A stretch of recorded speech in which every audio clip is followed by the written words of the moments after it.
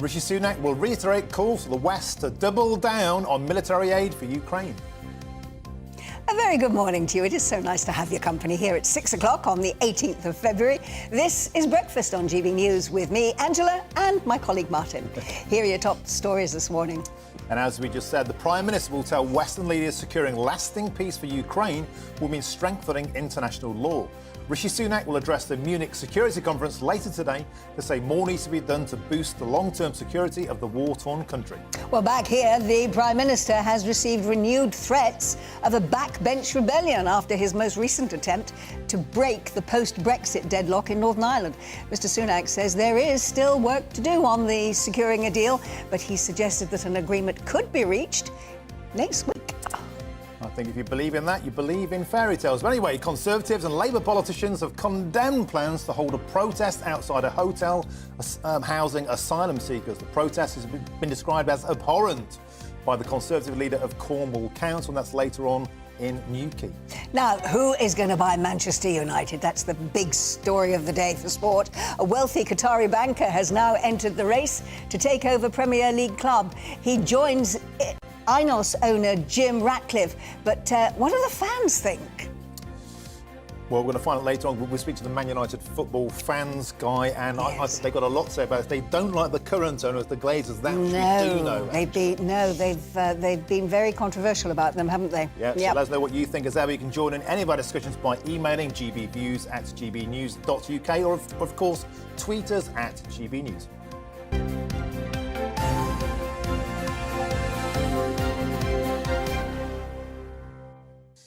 So today's top story, the Prime Minister will tell a security conference in Germany that international law must be changed and that Ukraine should be given what he's calling advanced NATO standard weapons in order to defeat Russia. Fighting talk, Angela. Yeah, it is indeed. And that three-day summit in Munich is being attended by senior Western officials, including the German Chancellor, the French President, and indeed the US Vice President.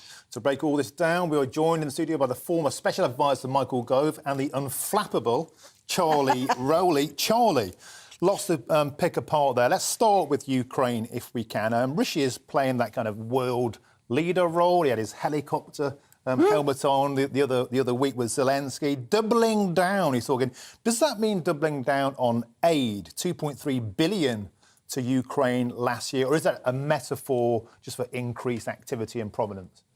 Well, good morning. And I think you're absolutely right. I think it is a signal to Ukraine and to the rest of the world that the UK will provide all that it can in terms of military aid, as well as financial support to help ensure that Ukraine, hopefully following the conflict, which we all hope will come to an end as soon as possible, can be rebuilt and get back up on its feet. But I think it's absolutely vital that the UK continues to stand with Ukraine and is leading the charge as it has been for the many, many months since the invasion. And I think it's interesting because we've had a glimpse of what he's actually going to say to them.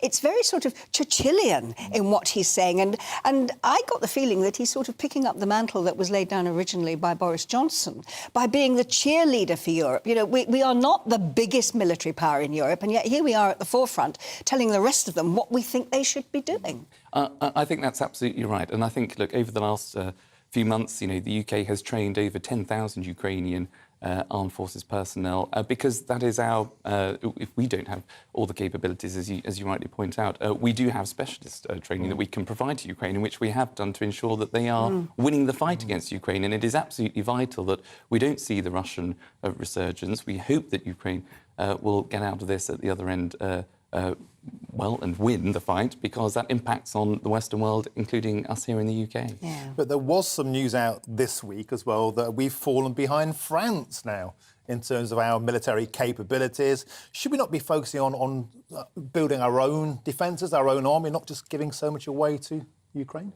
Well, there's a budget coming up in March, and I know the Defence Secretary will be lobbying hard, the Chancellor, to ensure that we increase our defence spending and increase the budget, the defence and our defence. Can you give us an insider? Is there going to be more for defence? Well, you describe me as unflappable, Aaron, which is very kind. I might be good, but I'm not that good. I'm afraid to say. But we'll just have to wait and see what the Chancellor comes up with in March. Yeah, but the thing being, though, Martin and Charlie, that I think, as we were saying yesterday, the front line is not for us any longer the White Cliffs of Dover. It is actually Ukraine. So spending money on on our home defence is effectively supporting what's happening in the Ukraine anyway, isn't it? I think there's a synergy there. The two have to go together, don't they?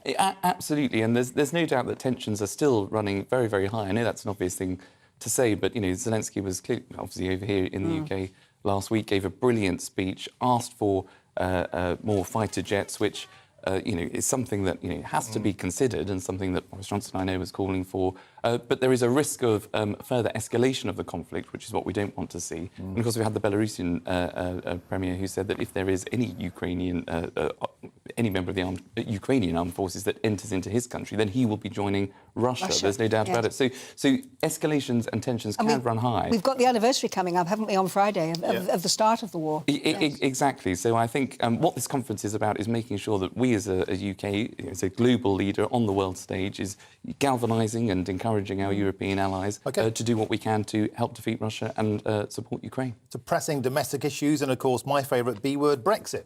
So Rishi was over there yesterday in Stormont trying to broker the final deal. It seems, however, Charlie, it's still falling somewhat short of those red lines laid down by the DUP, particularly in terms of the sovereign supremacy of the European Court of Justice. Can we see a deal, or will it be a fudge?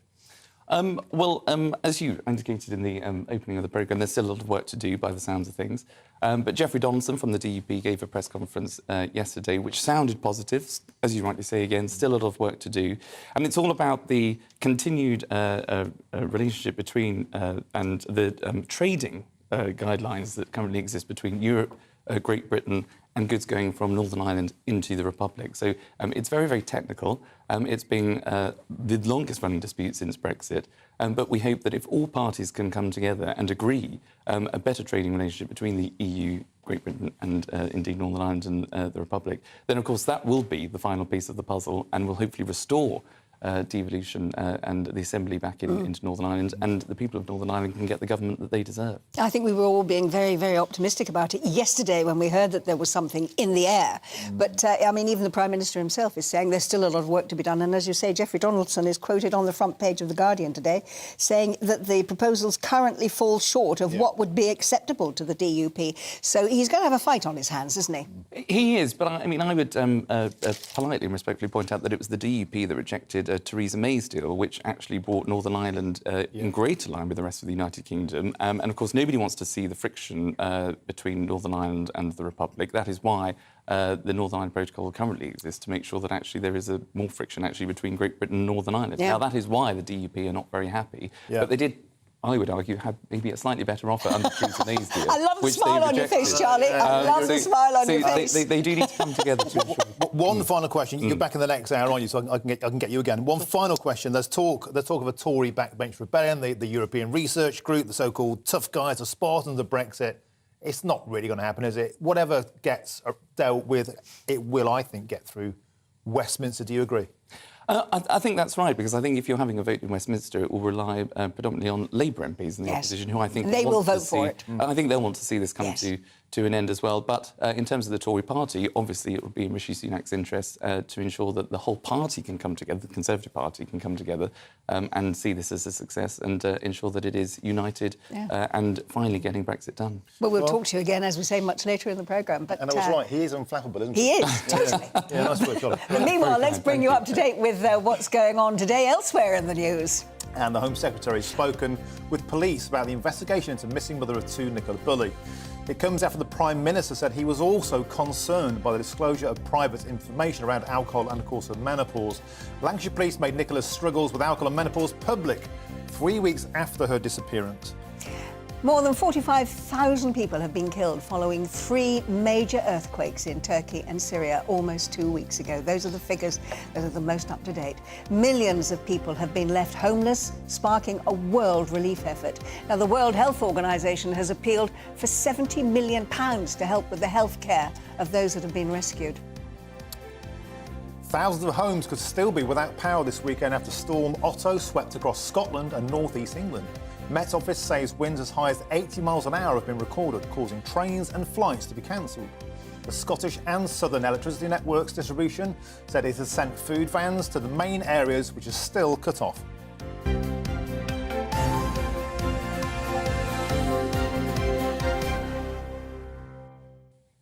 Well, politicians from across the political divide have condemned plans to hold a protest outside a hotel which is housing asylum seekers. The protest, which will be taking place in Newquay and Cornwall within the week, has been described by some as abhorrent. Well, immigration lawyer Skylar McKeith can now join us to let us know where this argument stands on a legal level. Good morning to you, Skylar. Good morning. Now, I think what people will want to know is whether or not these protesters actually have a legal right to do what they're doing, or not this weekend, but next weekend indeed, and not just in Newquay, but as I understand it, around the country. Yeah, so protesting is legal in England, and it is a right that it's protected under the European Convention on Human Rights. So yes, the protesters have a right to protest, provided that it is a peaceful protest. So violence or damage caused during a protest is not considered legal. So provided that the protests are peaceful, there really is nothing wrong with individuals protesting against something that they do not believe in. And currently, many people are becoming increasingly frustrated with the system. However, asylum seekers do need to be treated with dignity and respect, and any violence is unacceptable. And many of these asylum seekers are people that are coming to the UK, they're fleeing persecution, and some of those people may have been victims of trauma or torture in their countries of origin. Now, a major issue here is that the UK is accepting more asylum seekers than what it can actually handle. And so the cost of housing these asylum seekers are very high and burdensome on the taxpayer. And there are some asylum seekers that are either coming from safe countries or those whose claims are not substantiated. So, for example, it was recently reported that people smuggling gangs trafficked individuals into the UK. But on the flip side, there are also genuine refugees. Yeah, it's worth pointing out, actually, the vast majority of those coming to Britain are coming from a safe country, which is France. On another note, what do you make of the way that the media, the mainstream media certainly, has portrayed these protesters? Because what happened in the aftermath of Knowsley, which was last week, was that the media portrayed them as far-right, as racist, as fascist, as extremists. But then in the aftermath, of course, what happened is it turned out there were serious and legitimate concerns about safety in these areas posed by some, not all, a minority, but some of the refugees who are behaving inappropriately. What would you say about that? The media has been stirring this up, hasn't it? Yeah, absolutely. They're vilifying these people, and it's not necessarily stemming from racism. They just don't believe in what's happening. And yes, there are safety issues, and then there are situations where there are some refugees that are not actually genuine refugees, and so that is extremely frustrating for many people. And it's certainly not a racist issue here. Now, to claim asylum in the UK, a person must have left their country of origin and be unable to go back because they fear persecution. And so a lot of these people are claiming that they fear persecution, but it's not necessarily genuine in a lot of circumstances. As you say, that I mean, these are refugees, many of them, who are being, as it were, tossed from pillar to post because they come to a refugee centre somewhere near the place where they've landed, and then they're sent to various parts of the country. And clearly they are then on the receiving end of quite hateful demonstrations like some of the ones that we've seen.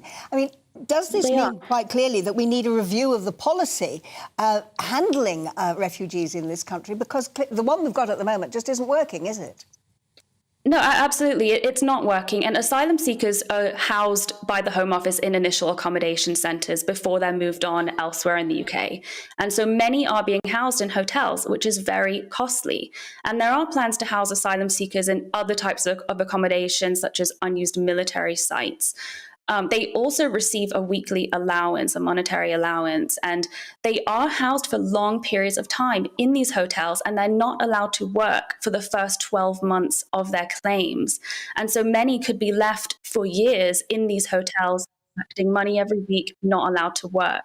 And so the government, they need to reconsider their position on allowing asylum seekers to work. They need to allow them to work much earlier than the 12-month mark, and they need to make it less lucrative for people to come to the UK unlawfully, because they're coming to the UK, they're being housed in hotels and other accommodations, and they're being handed money every week. They're not allowed to work, and that is extremely frustrating for the UK taxpayer.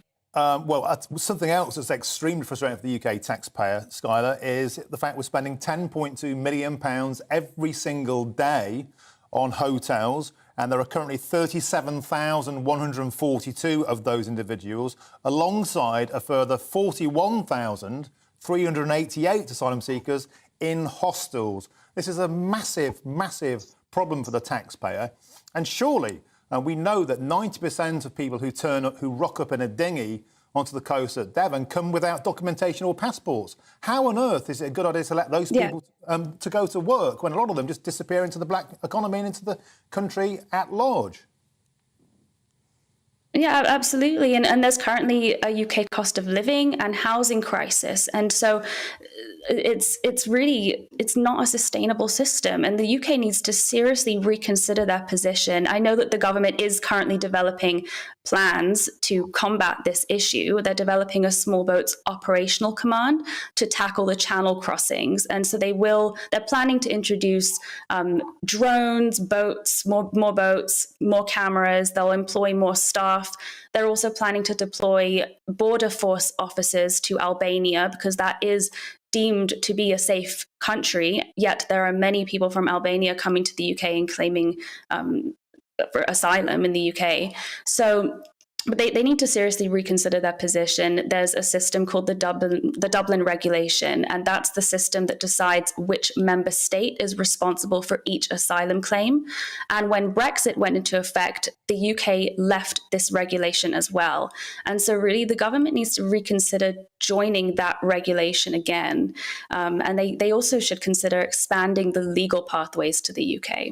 Well, I would add quickly there that Ireland is still within the European Union. There have been 37 and rising of these hotel protests over there. They also have the same problems. In fact, they have a much bigger problem with violence. 3 protesters against the refugee protesters have been ran over by cars by opposing protesters in Ireland. So I'm not sure I buy the argument that the European Union is a magic solution to this when we can see the same problem in Ireland. Yeah, it's a huge problem, and something needs to be done about this. And violence is definitely not the answer from both sides, but it's definitely something that needs to be sorted out very quickly. Well, let's hope that the government manages to do precisely that. Skylar, thank you very much indeed for joining us. Thank you very much. We've got so much more to come in the programme today, particularly on the risks that are posed to NHS patients and staff following hundreds of, I know it's breakfast time, but sewage leaks in England's hospitals. But first, let's take a look at the weather. Hello there, I'm Craig Snell and here's your latest forecast from the Met Office. Well, this weekend remains fairly changeable in the north of the UK, but to the south actually it's going to be a fairly dry, bright and mild weekend to come. So here's the situation at the moment. We've had this area low pressure overnight. That will gradually work its way into the continent as we go through Saturday. Behind it we will see some further weather fronts affect parts of the north. And really, as we go through the course of the day, kind of a few areas of weather to keep an eye on. First of all, a much better day actually across the far north, some sunshine here. But this area of rain across Northern Ireland and southern Scotland really is not going to go very far as the day goes on. After some early dampness and murk across the English Channel, actually for a lot of England and Wales, it will be a fairly bright and dry afternoon and increasingly mild still, 14, 15 degrees once again across the south. Going into the evening, this area of rain will finally track its way into the North Sea. That will leave behind briefly a colder and clearer slot of weather across Scotland, but that will be quickly replaced by another area of rain as the night goes on. But for the rest of the UK, actually a fairly quiet night to come.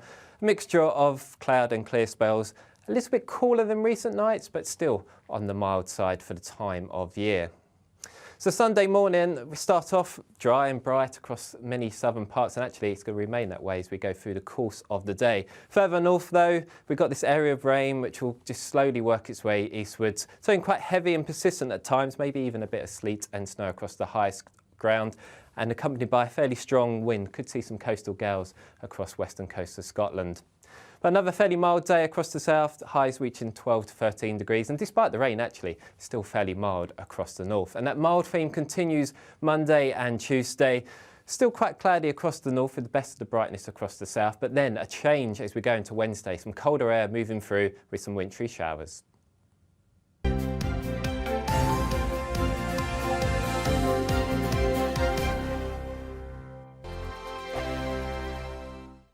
It's all about family, being in people's living rooms, all the interaction and getting to know who our viewers and listeners are. When I was young, my dad used to say, no, stop arguing. I wanted an outlet that would enable me to give my opinion. People are going through a really hard time right now, and I know that you don't feel like you're being listened to by the establishment. I came to GB News because it's the People's Channel, and I want the audience to have their say on the events of the day. We're dynamic. We do something different. Democracy shows that the wisdom of the nation is in its people. I get to travel to find out what the story is from a personal perspective. The British people aren't fools. We know when we're not being told the full story. We've got to work out how Britain moves forward from this. It's the best country in the world. The establishment had their chance. Now we're here to represent your views. Britain's watching. Britain's watching. Britain's watching. We're proud to be GB News. The People's Channel. Britain's news channel. Hi, Andrew Pierce here. Join me every Friday lunchtime for a proper no-nonsense debrief of the week's events. With special guests in the studio and the GB News team on the ground, I'll be getting you up to date with news, some intelligent discussion and my own sharp take. The weekend starts here with me every Friday lunchtime on GB News, the People's Channel, Britain's news channel.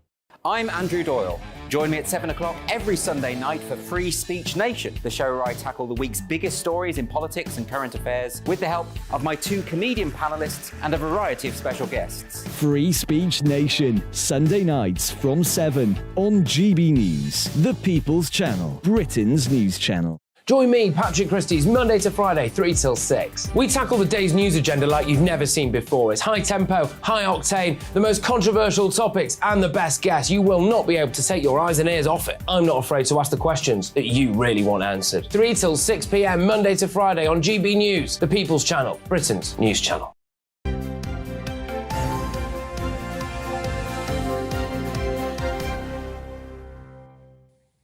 Welcome back. You're watching and listening to Breakfast with Angela and Martin. Yeah, and I'm very delighted to say I've got some of your perfume on. You just gave me a squirt. There's a story behind that. Yeah, just stay with us. McGee, who's coming in later, is a very perfumed man. Sorry, I'm losing the plot here. Let's go on to a serious story. Sewage is leaking into England's hospital wards, and that's according to a damning audit of England's crumbling NHS hospitals. Now, I know it's breakfast, but get ready for this. Urine and faecal matter have been found sweeping into wards as more than 450 sewerage leaks were recorded in the last 12 months. Oh. Bear with us on this, because health officials have called revelations shocking, which of course they are, with some staff reporting nausea, and they've even had headaches, of course, as a result of that. Well, meanwhile, the government say it is investing record sums to upgrade and modernise NHS buildings. So joining us now is the medical officer of Bupa, Dr. Andrew Vallance-Owen. Good morning to you, Doctor. Let's go into the sort of the technicalities of this, of the plumbing a bit later on. First of all, what are the hygiene and the medical case for what is happening at the moment? What are the dangers to not just the staff, but also to the patients of this happening? Yeah, I mean, it really is a horrendous story, isn't it? And, I mean, people expect their hospitals to be hygienic, to be clean, above all, safe places. And, of course, sewage, raw sewage, does contain negative bugs, E. coli particularly. So it is definitely unsafe to have raw sewage floating around, as you said. It's not quite as bad as that, but on the floors, in spaces around hospitals where you're expecting absolute cleanliness. I mean, even apparently some operating theatres have had some leaks. And I mean, I think just to add to your intro, only 53 trusts responded to the survey, which the Liberal Democrats did. So, the 450 places where there have been leaks is maybe quite a small part of the overall. You're painting a picture here, Andrew, of a third world country, not United Kingdom.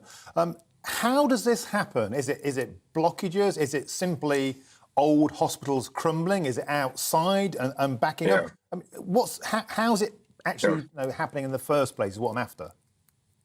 Yeah, I debated using that phrase myself, third world country, but didn't use it. But a lot of very minor sewage things are blocked toilets, you know, and that's very common in many public spaces, as we know.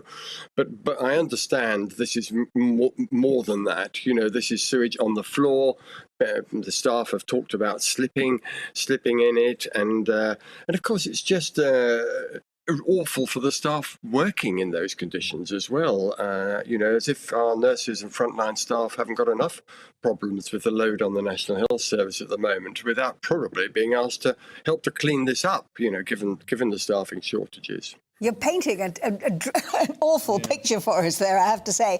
And forgive the analogy, but it's going to take more than a sticking plaster, isn't it, to get this right? We're talking about major financial input here to put this right.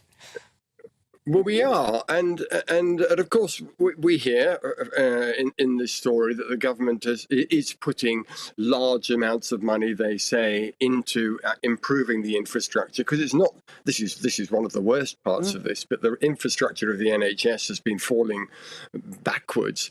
But the trouble is, the money doesn't seem to get to the front line. So often you hear government announcements: "Oh, we're putting £4.2 billion into improving the infrastructure this year." But it seems to get sort of lost on the way, and delivery, getting it sorted out at the sharp end, is where the priority really has to be, in immediate funding to every hospital where this is happening, in my view. Because they're not all old, are they? No. And what's incredible about this, if this were a chip shop or a restaurant, they'd lose their licence. They wouldn't be able to trade. Oh, they would. Yep, public health would take the licence away immediately if this was found in any food outlet. And of course, food is being delivered in the wards of all our hospitals. So it's absolutely true. And, you know, where are the 40 new hospitals, which the funding apparently has been announced for, you know? But this, in a way, is a almost bigger priority to get back to the required hygienic and clean environment of our hospitals. And we know that it's children's wards, it's going into cancer wards. What do you know about the way in which the staff are managing to cope with this? Does this mean closure of wards? Is this further pressure on other parts of the hospital here? Well, apparently, yes. In places, you just have to close the ward. I mean, as you would if you were a chip shop, as you said. You cannot carry on in a place where cleanliness is absolutely crucial with raw sewage in the area. But I think some wards and some departments have had to be closed while the problem is fixed.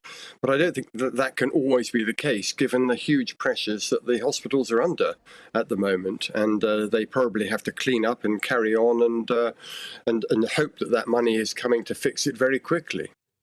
Well, Dr. Andrew Vallance-Owen, thank you for bringing this up. Sorry, viewers, at breakfast, but it's an important topic to address. And you know, we can all do small things like think about what you put down the loo. You know, just be careful, because if it's a straightforward blockage, and we can all do our bit to be more responsible in hospitals, I think. Do you know what I take from that story? It's a further indication that we've always been saying for years, we have the greatest National Health Service in the world.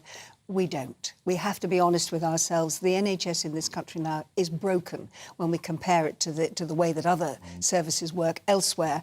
And it's not just down to money, as he was saying, because so much of it does not reach the front line.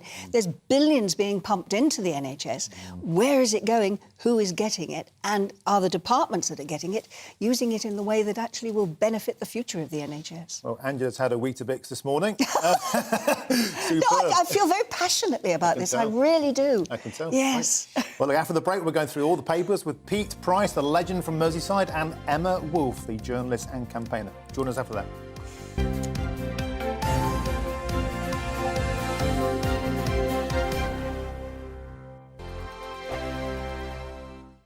We are GB News, the People's Channel. And right across the United Kingdom. You can find us on Sky Channel 512, Virgin Media Channel 604, Freesat Channel 216, Freeview Channel 236, and YouView Channel 236. You can also take us with you on DAB Plus Radio, with the GB News app, and at the website gbnews.uk. We're absolutely everywhere. Come join us on GB News, the People's Channel, Britain's news channel.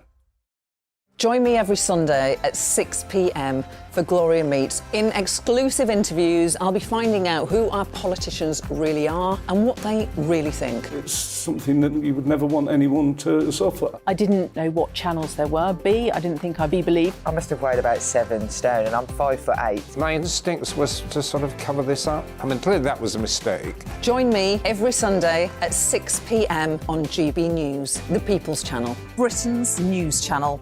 Monday to Thursday on GB News, it's Bev Turner Today from 10 a.m. We're going to be here for you, our GB News family, to keep you up to date, but also make you smile. The guy went from puberty to adultery. And I can't wait to bring a few of my own opinions. I have no time for cultural totalitarianism. We'll engage in passionate, but always polite debate, with your thoughts and opinions at the centre of it all. Only on GB News, the People's Channel, Britain's news channel. Hello, I'm Michelle Dewberry, and you can join me every weekday 6 till 7 on Jubes and Kerr. You're an inspiration to us all. Click that bit up. Well, you are. That's my ringtone. My political ambitions are, those days are gone, I can tell you. She's only teasing. Go on. He's probably going to want to lay down now. I'll give him 2 minutes to have one. Let's respectfully disagree. That's what we like on Jubes and Kerr. Come and join us. GB News, the People's Channel. Michelle Dewberry, weekday evenings at 6 o'clock.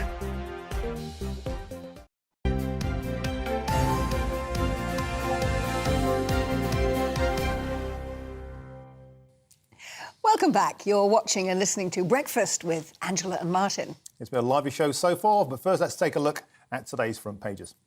The Prime Minister could face a backbench rebellion over his upcoming deal on the Northern Ireland Protocol. That's according to The Guardian. In the weekend, over 70% of voters polled believe water company bosses should face criminal charges for polluting rivers with sewage, and that seems fair enough. Yeah, we got quite a lot of sewage on the programme this morning. The Express says arrogant BBC under fire after the Director General said how amazing it was that people were happy to find £159 to pay the licence fee amid the cost of living squeeze. What planet's he on? The FT Weekend says European gas prices have hit an 18-month low as traders report growing confidence that countries will avoid shortages this winter and next. And Princess Diana's former butler wants to share her secrets with her sons before he dies from cancer. Time to go through the papers now. Joining us this morning is radio host and broadcaster, as we say, the legendary Pete Price, and the writer and columnist, Emma Wolfe. Good morning to you both. Thanks for joining us. OK, Emma, we're going to start with you and that front page of The Guardian. Yep, so this is Rishi Sunak's attempt to break this years-long, feels like decades, years-long post-Brexit deadlock. And is facing not only sort of mixed reactions from the DUP over in Belfast. He's on this crazy 5-day shuttle diplomacy, desperate diplomacy mission around Belfast and now to Munich this weekend, but also a significant opposition from his own Tory MPs. Lots of Tory sceptics, Eurosceptics, Brexiteers, and the ERG as well. So obviously their big thing at the moment is the role of the ECJ, but they have other concerns. They're very concerned that Sunak's making too many concessions to the EU, and that this simply doesn't feel. One ERG, the deputy chairman David Jones said we've had no dialogue at all. He said it's a political court, the ECJ. It will start to unravel Brexit. So there's a real sense of unhappiness in Westminster about this deal. I think Rishi Sunak is hoping, Downing Street are hoping, to come back with something by Monday, make a big announcement on Monday and try and maybe force a vote on Tuesday. Yeah, See how it goes. Very mixed messages there, Martin. Yeah, it is. I'd be amazed if the DUP were satiated by this, but I fear, and maybe I could bring you in here, Pete. Well, no, can I just say on this subject, by the way, it's lovely to be back, and it's been a while, and Stephen and Anne, you've changed so much. Yes, we have. Yes, we've aged. No, what I was going to say was, you know, Joe Public, I'm Joe Public, we don't understand what's going on. It's very complex. It really is very complex. And that's why there hasn't been a breakthrough. I think Northern Ireland Protocol is... Weirdly, it's one of these issues that a lot of politicians in Westminster don't get. They just don't get. I can vouch for that. It's a complicated thing, Northern Irish politics. The whole system, the executive out there. It's something that people haven't dared to grasp.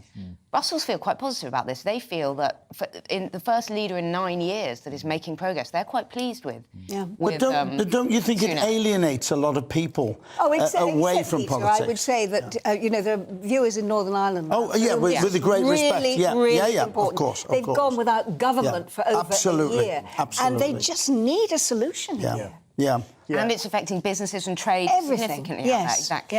Yeah. I mean, I just think that the architect of the downfall of Brexit, well, we haven't Brexited, in my opinion. Boris Johnson caused all this trouble. Where the hell is Boris? And I do feel, you said this yesterday, you feel for Rishi, because he's the guy that's trying to clean up the mess. Picking up the pieces. Yeah. And we're living in a world now where they want decisions straight away and results straight away, otherwise you're sacked. Yeah. That's the world we're living in now, which is horrendous. OK, so let's move on. But before we move on to your first show and story, Peter, could I ask you about the refugee hotel process? Because I know that you have your finger absolutely on the pulse of what's happening on Merseyside for many, many years. You take calls from people out there, ordinary working class people. The scenes in Knowsley where a van was set fire to, but before that, it's come out now. The protests were precipitated by concerned parents and not by the far right. But what are people saying in Merseyside? Well, they're absolutely disgusted and angry about what they saw, and they couldn't believe it was happening. Yeah. To me, the pictures I saw were, because I'm old enough to remember the Toxteth riots, and it looked that bad. It looked that bad. What is sad is we're living in a country where we have protest, and we have lots of people that like to take protests over. They use that as an excuse. Yes, parents are concerned. There's a video going round, which I would like to question. If you've seen the video, I don't like what I've seen. That's a 15-year-old girl being... With a 15, but why haven't they got the photograph? Has it been doctored? You don't know what's part of the video and why it was set. But the whole point is, the riots, we have turned the corner. 2008, the capital culture was the turning point for Liverpool. We're now a fabulous city. We've got the Eurovision coming, and then we see disgraceful scenes, absolutely disgraceful scenes like this, and they've taken over. And the asylum seekers now live in fear. There's a lot of hotels around the country. And if, in fact, the guys are chatting the 15-year-old girls up, and that's why they're rioting, so if a white English guy chats up a 15-year-old girl, do we then go and riot in their house? We have to say allegedly, allegedly, because we don't actually have the proof. No, beg your pardon, allegedly. No, but I mean, you clearly, as Martin says, you've got your finger on the pulse of what's happening up there. You've also got your finger on the front page of the Mirror. So let's get to your story as Diana's butler in the Mirror. Yeah. Do you know what? First of all, he's not well. And Paul, I'm sorry you're not well. I had dinner with Paul years ago. I'm a patron of Clare House's, a children's hospice. I had dinner and I respected and loved this man so much because he would not talk about Diana. He would not talk about Diana. Now, it's spouts out of his mouth and apparently the inside story is great. He wants to help the boys. He wants to tell them their mother's secrets. Does he forget he was a member of staff? Whether he likes it or not, he was a member of staff. And he said, Harry has discarded me and hasn't thought about the years that I've spent with his mother. But what are the secrets he knows? Well, there's nothing left. He's written about everything. There's not a thing left in it. I just think, and I'm just so sad he's made millions out of it. He was a servant. He was a member of staff, and I admired and respect him so much for his privacy, and then he's blown it out the window for me. But he says he wants to bring the brothers together, doesn't he? Well, I'd like to bring the brothers together. Bring him to Liverpool. I'll sit them down. I'll sort them out. And I'm sure if anyone could do it, Pete, you could. Now, let's move on to... it's one of those, the world's gone mad. Yes, it is. Pages. Well, it is the world's gone mad. I've been spitting blood about this all night. Oh, Daily Mail. So, tell us about the story. Apparently, Steve Barclay, the Health Secretary, is as angry as I am. Apparently, the NHS has produced a 16-page guideline document telling NHS staff not to assume the gender identity of any patient, even if they know this patient for years and years and years. Don't address them as Mr. or Mrs. Don't call them he or she until you've checked their current gender identity with them. Even if you see them regularly, check whether they may have changed. What pronoun would they like? This is like Sam.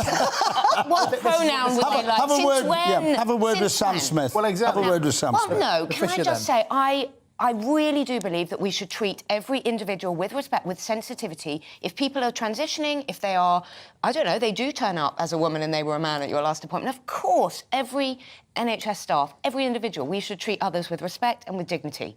But the idea that we treat an old lady comes in and you start asking her whether she's still she or whether she's still Mrs. And the fact that taxpayers' money is being wasted on this kind of idiotic guidance is ridiculous. It's what we were saying just now. So much money being spent. Minority. Yeah, but also it's our culture. We shouldn't live in fear and this tiptoeing around people. What do you like to be still a called? woman. I saw my doctor last week. I'm not going to go back next week. And if I had decided to become a man, oddly, then I'd say, could you refer to me as he? I just think we need to get a grip.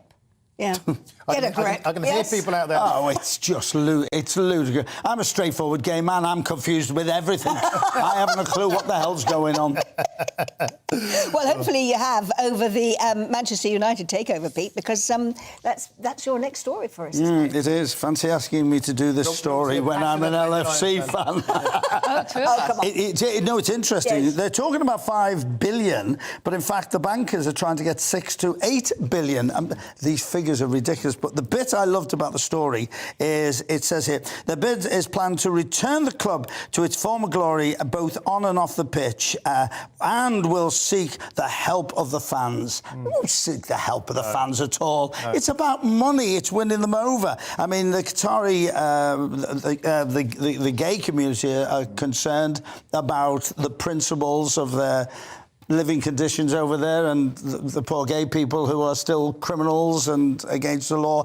It's confusing, but, of course, football fans just don't worry about that. They just, all of a sudden, it changes because it's all about the money and they want to put the club back in. There's an awful lot of clubs being sold. We're talking about it later in the programme, actually, with our sports correspondent, Aidan. Yeah. So, he's very good. Yeah. He knows what he's talking about. He does. And it'd be one for Phil Neville to kind of angst about, won't you? Because he's, right. I mean, Fine. just before we move on, you're a football fan, so do fans care about this, or do they just want loads of money?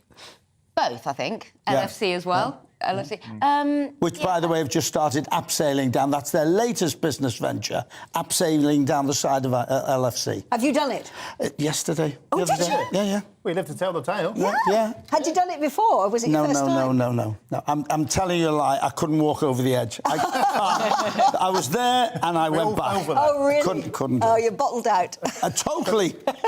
Back to you, Emma, about this idea of there's a lot of oil money, the Saudis at Newcastle, now the Qataris. They already have Paris Saint-Germain, of course. Yeah. Do fans care, or do they care for 5 minutes and they say, great, we can afford all the players? I think they want, both. They want the money when they want to buy the best players and all of that, but then they also get up in arms, when the owners don't seem to care, when they come in once a year, when they don't watch the games, when they start to play up. So, yeah, it's a tricky one, this one. Yeah. But they'd be very critical. The money in football is insane. It's obscene, actually. It is obscene. It would be nice to bring back the passion. I loved football when Alan Ball was at Everton and Ian St John was at Liverpool, and it was not about the money. It was about the passion. Yeah. And passion has gone out of football that way. You go back to those kind of Bob Paisley years. I'm a Forest fan, so the Brian Clough years. Sorry that we knocked you out of the European Cup. I was there. It's one of the few... You had to spawn my visit back here, didn't you? Yeah. Don't forget Shankly. Let's not forget Shankly, a real So let's get footballer. personal, guys. I knew you'd be there for an important point. OK, let's move on to a more serious matter, one we talked about top story today, and that's the Ukraine invasion. Rishi's talking tough. Yeah. He's talking about doubling down. Billions of pounds of 2.3 billion have gone to Ukraine so far. Is this the right move? Well, this is Rishi Sunak, I think, trying to establish himself a little bit more on the world stage. So he'll be at the Global Security Conference in Munich today, this weekend. And yeah, as you say, he's talking about doubling down on support for Ukraine. He's saying that this money and support is needed within weeks, not months. Zelensky's hugely popular figure. We had his visit here and then his sort of shuttle around the EU, around Europe last week. And yeah, I mean, look, we're coming up to the 1-year invasion. and what's that, February the 24th? Yeah, it's next Friday. And it goes on and on and on. And there is, there is a sense that Ukraine do need support. They do need more support in order to break something, to break the deadlock, really. That it just. And the cynical side of this as well, which everybody forgets about, is the fact that they're clearing out all these old weapons throughout the world so they can start again and make more weapons and more jobs and more money. And more death. That always happens in war, though, doesn't it? Yeah. Yes. It's interesting because you said earlier, didn't you, a point which somebody's picked up on here. You were saying that our front line is no longer Dover, it is the Ukraine. And do we need to think a bit more internationalist in this, or should we... Well, and that's what Rishi Sunak is saying. I'm glad you bring that up. He's talking about the broader threat. He's saying it isn't just about supporting Ukraine. This is a broader threat that we all face. So we need to see it in that context. If we don't stand up to Putin now, we're all at risk. And you just mentioned the name. It's all about one man, Putin. And as soon as somebody of his own takes him out, the better and the quicker. Except we don't know what we're going to get in his place, do we? Yeah. Pete, it's Pancake Day on Tuesday. Shrove Tuesday. Yes. What's the story you found? Well, it's incredible. Apparently, we're going to more than 25 million pancakes will be wasted on Shrove Tuesday. Wasted? Not in my house. Apparently, I'll eat every one of them. Well, they get burnt, the eggshells, people flip them and they miss the pan, and it's a ludicrous story, which is very funny. But I was a chef in my previous life. Yeah, I went to kitchen college. So you know how to toss? I can toss a pancake anytime. Do you know when I was no at gags, school, please. we used to have to do domestic science, and one of the things we learned in domestic science was how to toss a pancake. Excuse me, I did domestic science. I was one of the first boys in England to do domestic science. Did you? I did it as a boy, yeah. So you know. Yeah, but I'm older than you, so I started it. We didn't learn a thing about cooking or about ingredients or anything. Never saw a kitchen at school. No, but there's a huge argument to bring back domestic science. Yes. We look now about obesity and if we know how to cook meals. Well, I had the choice of metalwork or domestic science. I went for domestic science.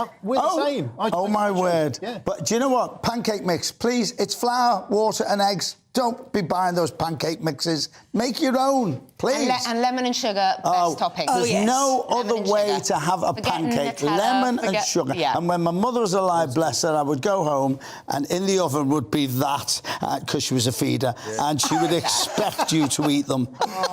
So you'll be making your own on Tuesday, will you? Oh, I will indeed. Oh, great.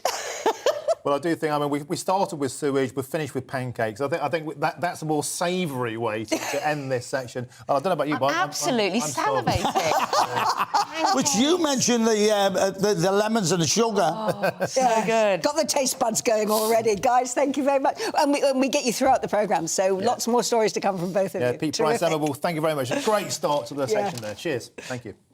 Now, a leading energy trade body is calling for the boiler upgrade scheme to end. If you don't know what that is, we'll tell you. Yeah, the Energy and Utilities Alliance has likened the government initiative to a sick dog that needs to be put down. Harsh words. Goodness, yeah. But the scheme was set up by the government to reduce the climate impact of heating UK homes. We're joined this morning by CEO of the group, Mike Foster, who is here to tell us more about why he believes the scheme is not beneficial to British homeowners. So let's start with the nuts and bolts. They want us to have this. They're offering, £5,000 as a scrappage, but how much more have people got to pay, and is it a worthwhile investment? Yeah, it's a good... Well, first of all, good morning, both. It's the scheme is designed to encourage people to take up low-carbon forms of heating, such as heat pumps. And as you quite rightly said, the scheme doesn't pay in full for the installation. It only part pays the cost. So if you wanted a heat pump for a typical family home, you'd be looking at getting a government subsidy of £5,000, and you'd have to find the remainder yourself. And at the moment, that's finding an extra £8,000 yourself.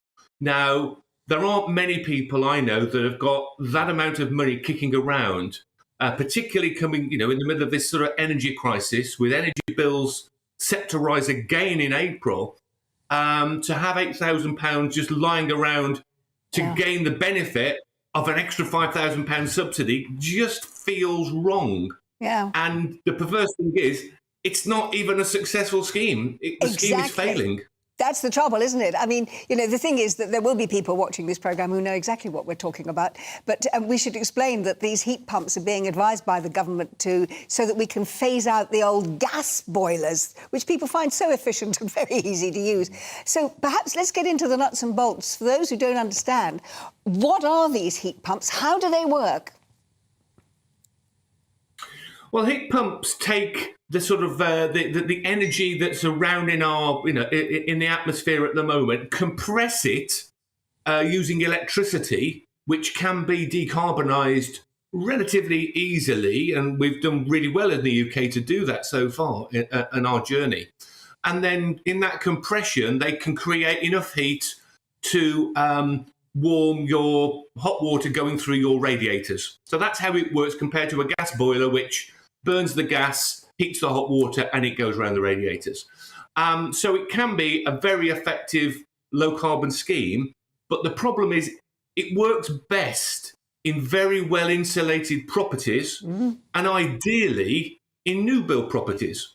For people who are living in a terraced home in the middle of a city with, built in the Victorian era, solid walls, it's not a great idea to fit a heat pump, because you're going to have to spend an awful lot more to upgrade your property. So, and it doesn't work at all if you're somebody who lives in a flat. Angela, they're not great. No, I was going to say, it doesn't work at all if you're somebody who lives in a flat, because you've got nowhere to put the darn thing. And so many people in this country do. They are really limited in their use, aren't they? And some people who have them, I know, will say, oh, they're wonderful. But others will absolutely back up what you're saying. They don't produce enough heat. They are expensive to run, expensive to buy. And really, it's a failed scheme.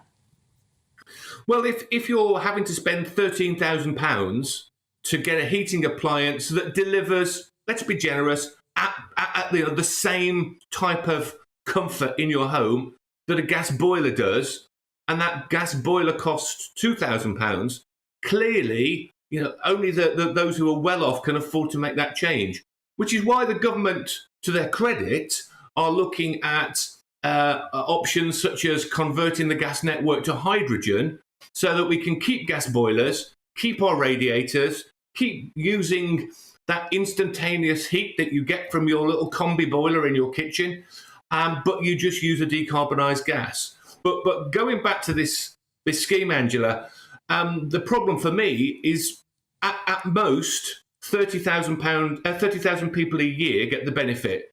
The reality is it's probably going to be about 11,000 people, because it's not had a great take-up. No. The rest of the money goes back to the Treasury when it could have been used to put in 300,000 loft installations. Now, that would save an awful lot of money for people who genuinely need that money. And it saves more carbon than the heat pumps do as well. So it's just a waste of money, and it's a scheme that, should be put down. Isn't this just yet another example of when ideology meets reality? This is when, people who are well off, people who are into saving the planet, aren't understanding the need to save money for ordinary, hard-working people who are struggling to get by as it is. With sky, I was talking to a taxi driver this morning who's having to work 7 days a week just to keep his children warm. And yet now they're talking about spending £8,000 extra on a pump that doesn't work. It's just ideological madness, and it doesn't really take into account the everyday realities of hard-working, working-class people, does it? I think that the problem is that this type of technology is not suitable for every home in the country. Yeah. And if you start from that premise, then, it's not going to be this universal system. Therefore, why try and promote it? Now, there are some people in Whitehall who believe that subsidising 30,000 units in the UK will somehow dramatically reduce the cost of the heat pump. Now, in Europe in 2021, over 2 million heat pumps were sold. So the idea that an extra 30,000 in the UK is dramatically going to reduce the cost of a heat pump is for the fairies. I mean, it's just not economic. But they're also being sold on the impression that they're good for the environment. And I don't think that there's actual proof that they are making any difference, is there? I mean, they do reduce your carbon emissions compared to a gas boiler. I can't. That's just the science, and I won't argue with that. But there are other things that you could do that save A, more carbon, and B, can get to people who are really struggling with their bills, like loft insulation, as I've mentioned. And the irony is, you would save 4 times more carbon putting getting 300,000 lofts insulated than you would do giving a £5,000 subsidy to the relatively well-off to fit 30,000 heat pumps. Yeah, make your home heat efficient is the answer, isn't it? Just make your home heat efficient. As the first port of call, absolutely make it efficient. Second port of call for me is if you've got 85% of homes connected to the gas grid, just change the gas. Keep your boiler and change the gas. Yeah. OK, Mike Foster, CEO of the Energy and Utilities Alliance. I think you like that scheme quite a lot, don't you? Just joking. You don't like it at all. Thank you very much indeed. OK, plenty more to come, including all the latest on Rishi's plans to offer more military support for Ukraine after the break. Please stick with us. Hello there, I'm Craig Snell and here's your latest forecast from the Met Office. Well, this weekend remains fairly changeable in the north of the UK, but to the south, actually, it's going to be a fairly dry, bright and mild weekend to come. So here's the situation at the moment. We've had this area low pressure overnight. That will gradually work its way into the continent as we go through Saturday. Behind it, we will see some further weather fronts affect parts of the north. And really, as we go through the course of the day, kind of a few areas of weather to keep an eye on. First of all, a much better day actually across the far north, some sunshine here. But this area of rain across Northern Ireland and southern Scotland really is not going to go very far as the day goes on. After some early dampness and murk across the English Channel, actually for a lot of England and Wales, it will be a fairly bright and dry afternoon and increasingly mild still, 14, 15 degrees once again across the south. Going into the evening, this area of rain will finally track its way into the North Sea. That will leave behind briefly a colder and clearer slot of weather across Scotland, but that will be quickly replaced by another area of rain as the night goes on. But for the rest of the UK, actually a fairly quiet night to come. A mixture of cloud and clear spells, a little bit cooler than recent nights, but still on the mild side for the time of year. So Sunday morning, we start off dry and bright across many southern parts, and actually it's going to remain that way as we go through the course of the day. Further north, though, we've got this area of rain which will just slowly work its way eastwards, turning quite heavy and persistent at times, maybe even a bit of sleet and snow across the highest ground, and accompanied by a fairly strong wind. Could see some coastal gales across western coast of Scotland. But another fairly mild day across the south, highs reaching 12 to 13 degrees. And despite the rain, actually, it's still fairly mild across the north. And that mild theme continues Monday and Tuesday. Still quite cloudy across the north with the best of the brightness across the south. But then a change as we go into Wednesday. Some colder air moving through with some wintry showers.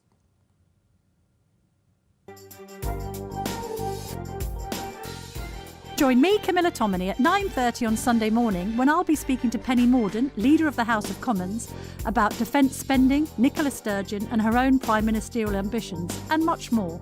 I'll also be asking Sir Graham Brady, Chairman of the 1922 Committee of Backbench Tories, how the party plans to win the next general election without Boris Johnson.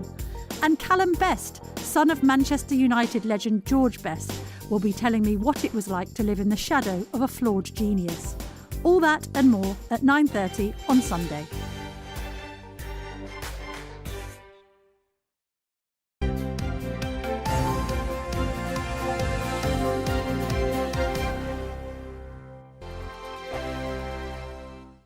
First and foremost, I am a GB News fan, and I was before I was working here. Just love the fact that we're asking the questions that a lot of establishment media won't ask. With a bit of a twist, we not only want to inform you, but we want to keep you entertained. It's worth the drive because you get in and the team's all ready and waiting, they're itching to go, and it's a proper little family. GB News is the People's Channel. It's the audience that makes the programme sing. We're giving our viewers and our listeners a voice. I see the thousands of your letters, tweets, emails, you name it, coming in. Britain is broken. How on earth did we get into this mess? But more importantly, how do we get out of it? The establishment had their chance. Now we're here to represent you. It's time for something different. It's time for GB News. I'm very patriotic. I believe in Britain. Our best days lie ahead. Britain's watching. Britain's watching. Join us here on GB News. The People's Channel. Britain's news channel. We are GB News, right across the nation. You can get us on television, on radio, on digital. We're absolutely everywhere. Amazing. You see, amazing. You remind me of me in the European Parliament. But here's the most important bit. We are not part of the mainstream establishment. We think and speak just like you do. We are the People's Channel. Magnificent. That's really, really thoughtful. Come and join us on GB News, the People's News Channel. Monday to Thursday, 9 p.m. till 11 p.m. Join me, Dan Wootton. I'll bring you the sharpest takes and hottest debates. Do you not believe in prison? I don't believe in prison. I'm completely stunned. I guarantee you there'll be no spin, no bias, no censorship. I actually was personally quite offended by it. And no reason to go to bed. So I guess they've always been quite woke. That's Dan Wootton tonight on TV, radio and online. Monday to Thursday from 9 p.m. till 11 p.m. on GB News. The People's Channel, Britain's news channel.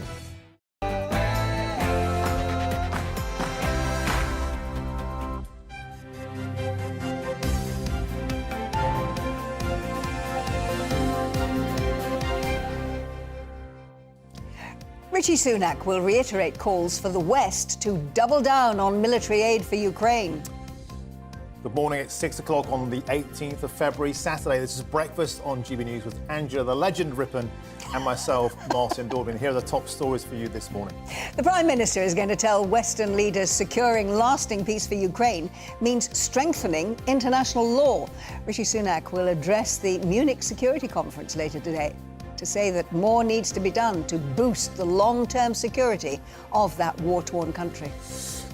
Meanwhile, back in the UK, the Rishi Sunak is under pressure from his backbench after the most recent attempt to break the post-Brexit deadlock in Northern Ireland. Mr Sunak says there is still work to do on securing a deal, but suggested that agreements could be reached in the next week, as early as Tuesday even. While the search for mum of two, Nicola Bulley, continues, the Home Secretary has spoken with police leaders after the Prime Minister says that he was also concerned by the disclosure of private information about her. And who's going to buy Manchester United? That's the big question. A wealthy Qatari banker has now entered the race to take over the Premier League club. He joins Ineos owner Sir Jim Ratcliffe. But what do the fans think? We'll find out later in the show. And as ever, of course, you can join in any of our discussions by emailing us to gbviews@gbnews.uk. And my goodness, it may only be 1 minute past 7, but the viewers that have been with us since 6 o'clock this morning have been very busy on the email, haven't they, Martin? They certainly have, and it's really got them going on migration, the NHS. Do you want to fire away? Yeah, we've got John, who says housing migrants in seaside resort hotels will lead to the tourism industry suffering big time, true, because they're being put in, particularly in Newquay, which is what we're going to be talking about later on, in hotels there. And also in Skegness, lots of other coastal places. And here's a really good one, John. Even a country like Ireland, known for being one of the friendliest in the world, is now protesting that their citizens can't get housing due to migration. So that topic's really got them going. What about the NHS? NHS, well, we were talking about sewage in hospitals. Nasty subject to talk about at breakfast, but really important. And Margaret says we don't have the money to stop sewerage water entering our hospitals, but we do have money to paint zebra crossings in rainbow colours. It's all upside down. Different budget, probably, but I know where you're coming from, Margaret. Right. And this one's really personal. Caught our eye from Stuart. I'm a retired nurse, and I can say the NHS is over. Now, it's time to reinvent the way we get our healthcare. In being denial of that is not the answer. Wow, strong words from somebody who knows the system. And Margaret says the problem with all the billions being pumped into the NHS is that it's lining the pockets of the fat cats at the top instead of getting through to the front line. That's a point that we did make. Oh, actually, and we were talking about gender recognition. Yeah, we were. That's a good one. In one of the papers. Apparently now all NHS staff have got to make sure the gender of the person they're dealing with, even though it may be a patient that they've had on their books for years. And Deborah says, you've got to check, are you a man, are you a woman, are you in whatever. Deborah says, last week I was in hospital for a procedure on my womb. So going forward, are doctors going to confirm that I am not a man before undergoing gynecology procedures? Good point. It's funny, but it kind of underlines how ridiculous it is. And one final one, which I know you're too modest to mention. Oh, yes, no, you don't. Carol says, Angela, you look absolutely lovely in that purple jacket. Thank Such you. an elegant lady, and I can vouch for that in the real world Thank too. you. Thank you. Let's get on to the real issues of the day. The Prime Minister is going to tell a security conference in Germany that international law must be changed and that Ukraine should be given what he's calling advanced NATO standard weapons in order to defeat Russia. Yeah, the three-day summit in Munich is being attended by senior Western officials, including the German Chancellor, French President and the US Vice President. We can now cross over to veteran political editor Nigel Nelson. Nigel, very good morning to you. Bring us up to date on what you think about this. Rishi Sunak he is sort of taking on the mantle that Boris Johnson first acquired, which is being the cheerleader for Ukraine, isn't he, with the rest of Europe?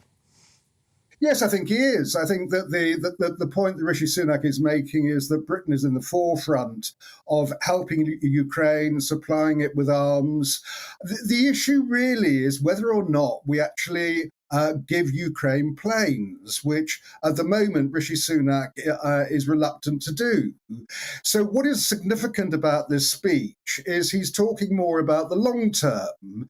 Now, at the moment, we've got 130 Typhoons, 101 of them are actually operational.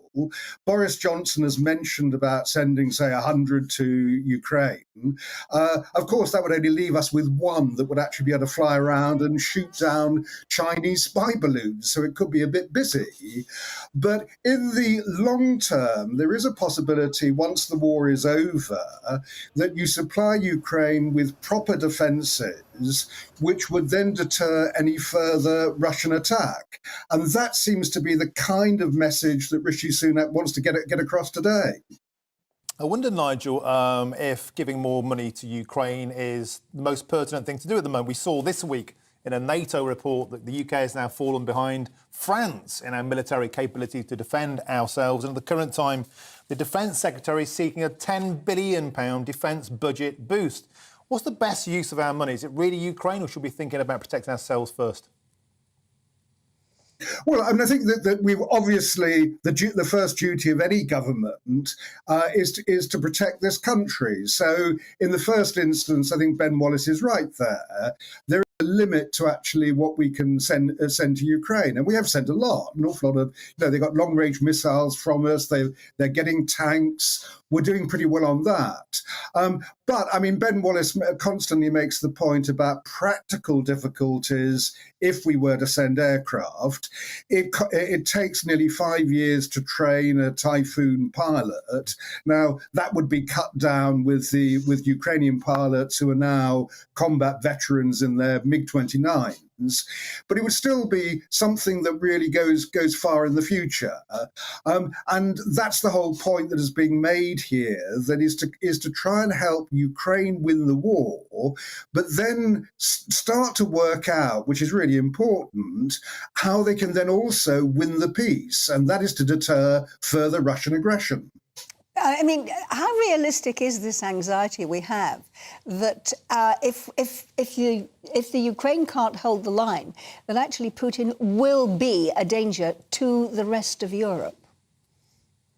I think that's right. Ukraine is the front line at the moment. I mean, the point here is that if Russian troops were to cross over into a NATO country, then we would be in a world war. And at the moment, although Putin seems to be a bit extreme, I don't think he's totally mad. That would be absolutely crazy. So what is important from the Western point of view is for Ukraine to win the war.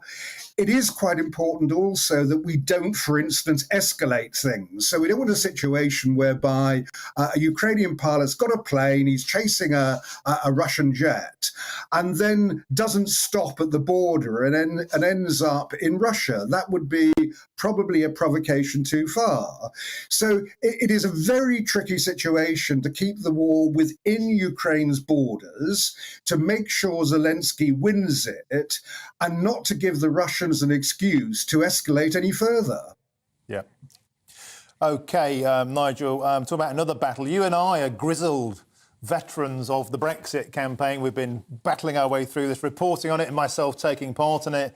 Are we approaching the end of that battle, or, as we are seeing on the front page of today's Telegraph, Rishi's deal still seems to fall somewhat short of DUP's red lines. Will we see a breakthrough or will we see a betrayal?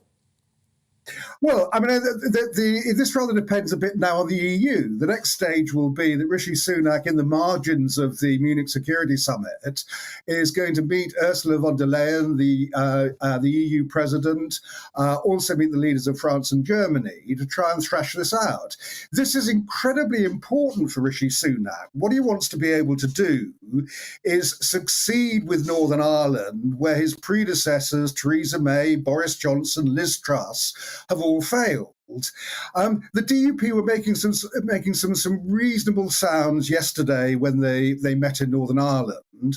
But you're right, there are 7 tests that they've set. They say that this deal won't meet those 7 tests. The big thing, I think, today is what the role of the European Court of Justice might be in any Northern Ireland agreement. At the moment, everyone seems to agree on the basic principle of green lanes for goods which go from Britain to Northern Ireland or back again. They would have no checks. Then you'd have a red lane for goods that might end up in the Irish Republic.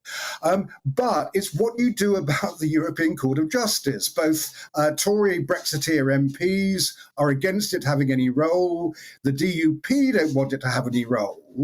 It may be some kind of compromise can be reached by giving Northern Ireland courts the overall charge of policing any kind of agreement, and then use the ECJ as a kind of court of last resort if disputes cannot be resolved domestically. That may work, but at the moment, both DUP and the European Research Group of the Tory party don't want ECJ to have any role whatsoever. But it's clear, I think, that Richie's going to have a bit of a battle on his hands with his own backbenchers, isn't he? He's not going to have an easy ride on this one. No, I mean, I think that's the key thing. So this is the point about today. What kind of compromise can he get from European leaders which would assuage his backbenchers, please the DUP, and then get the Northern Ireland government back and running again, which is the final point about this whole exercise. So yes, he's got a really tricky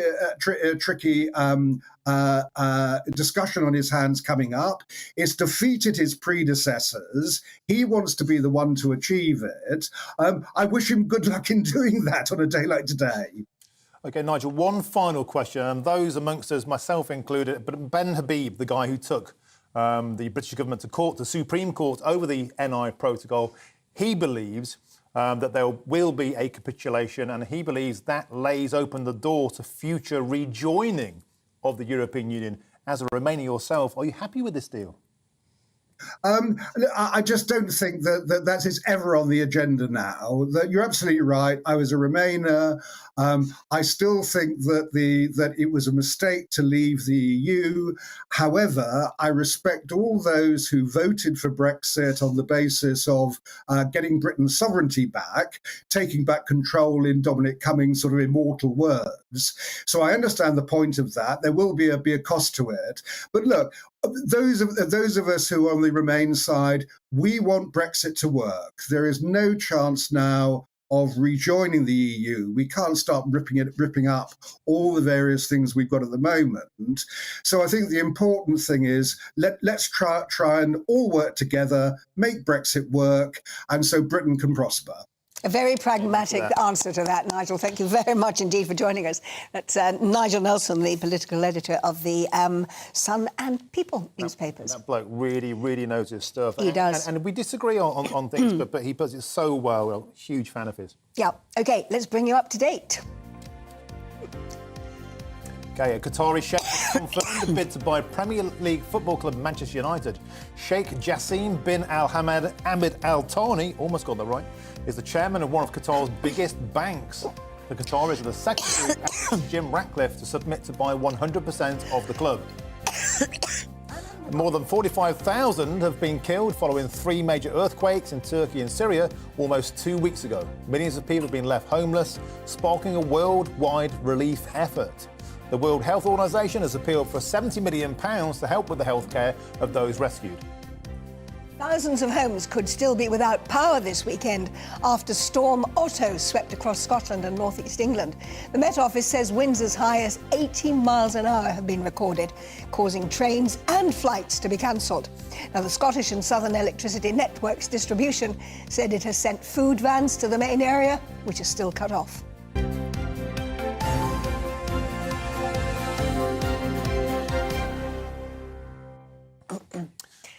Well done, Angie. You kept it very well together there. Having a sneezing fit there, sorry. Now, today marks 22 days since 45-year-old Nicola Bulley went missing during a riverside dog walk in St Michael's-on-Wye. I think we're all familiar with those parts of the story, aren't we? That's right. And yesterday, the Prime Minister said he was concerned over private information about the mother of two being put into the public domain by the police, echoing what Suella Braverman said the day before. Yeah, so we can now be joined by missing persons expert Charlie Hedges, who's here to tell us what the latest developments mean for the continuing investigation. Charlie, welcome to the programme. Thanks very much indeed for joining. I think the criticism really based against the police there is that they failed to keep an open mind from the very start, believing that she fell into the river. How badly has that decision compromised the entire inquiry, do you think?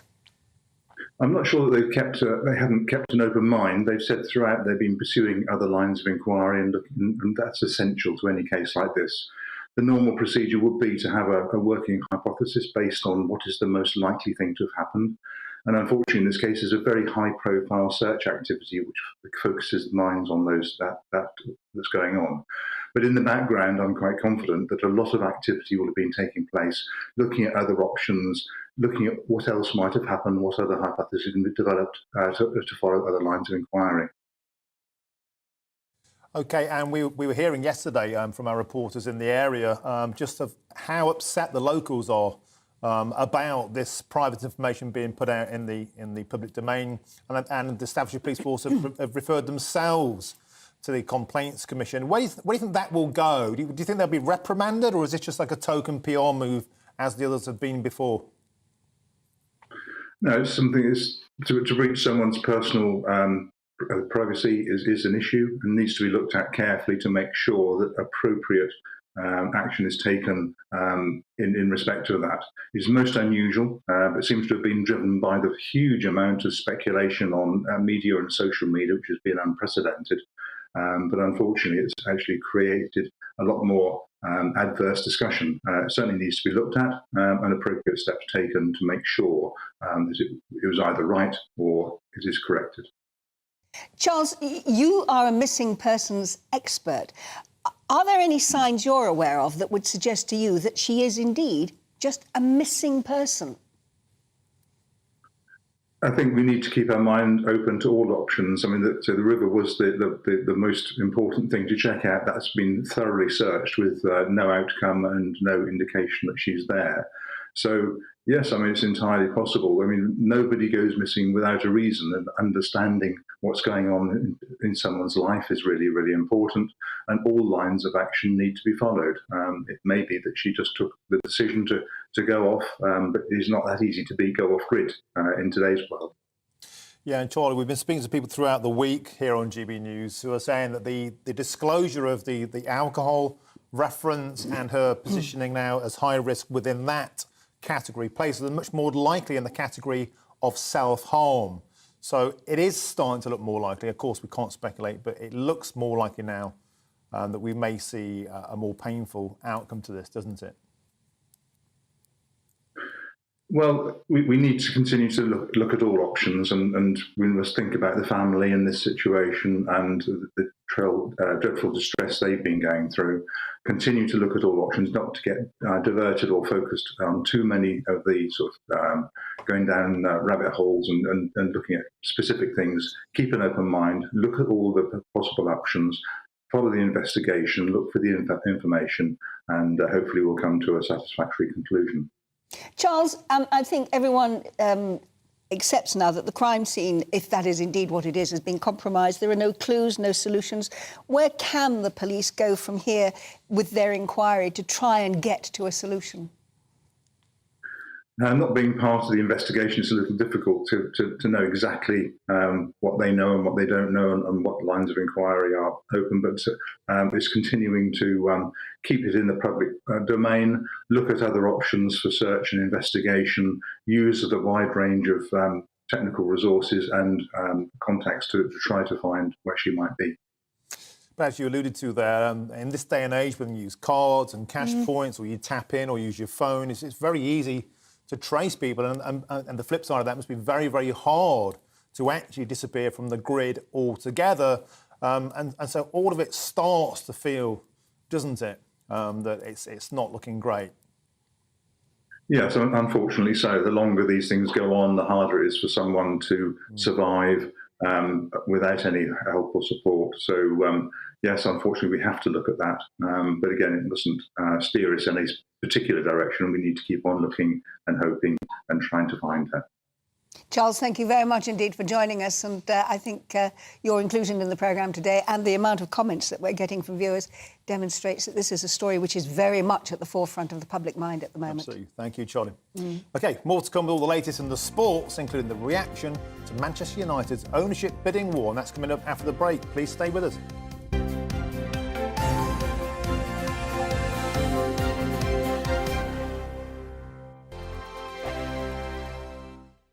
First and foremost, I am a GB News fan, and I was before I was working here. Just love the fact that we're asking the questions that a lot of establishment media won't ask. With a bit of a twist, we not only want to inform you, but we want to keep you entertained. It's worth the drive because you get in and the team's all ready and waiting, they're itching to go, and it's a proper little family. GB News is the People's Channel. It's the audience that makes the programme sing. We're giving our viewers and our listeners a voice.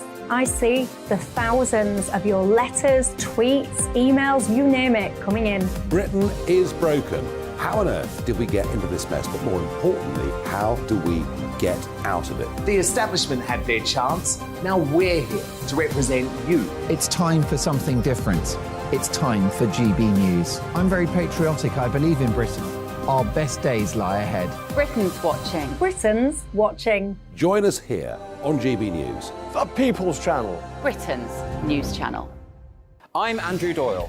Join me at 7 o'clock every Sunday night for Free Speech Nation, the show where I tackle the week's biggest stories in politics and current affairs with the help of my two comedian panellists and a variety of special guests. Free Speech Nation, Sunday nights from 7 on GB News, the People's Channel, Britain's news channel. Here on GB News Live, we'll be keeping you in the picture, finding out what's happening across the country and finding out why it matters to you. We'll have the facts fast with our team of reporters and specialist correspondents. Wherever it's happening, we'll be there from 12 noon on TV, radio and online. GB News, the People's Channel, Britain's news channel. I'm Michael Portillo. Join me on GB News on a Sunday morning for topical discussion, debate, arts and culture, and sometimes even ethical dilemmas. I don't always agree with you, Michael. Michael Portillo, Sundays on GB News, the People's Channel, Britain's news channel. Hello, I'm Michelle Dewberry, and you can join me every weekday 6 till 7 on Jubes and Kerr. You're an inspiration to us all. Clip that bit up. Well, you are. That's my ringtone. My political ambitions are, those days are gone, I can tell you. She's only teasing. Go on. He's probably going to want to lay down now. I'll give him 2 minutes to have one. Let's respectfully disagree. That's what we like. Absolutely. On Jubes and Kerr. Come and join us. GB News, the People's Channel. Michelle Dewberry, weekday evenings at 6 o'clock. I'm Simon Evans. Join me on GB News for Headliners at 11 p.m. What's the scoop? I'll be joined by two of the country's top comedians. That's right. As we take a look at tomorrow's newspapers tonight. We're going to get into trouble. If it's a big story, we'll be covering it. Spill some tea on him. There we go. But we'll also have some fun. I wouldn't stick up a bank. My father didn't love me. So anyway. Headliners every night from 11 on GB News, the People's Channel, Britain's news channel. Join me, Nana Akue, Saturday and Sunday afternoons on GB News. Expect fiery debate and passionate discussion as me and my panel tackle some of the biggest topics hitting the headlines. It's a place for everyone's opinion. No one gets cancelled, but no one gets an easy ride. Oh, she's on it today! Be ready for conversations that are fierce, frank, and of course, fun. Every Saturday and Sunday afternoon from 4 p.m. on GB News, the the People's Channel.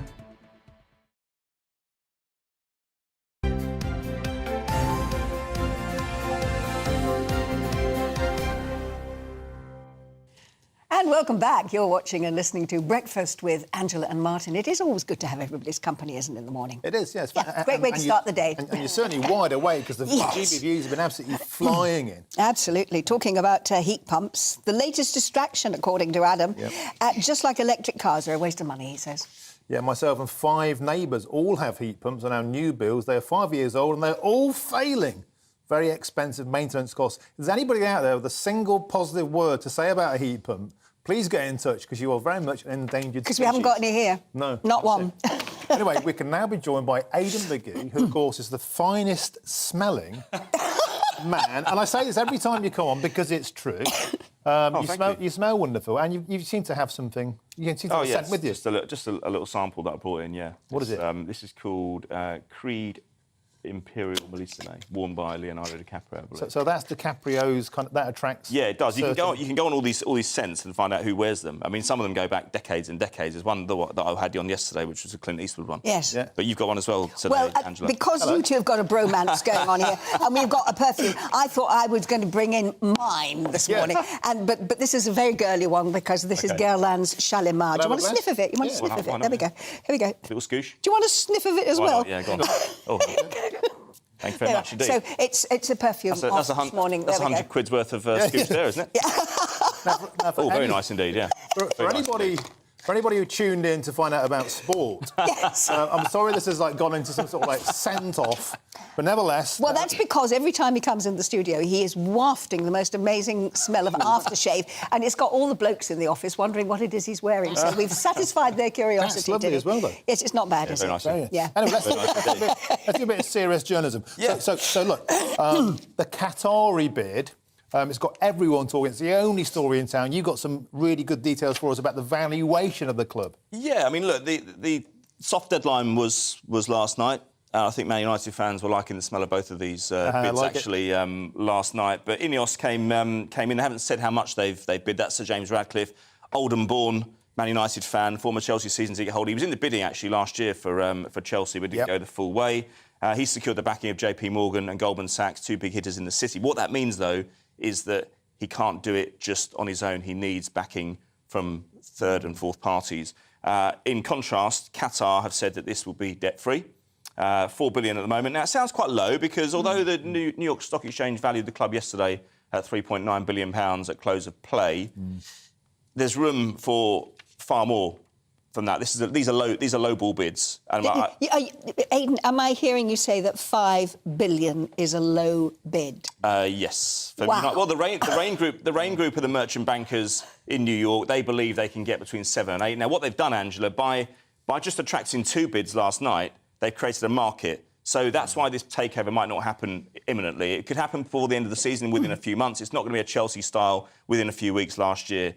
But they've created a market at least. Who's to say that Saudi won't come in? Saudi have the difficulty because it's one thing owning 2 clubs in European competition, as would be the case with the Qatari bid because they have PSG. Jim Ratcliffe owns Nice in France as well. They're 4 points off Europe. But with Saudi, they would be owning 2 clubs in the Premier League because they already own Newcastle. But just for contrast, Angela, this will make your eyes water. Between 1 hour, there's a 1 hour time window last night where Manchester United increased in value by £300 million. That is the amount Saudi paid last year, at the end of 2021, for Newcastle United alone. That shows the value of this club. At the moment, it's making a loss of £2 million a week, but they believe they can ameliorate that by increasing matchday revenue. They're also going to... The Qatari bid is very similar to the Man City bid in 2008 in a way because they're actually pledging to improve that area of Manchester as well as the stadium, which is very similar to what the Abu Dhabi did in Manchester, improve all of East Manchester. Now, this brings up, as well as the eye-watering sums of money, it brings up this ever cyclical conversation about the morality of having somebody like the Qataris, or indeed the Saudis, taken over football. We've got somebody on the line now. I think we can turn to Neil Joyce, who is the CEO and founder of the CLV Group and Manchester United fan. Neil, do you care about the Qataris? We know about them and their human rights record. We heard a lot about it in the World Cup, especially from your old man, Gary Neville. Do you care about that, or do you just want the biggest chequebook in the game so you can win everything? From a perspective of looking at political commentary, my company looks at really the relationship value of fans that the club can create for them, and also look at the wider global opportunity to monetize fan bases versus who actually owns the club. Aidan here. I wonder if I could ask, you believe that some football clubs aren't necessarily maximising their revenue, and if they did, maybe they could avoid the situation where they're taken over by Gulf states, for example?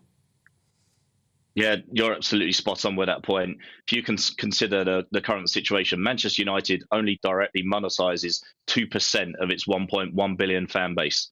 That's why they're so attractive to investors. They know that if they can capitalise on those global fan bases, they can increase revenues by at least 250 million per year, which dwarfs the sum that you mentioned yesterday around the value of the club. That would add at least $1 billion to $2 billion in enterprise value to the club if they could do that. Clubs operating in a 21st century world, commercially anyway, are you suggesting for one moment that these clubs are maybe stuck in the past a little bit in terms of how they operate in the marketplace? They're starting to really invest around things like data, digital propositions like Web3, particularly fan tokens and digital loyalty membership. They're all evaluating ways in which they can develop their own version of like all or nothing scenarios, drive to survive programs that have been hugely successful for the likes of Amazon and Netflix of driving subscribers. So clubs are starting to look at media and entertainment companies as benchmarks for what they can achieve moving forward. Can I ask a question to both of you? That is, I've got a bunch of mates who are Man United fans, and they were talking about this David Beckham consortium. You know, he's bought obviously a club in Miami. Well, if you've got one club, you might as well buy two. Is Beckham on the table, and is that something, Neil, that the fans would be very interested in? Sounds quite romantic, right? From my point of view, look, this is a soft deadline last night. So what that means, in effect, is that, yes, we'd like your bids in last night if possible, but if you fancy blowing the existing bidders out of the water sometime in the next 4 weeks, then feel free to do so. So I don't think David Beckham's got a lot on his plate at the moment with Miami. He's just been involved with the World Cup. I think he would be in danger if an ownership bid went wrong for the Beckham brand. It affects his standing at Manchester United, his legacy. He's already had his fingers burnt by getting involved in Qatar and with his links with the gay community over in this country. I'm not convinced he would necessarily want to do that again. I've always felt that in relation to Man United, he's happy to be a bit aloof from that relationship, turning up at the odd game, maybe putting on the odd green and yellow scarf against the Glazers. But for now, I don't think there's much evidence that they're coming to the fore. I think one of the things that struck me listening to people on the radio very early this morning talking about this was that the editor of the fan magazine that they have was very critical of the current owners, saying that, you know, they'd done a lot of things as were up front, but they hadn't put money into the infrastructure of the club, and that really that's where the investment has got to be in the future. Well, it has. I mean, that's one thing about the Qatari bid as well. They're pledging to improve Old Trafford, which is a as a stadium. Yeah, it is. I mean, it's still pretty space age, but there's damage to it. There's water coming through the roof, things like that. Stuff that we would think was quite elementary, but it does need sorting. The training ground is so important these days, Angela. If you want players to spend hours and hours and hours eating the right food, doing the right thing, staying on after training, practicing free kicks, it's got to be somewhere they want to be, and that's a tens of millions of pounds investment. OK, final question to you, Neil Joyce, Man U fan. I'm assuming for you it's ABG, anybody but the Glazers. I think I'm excited by the opportunity for new owners, particularly pledging to invest around the infrastructure of the club. I look at what Tottenham have done, and their stadium's absolutely modernised. It appeals to digital fans, not only in the UK but globally. Look at the work they've done with the NFL. Clearly, they're doing something right. I think they've set the benchmark of what's possible around stadiums. So I'm excited by new investment coming into Manchester United.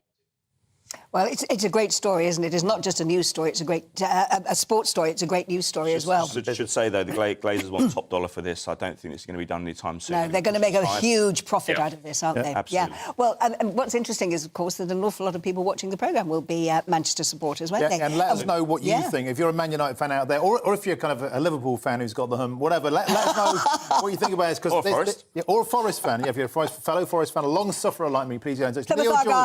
Neil Joyce, thank you. Aidan McGee, always a pleasure. Thank you. Absolutely. Back with us later for another hour. Thanks very much indeed. Well, after the break, which is coming up, we're going to be going through all the papers once again with the lovely Pete Price and Emma Wolf. So stay with us.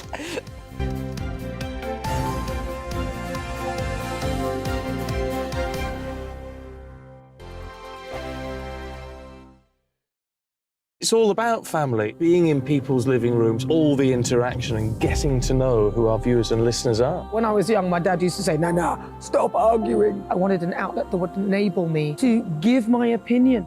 People are going through a really hard time right now, and I know that you don't feel like you're being listened to by the establishment. I came to GB News because it's the People's Channel, and I want the audience to have their say on the events of the day. We're dynamic. We do something different. Democracy shows that the wisdom of the nation is in its people. I get to travel to find out what the story is from a personal perspective. The British people aren't fools. We know when we're not being told the full story. We've got to work out how Britain moves forward from this. It's the best country in the world. The establishment had their chance. Now we're here to represent your views. Britain's watching. Britain's watching. Britain's watching. We're proud to be GB News. The People's Channel. Britain's news channel. Monday to Thursday on GB News, it's Bev Turner Today from 10 a.m. We're going to be here for you, our GB News family, to keep you up to date, but also make you smile. There's a guy who went from puberty to adultery. And I can't wait to bring a few of my own opinions. I have no time for cultural totalitarianism. We'll engage in passionate, but always polite debate, with your thoughts and opinions at the centre of it all. Only on GB News, the People's Channel, Britain's news channel. We are GB News, and we'd like to say thank you to each and every one of you for bringing us your conversations, for helping our great nation find its voice. We are here for you on radio, television, and online, across England, Scotland, Wales, and Northern Ireland. It's not the BBC, you actually get your facts right. We are proud to be GB News, the People's Channel, Britain's news channel. Join me every Sunday at 6 p.m. for Gloria Meets. In exclusive interviews, I'll be finding out who our politicians really are and what they really think. It's something that you would never want anyone to suffer. I didn't know what channels there were. I didn't think I'd be believed. I must have weighed about 7 stone and I'm 5'8". My instincts was to sort of cover this up. I mean, clearly that was a mistake. Join me every Sunday at 6 p.m. on GB News, the People's Channel, Britain's news channel. He's the king of breakfast TV, and he's back. Eamon Holmes, back on the TV with me this morning. Even remember my name. I know, it's been 4 months. You have holy water by your bed? Oh, yes. Oh, already to bless. Yeah. Oh, Eamon. Oh. Why do you not believe anything I say? Eamon Holmes back on GB News Breakfast at 6 a.m. Join me, Patrick Christie's Monday to Friday, 3 till 6. We tackle the day's news agenda like you've never seen before. It's high tempo, high octane, the most controversial topics, and the best guests. You will not be able to take your eyes and ears off it. I'm not afraid to ask the questions that you really want answered. 3 till 6 p.m, Monday to Friday on GB News, the People's Channel, Britain's news channel. Hi, Andrew Pierce here. Join me every Friday lunchtime for a proper no-nonsense debrief of the week's events. With special guests in the studio and the GB News team on the ground, I'll be getting you up to date with news, some intelligent discussion, and my own sharp take. The weekend starts here with me every Friday lunchtime on GB News, the People's Channel, Britain's news channel.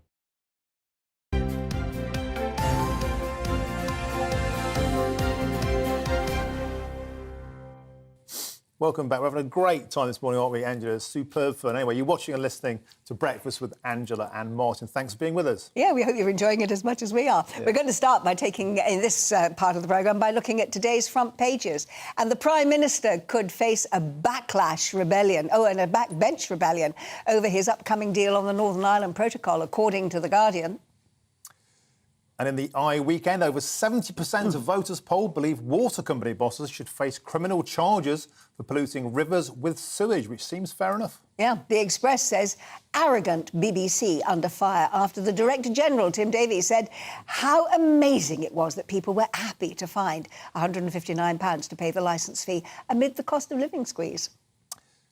And the FT weekend says European gas prices have hit an 18-month low as traders report growing confidence that countries will avoid shortages this winter and next. OK, so let's have our bills coming down, please. Yes, and Princess Diana's former butler wants to share her secrets with her sons before he dies from cancer. OK, so it's time to go through the papers now. Joining us this morning is radio host and legend, the broadcaster Pete Price. I'm sorry, Pete, you've been demoted. You sit next to me now, not Angela. And also writer and columnist Emma Wolfe. Excuse me interrupting. Can I get a smell, please, of the perfume? You want to splurge as well? Yeah, of course I do. Ready? Of course I do. Excuse me. Sorry, thank you very much. Thank you very much.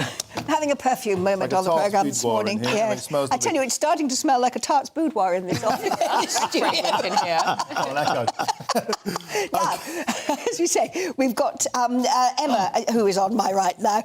BBC licence fee boast there. Tim Davie getting it in the neck, isn't he, for something silly that he said in private? In private, yeah. This was an internal meeting. It's been leaked. BBC boss Tim Davie telling his staff, as I say, in an internal meeting, that he says most households are pretty happy paying a licence fee and it being a forced payment. It's amazing what we're pulling off. So it is pretty cringy. It is pretty insensitive, to say the least, during a cost of living crisis to be perceived as boasting about the quite complacent position that they're getting £159 a year from everybody for the BBC licence fee. There's a sense that they're coining it in, as some papers are saying, coining it in while struggling households are, trying to meet household bills, cost of living, all of that. So this is poor communication, but it's not really, it wasn't actually intended for the wider public. I mean, I think we have to say that 159 a year works out at 47p a day for all the telly and the radio that you get. It's just Tim Davie saying the wrong thing. It's really bad publicity to say this. Yeah, I think...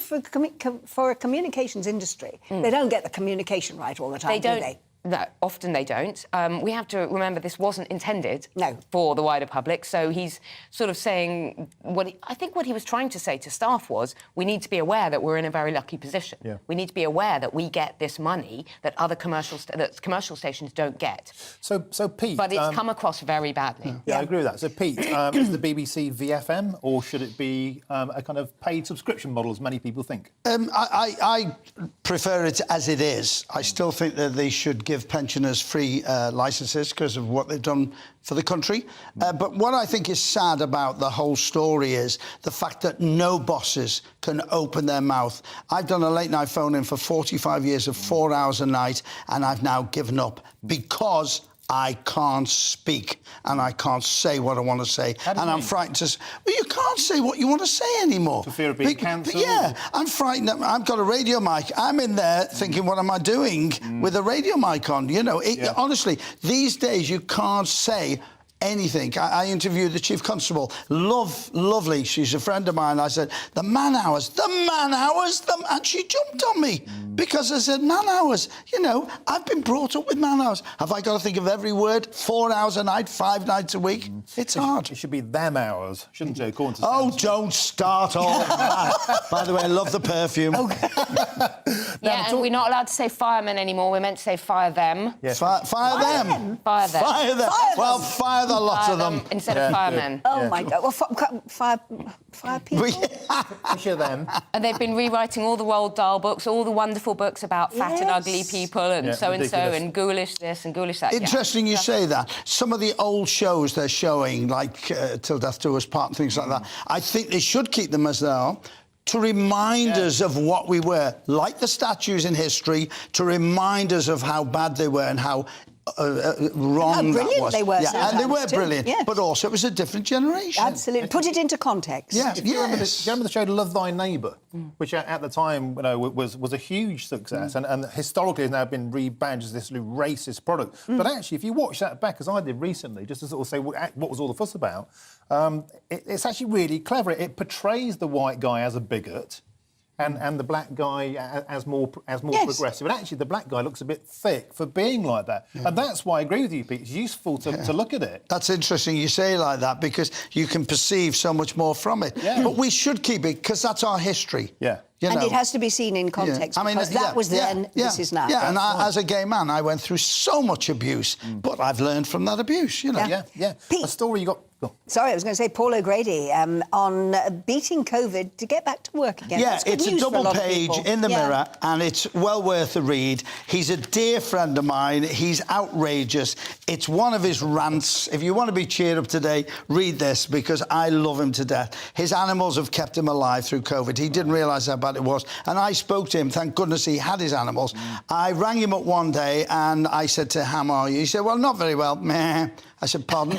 He said, I really... Meh. I went, excuse me? He had a baby lamb in bed with him, whose mother was... Yeah, the typical Paul O'Grady. And he's coming out on the road again as Miss Hannigan, which really excited about as a nanny. Yes. But he is the worst Miss Hannigan ever. He scares the living daylights out of those kids. So it's a great read. Oh, terrific. Yeah, and you've got a good one for us too, haven't you, Emma?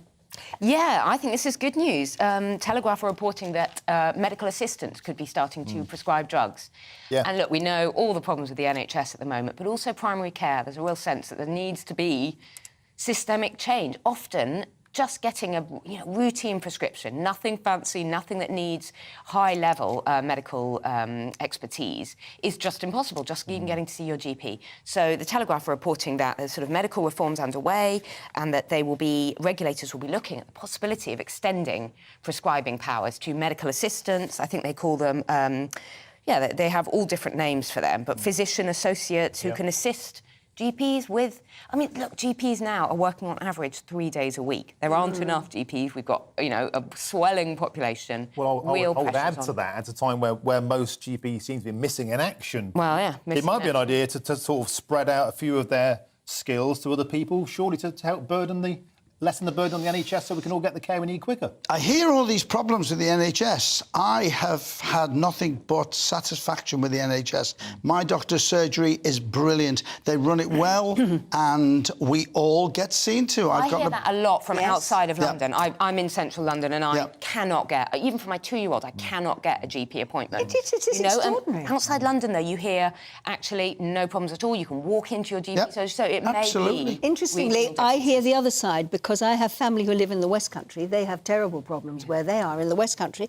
I'm in central London. Again, my doctor's surgery is absolutely wonderful. But I do wonder about whether or not we should be using pharmacists more. I was going to say. Because they are so well trained. They are almost more experienced than GPs. If you think about the amount of people they see day in, day out. Frontline, face-to-face. Our pharmacists, you go in, you can talk to the proper pharmacist right in the back, not the person on the counter. You're missing one other person, the receptionist at the doctor's. I ring Carol up regularly and ask her before the doctor what's wrong. She knows more than any of the doctors. I'm not sure you want the receptionist prescribing your antibiotics, but, maybe. Oh, I don't mind, as long as I get my antibiotics. But I think whenever we talk about this story, it has vast regional differences. Yeah. It really does. It appears that, and you're right, chemists are doing a phenomenal job these days. And the same within hospitals. You can go in and have amazing nurses, and then you can get a couple of... I think it's the same in any profession. Okay. Yeah. Now, there's an interesting story here from Eamon Holmes, who normally sits in this chair right here. He's not in for the weekend. I hope you're getting well, Eamon. He's talking about this thing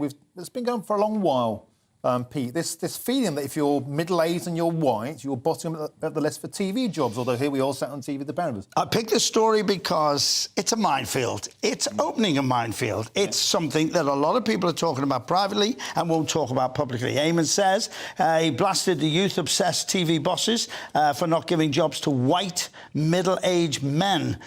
He went on to say that if you're... it's all about your sexuality, ethnicity... and he's opened a minefield because we had the middle-aged actresses in America were up in arms because they couldn't get jobs. Now he's saying what an awful lot of people are saying, and I won't cross the line here, but I've got an awful lot to say about it because there's so many, and I'm getting a nod at the end there, agreeing. It's getting... Not so much colour, but I think age. No, is everything, a huge thing. But not colour, everything. The whole mix. And it's so hard to speak out if you're, like me, freelance. You're reliant on lots of different companies. You work with lots of different channels. And Can I just say, though, Pete, I do find it quite telling and yet rather sad that you have a really strong take on this, but you're not prepared to share it. You said that twice now during this segment. Is that because you just worry so much about the No, fallout? because they'll pick up on it now. I mean, I'm already, I think, trending on Twitter because they're having a go at me, saying nice things and good things. Why? You've been amazing. No, but that's what they pick up on. It's what they pick up on. Then I think that I should be doing a job like all of us here, because we have experience, nothing to do with age. I have experience to handle it, and if I don't know what I'm talking about, I can bluff it, which the youth can't. Sorry, youth, you can't. You don't have experience. There you go. You've but I think it should be based on ability, not on age or colour or whatever. And I think it's a lot worse. Well, Angela and I could probably talk about age for women. I think it's a lot different because you see, and I won't say anything, I love Eamon too, but he's a lot older than his co-host, you know, and actually it's... And I'm older than a lot of you put together. Yeah. And you may be a few years older, but it's a lot. You usually get an older anchor, an older male presenter, and a younger. Well, I'm not. I'm all in favour. Save your blushes here. I'm all in favour of mature women like me having a toy boy sitting next to them. I think it's about time we did that. And I'd love a toy boy sitting next to me as well. I can die happy. We have to move on. Pink Price Animal, thank you very much. Now, I think called Your Toy Boy has made my life in a way you don't even understand. Let's bring you up to date with what else is going on now in today's news. The Prime Minister says the West must give Ukraine advanced NATO standard capabilities needed to win the war against Russia. Rishi Sunak will tell a security conference in Germany today that more needs to be done to boost Ukraine's long-term security. Yeah, the Prime Minister is going to hold talks with European leaders today on the Northern Ireland Protocol. Rishi Sunak will meet with European Commission President Ursula von der Leyen in Germany to try to reach an agreement. Mr Sunak said there's more work to do and that we have not got a deal yet, following yesterday's talks with Stormont leaders. Thousands of homes could still be without power this weekend after Storm Otto swept across Scotland and northeast England last night. Met Office says that winds as high as 80 miles an hour have been recorded, causing trains and flights to be cancelled. The Scottish and Southern Electricity Networks distribution said it has sent food vans to the main areas, which are still cut off.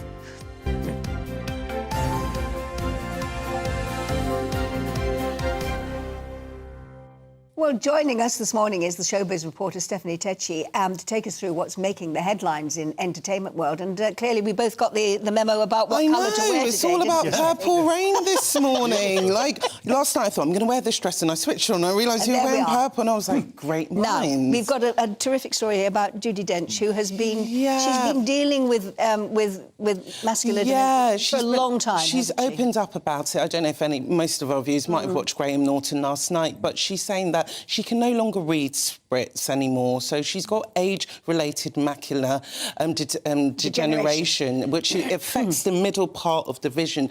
So at the age of 88, Judi Dench says she doesn't want to retire from acting. It's what keeps her going. But at the moment, she's on a hunt for a machine that can not only read lines to her, but also help her see where things are on the page, because she says she's got a photographic memory, and that's what's helped her all throughout her career. And she says at the moment, it's just really impossible. She has a new film at the moment called Hallelujah, which looks great, and she seems in fantastic form, but she says at the moment she's had to give up driving. She can no longer read books, newspapers, so it's really affected her life. The thing about Dame Judi Dench, she's one of the most optimistic characters you can ever meet, and she's so lovely, and it seems it hasn't, you know, stopped her from wanting to pursue being an actor and still doing what she does best. And it makes it difficult for her to do stage plays, doesn't it? Because you can't see where she's moving around. So the film industry is really still open to her, which is terrific. And it's quite courageous. And so, but this week, it hasn't only been Dame Judi Dench who's opened up about her plight, it's also been Bruce Willis.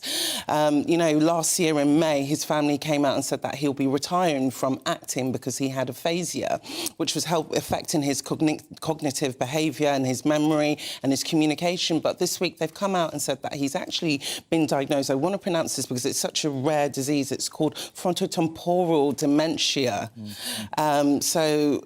Frontotemporal dementia. Yes. And actually, which I do know something about, but someone who knows even more about it actually is joining us on the line now, and that's Professor June Andrews, because she is a world expert on this subject. It's lovely to have you on the programme this morning, June.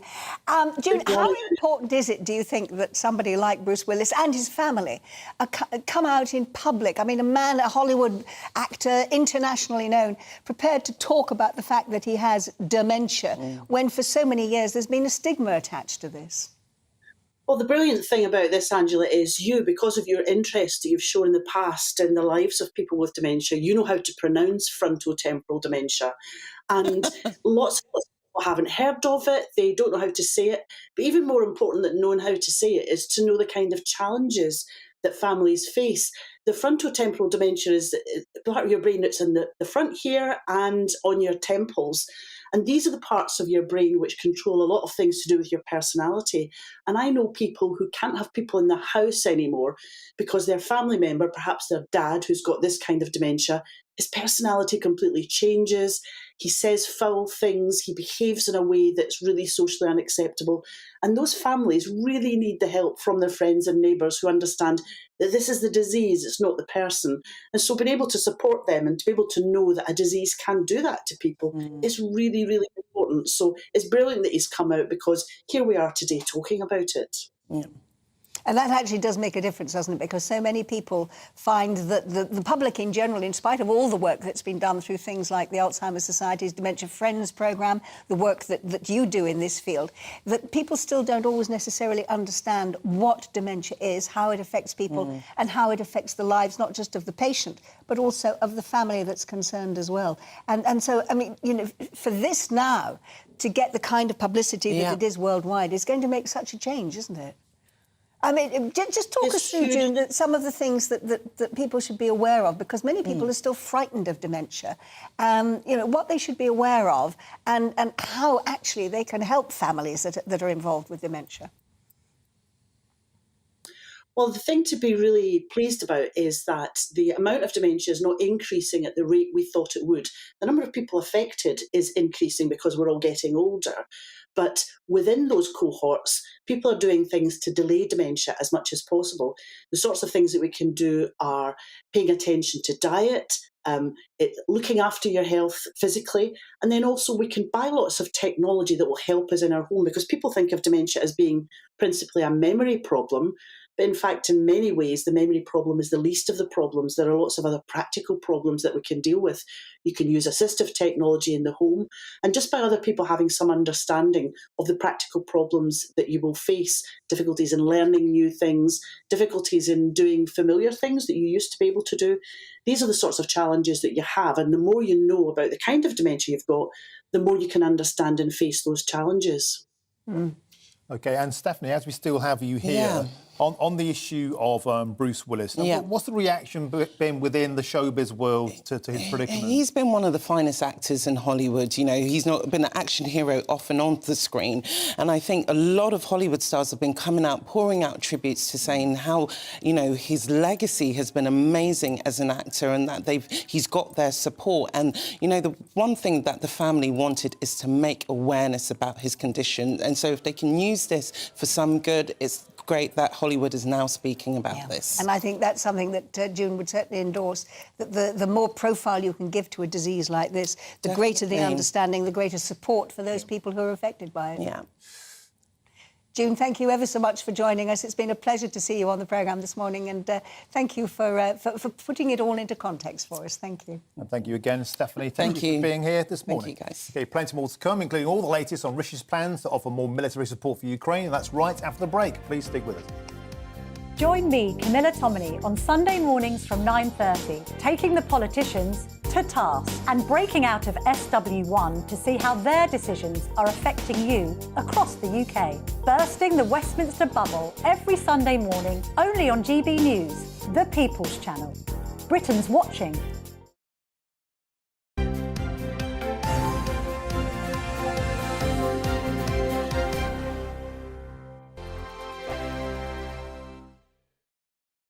Monday to Thursday, 9 p.m. till 11 p.m. Join me, Dan Wootton. I'll bring you the sharpest takes and hottest debates. Do you not believe in prison? I don't believe in prison. I'm completely stunned. I guarantee you there'll be no spin, no bias, no censorship. I actually was personally quite offended by it.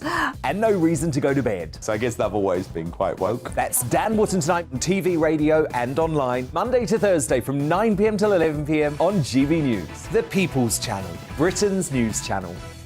We are GB News, the People's Channel. And right across the United Kingdom. You can find us on Sky Channel 512. Virgin Media Channel 604. Freesat Channel 216. Freeview channel 236. And YouView channel 236. You can also take us with you on DAB Plus Radio. With the GB News app and at the website gbnews.uk. We're absolutely everywhere. Come join us on GB News, the People's Channel, Britain's news channel. We are GB News, right across the nation. You can get us on television, on radio, on digital. We're absolutely everywhere. Amazing! You see, amazing! You remind me of me in the European Parliament. But here's the most important bit. We are not part of the mainstream establishment. We think and speak just like you do. We are the People's Channel. Magnificent. That's really, really thoughtful. Come and join us on GB News, the People's News Channel. Join me, Lawrence Fox, on GB News. Frank, fun, fearless, and sometimes serious. Much as I love a Friday night punch-up, what I really want is a battle of ideas. I want to look at things differently. I want to hear different voices and engage with your unique experiences. Every Friday at 7 p.m. on GB News. We are GB News, the People's Channel. Why not take us home with you by visiting the GB News shop at gbnews.store. You'll find all the official merchandise, a really good present actually for yourself, your friends or your family. We ship across the UK mainland at no extra cost. GB News, the People's Channel. Join me, Patrick Christie's, Monday to Friday, 3 till 6. We tackle the day's news agenda like you've never seen before. It's high tempo, high octane, the most controversial topics and the best guests. You will not be able to take your eyes and ears off it. I'm not afraid to ask the questions that you really want answered. 3 till 6 p.m, Monday to Friday on GB News, the People's Channel, Britain's news channel. Join my show Farage, 7 p.m. till 8 p.m, Monday through Thursday. And there you will get opinion, analysis, debate, and I'll cover stories that nobody else dares to touch. You've been cancelled. Join the club. Oh my goodness me. And then for the last 15 minutes, talking pints. We're over a drink. We have a civilised conversation with someone. We very often disagree, but we do it in a grown-up way. Come and join me on Farage. I'm Mark White. As GB News Home and Security Editor, I cover those key issues that are so important to you. Our authorities, our communities doing all they can to combat violent crime. With the public services under unbearable strain, why are we still failing to control our borders? Defence, the first priority of any government, has been continually hollowed out. Can we trust our politicians to protect the armed forces? Join me, Mark White, on GB News.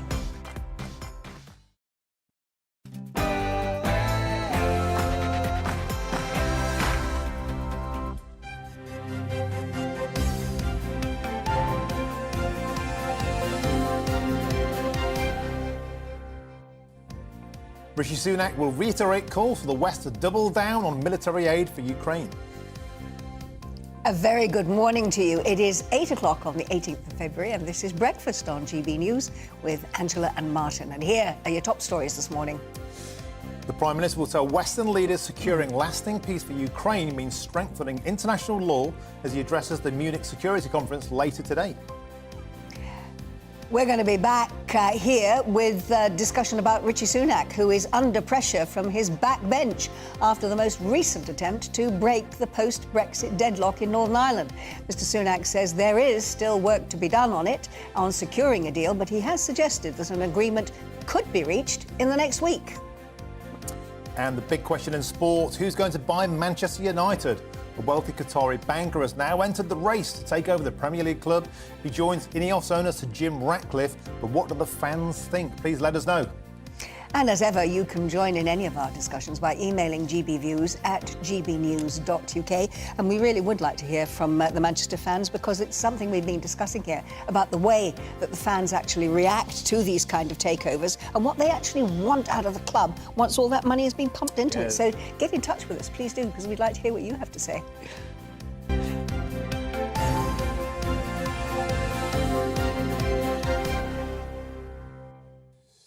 Now, a big story in politics, a deal to resolve the controversial Northern Ireland Protocol is very much game on, according to the leader of Sinn Féin. Following a day of talks with political leaders in Northern Ireland, the Prime Minister played down the prospect of an imminent breakthrough, saying there was much more work to be done to reach an agreement.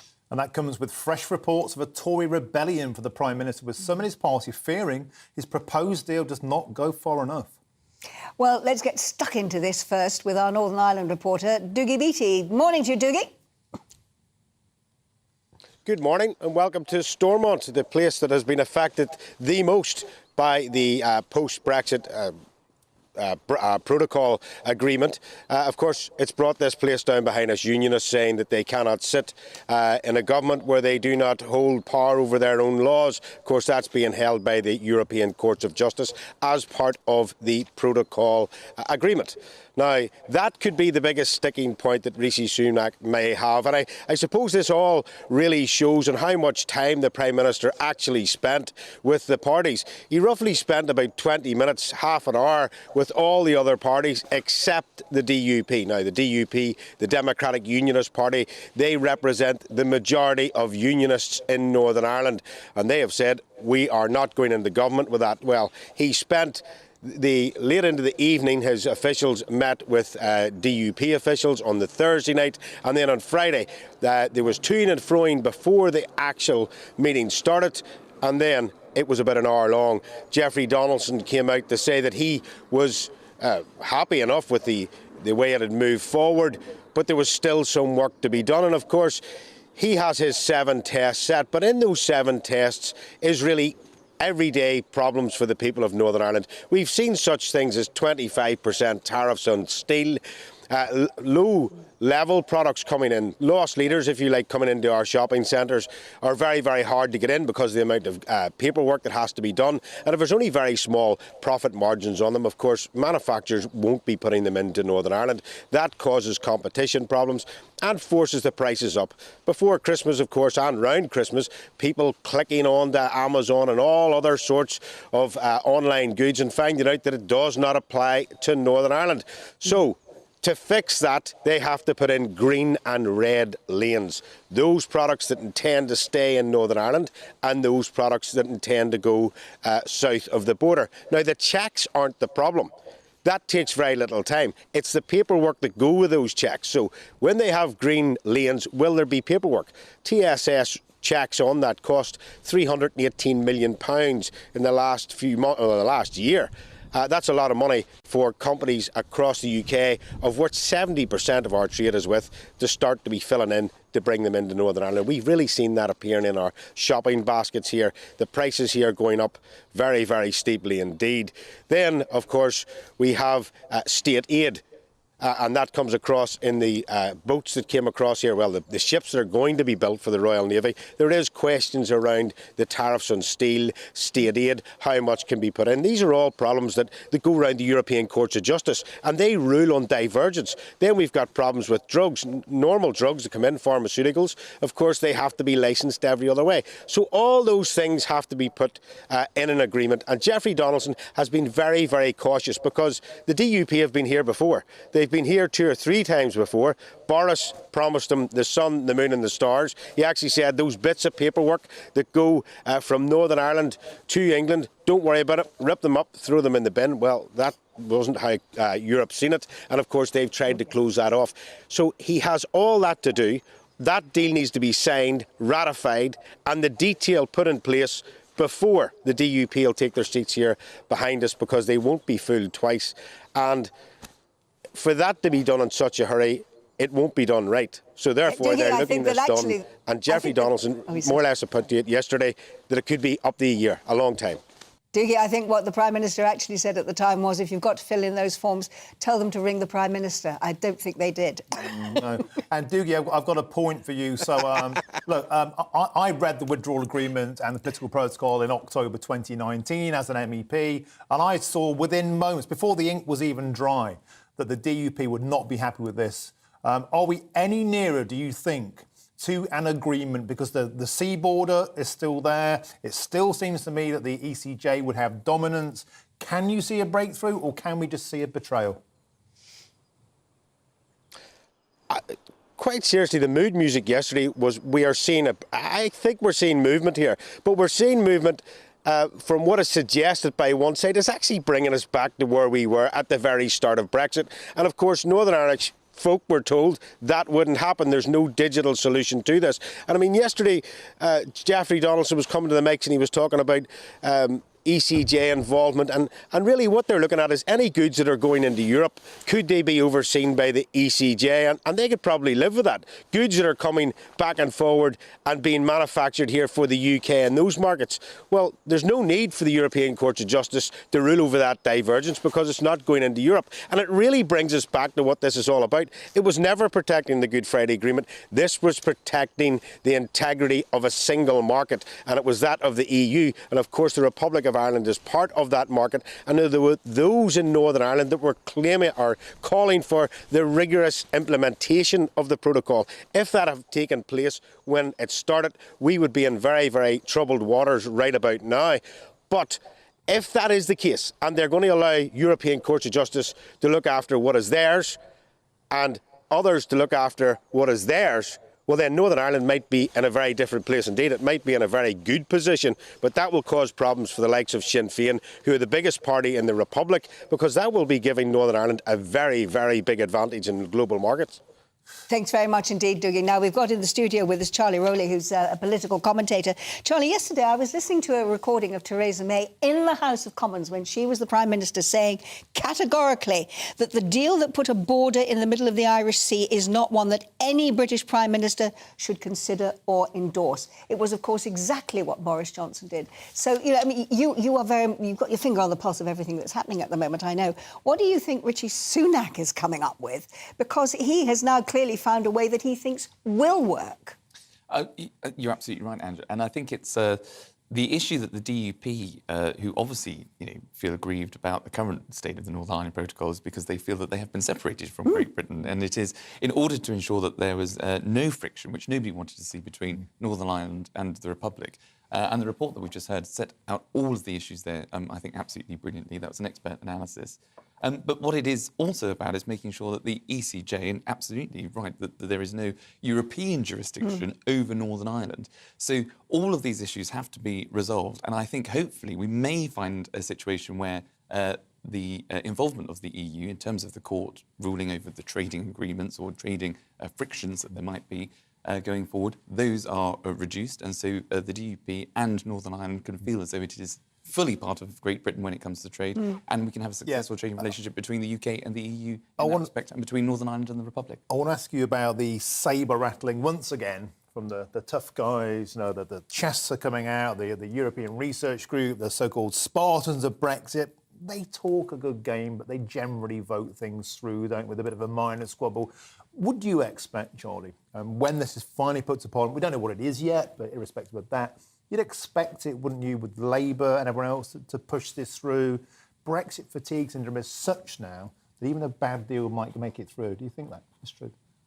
Well, I think time is a healer. And again, what we just heard from that report is that after 3 years when we were told perhaps that, you couldn't have electronic checks that take place on certain goods, where there was, again, huge division and more angst about different laws and the EU having more of a say. I think some of that has subsided. And of course, the Northern Ireland Secretary, Chris Heaton-Harris, was a key member of that European Research Group. So him being involved in the discussions, I think, will be a huge boost to the direction of travel that has been taken and the success that everybody, I think, hopes, as you rightly indicate, that we can sort of get this done.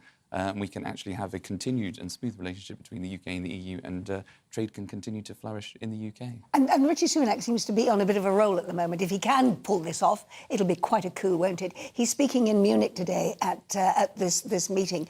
And he's, again, going to be sort of taking a lead in persuading the rest of Europe to support the Ukraine. Do you think here at home that's going to have any impact on his image? Because he's still quite low ratings in the polls, isn't he?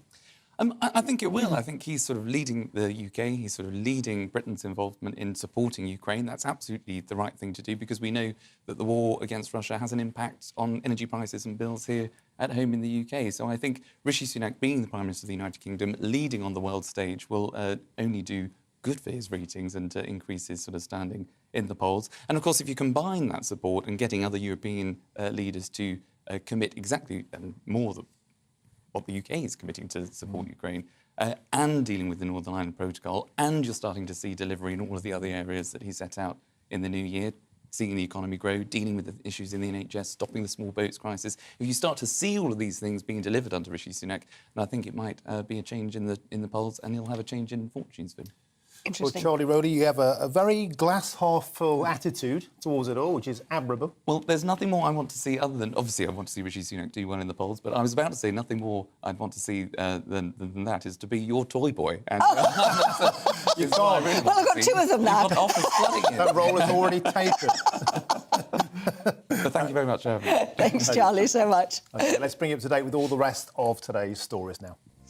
A Qatari sheikh has confirmed a bid to buy Premier League football club Manchester United. Sheikh Yassim Bil Ahmed Al Thani is the chairman of one of Qatar's biggest banks. And the Qataris are the second group after Sir Jim Ratcliffe to submit to buy 100% of the club. More than 45,000 have been killed following 3 major earthquakes in Turkey and Syria almost 2 weeks ago. Millions of people have been left homeless, sparking a worldwide relief effort. The World Health Organization has appealed for £70 million to help with the healthcare of those rescued. Thousands of homes could still be without power this weekend after Storm Otto swept across Scotland and northeast England. The Met Office says that winds as high as 80 miles an hour have been recorded, causing trains and flights to be cancelled. The Scottish and Southern Electricity Networks distribution said that it has sent food vans to the main areas, which are still cut off.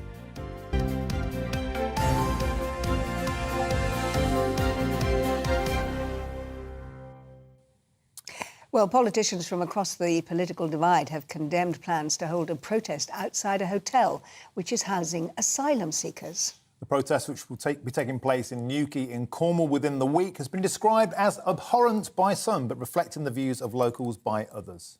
Well, we're joined now by Kay Marsh, who is the Migrant Advocacy Manager and Support Coordinator from the charity Samphire. Very good morning to you, Kay. What are your views on this protest?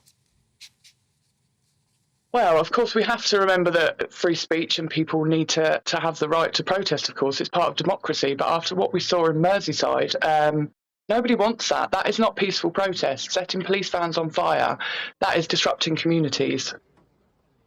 Yeah, but we have to remember the actions of a minority of that protest. I've spoken with a lot of people who were there. The vast majority of people who were there claim to be locals who are concerned about safety. There have been reports in the area, of course, of some predatory behaviour. Those people have a right to speak too, and it's not fair to condemn them all on the actions of a few, is it? Absolutely not. But if these protests are all coming out of the same kind of organisations and the same kind of groups, then surely we can expect the same kind of scenes. There's a few planned across the country. The far-right activity, if we can call it that, has definitely upped its game recently. As I say, peaceful protest has to be allowed, of course, no matter what side of the argument you sit on. But when it turns violent and people are doing things like torching police vans, we need to start questioning whether this is OK and we can let this happen, because obviously we can't.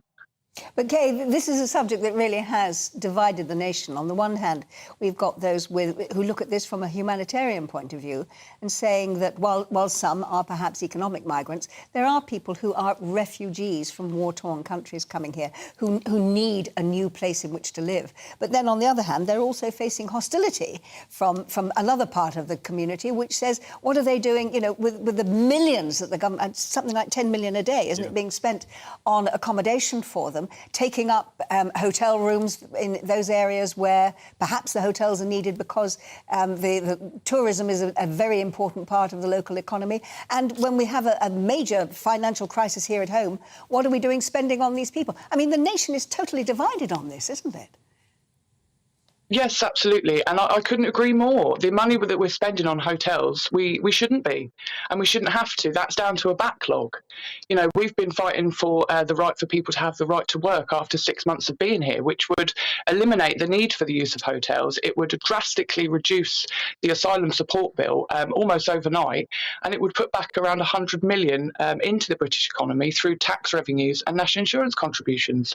But the government won't even entertain that idea, which makes me, question whether or not the government actually have the people's best interests at heart. Bear in mind that 90% of arrivals at the Kent coast don't have passports or documentation, and the vast majority, well, all of them come from a safe country called France. What right do they have to work after 6 months when we don't even know who they are or their criminal backgrounds or where they come from, what their circumstances are?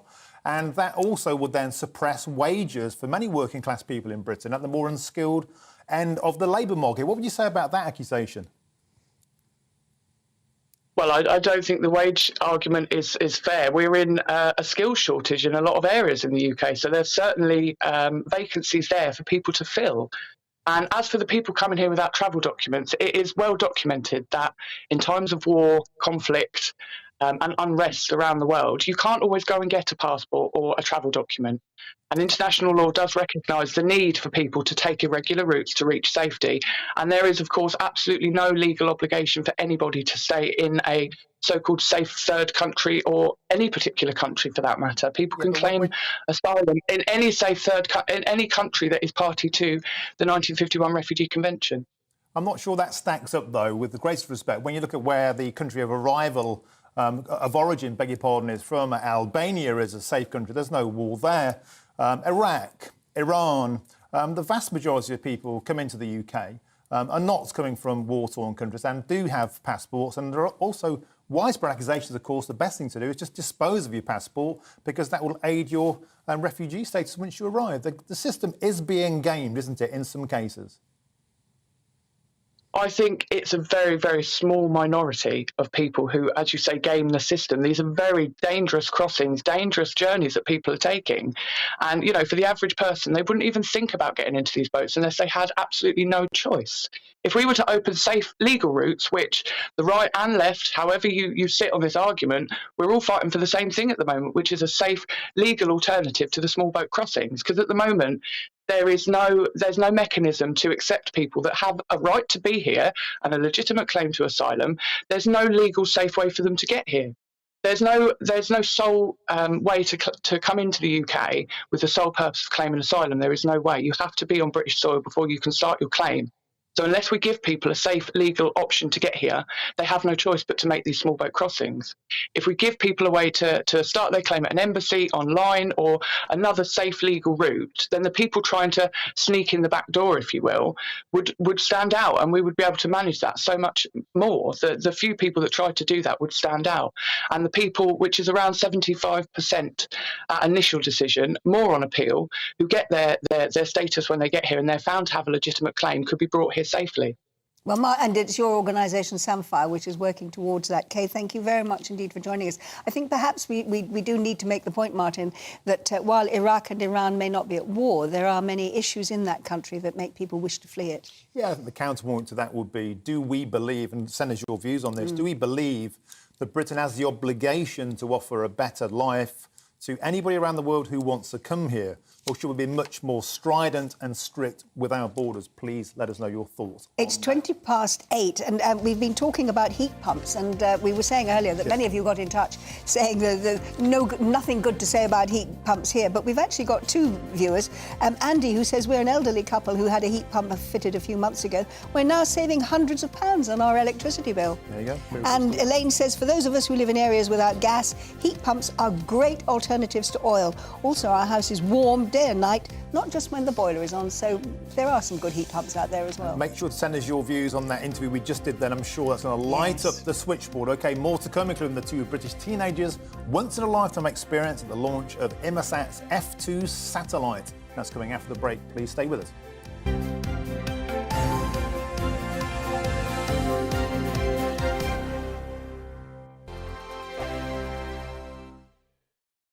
First and foremost, I am a GB News fan, and I was before I was working here. Just love the fact that we're asking the questions that a lot of establishment media won't ask. With a bit of a twist, we not only want to inform you, but we want to keep you entertained. It's worth the drive because you get in and the team's all ready and waiting, they're itching to go, and it's a proper little family. GB News is the people's channel. It's the audience that makes the programme sing. We're giving our viewers and our listeners a voice. I see the thousands of your letters, tweets, emails, you name it, coming in. Britain is broken. How on earth did we get into this mess? But more importantly, how do we get out of it? The establishment had their chance. Now we're here to represent you. It's time for something different. It's time for GB News. I'm very patriotic. I believe in Britain. Our best days lie ahead. Britain's watching. Britain's watching. Join us here on GB News. The People's Channel. Britain's news channel. I'm Andrew Doyle. Join me at 7 o'clock every Sunday night for Free Speech Nation, the show where I tackle the week's biggest stories in politics and current affairs with the help of my 2 comedian panellists and a variety of special guests. Free Speech Nation, Sunday nights from 7 on GB News, the People's Channel, Britain's news channel. Here on GB News Live, we'll be keeping you in the picture, finding out what's happening across the country and finding out why it matters to you. We'll have the facts fast with our team of reporters and specialist correspondents. Wherever it's happening, we'll be there from 12 noon on TV, radio and online. GB News, the People's Channel, Britain's news channel. I'm Michael Portillo. Join me on GB News on a Sunday morning for topical discussion, debate, arts and culture, and sometimes even ethical dilemmas. I don't always agree with you, Michael. Michael Portillo, Sundays on GB News, the People's Channel, Britain's news channel. Hello, I'm Michelle Dewberry, and you can join me every weekday 6 till 7 on Jubes and Co. You're an inspiration to us all. Click that bit up. Well, you are. That's my ringtone. My political ambitions are, those days are gone, I can tell you. She's only teasing. Go on. He's probably going to want to lay down now. I'll give him 2 minutes to have one.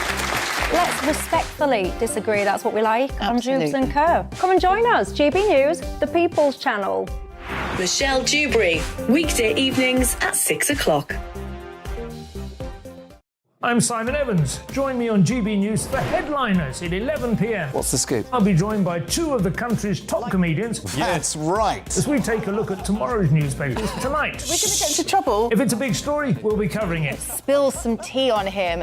There we go. But we'll also have some fun. I wouldn't stick up a bank.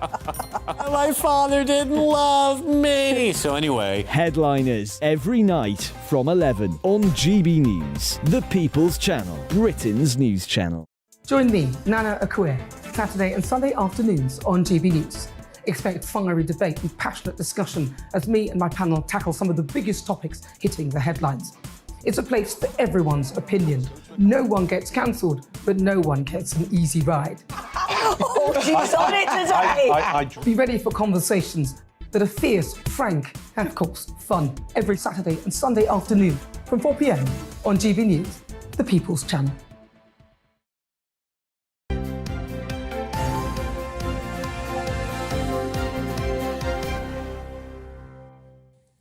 And welcome back. You're watching and listening to Breakfast with Angela and Martin. It's good to have your company. And here's a thought. How do you think satellites in space will help improve life on Earth in the future? Well, it was 16-year-old Simon and 14-year-old Craig who were picked out of hundreds of competition entries to experience the launch of Intermarsh's 16F2 satellite in Florida this week. And we join them both now live in Cape Canaveral, about to tell us all about it. Good morning. Should we say good morning? You're clearly prepared for the interview this morning. I reckon you two guys must be absolutely the envy of every 16 and 14-year-old to be where you are in the home of space in Cape Canaveral. What have you been up to there? Well, today obviously we went to the Kennedy Space Center and we looked around there, which was very cool. Yeah, and what else have you done? And we got to see the launch of the I-6F2 satellite. That was really cool. I mean, it's the launch of a real satellite in real life. It looks like quite a spectacle. How close were you to it, and how kind of overwhelming and amazing? And this is a once-in-a-lifetime experience you'll never forget. Well, we're the closest you can get, so it was very incredible to see. Now, you both won a competition to get there because you came up with some amazing ideas for sort of commercial ideas in space in the future. And it was Tim Peake, of course, the British astronaut who judged it. Can you both tell us what the project was that you came up with that caught Tim Peake's eye and made him think that you were the two guys who should be going to Canaveral? Well, my idea was that at the moment there is a problem with data centers and the heat that they produce and that it affects the environment. So my idea was to take the idea of data centers and use an array of satellites around the Earth that would be able to communicate together and quickly transfer and store data from around the globe. And then my idea was a cheap and eco-friendly source of energy.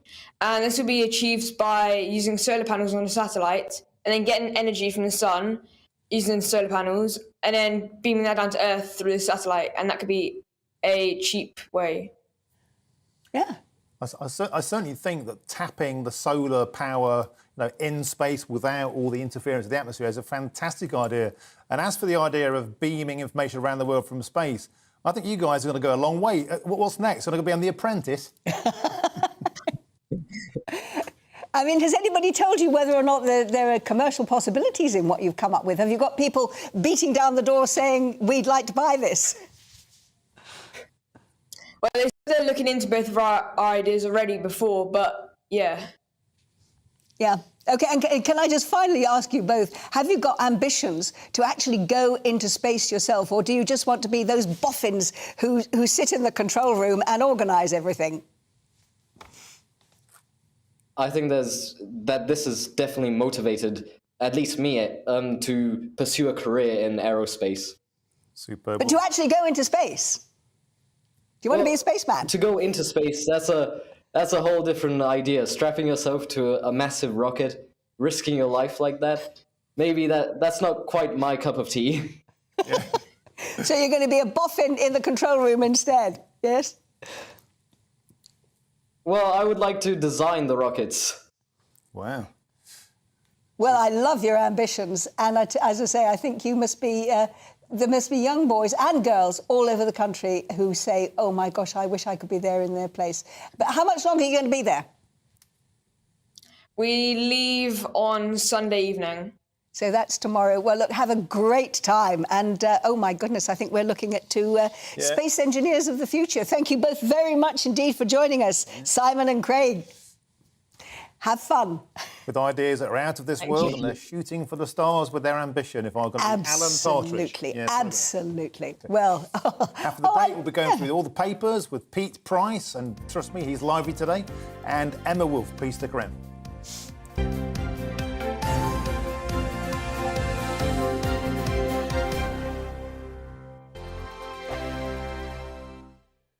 It's all about family, being in people's living rooms, all the interaction and getting to know who our viewers and listeners are. When I was young, my dad used to say, Nana, stop arguing. I wanted an outlet that would enable me to give my opinion.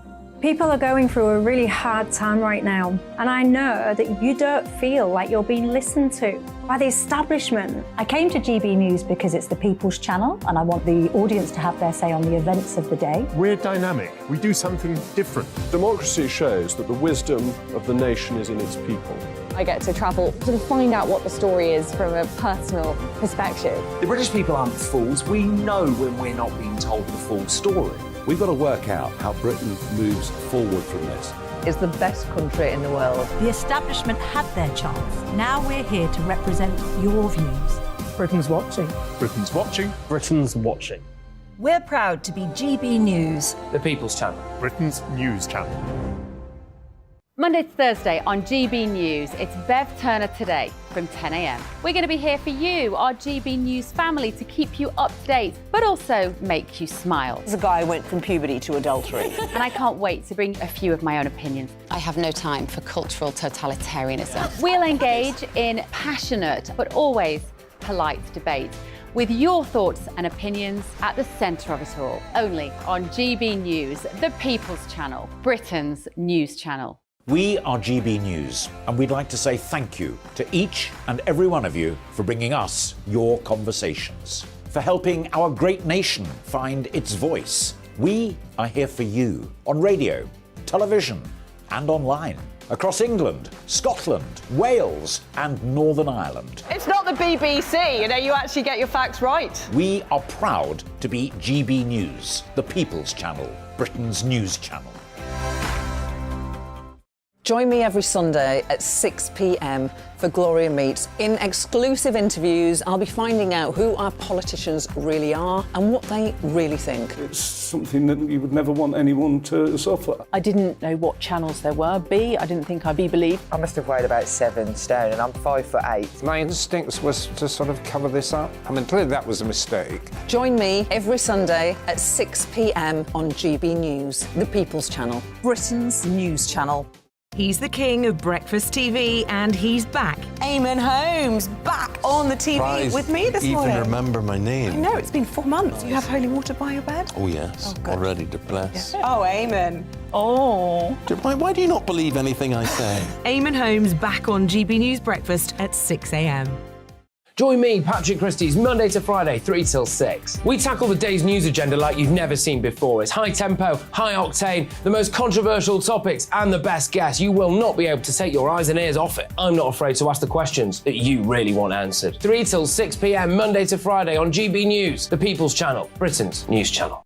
Hi, Andrew Pierce here. Join me every Friday lunchtime for a proper no-nonsense debrief of the week's events. With special guests in the studio and the GB News team on the ground, I'll be getting you up to date with news, some intelligent discussion, and my own sharp take. The weekend starts here with me every Friday lunchtime on GB News, the People's Channel, Britain's news channel.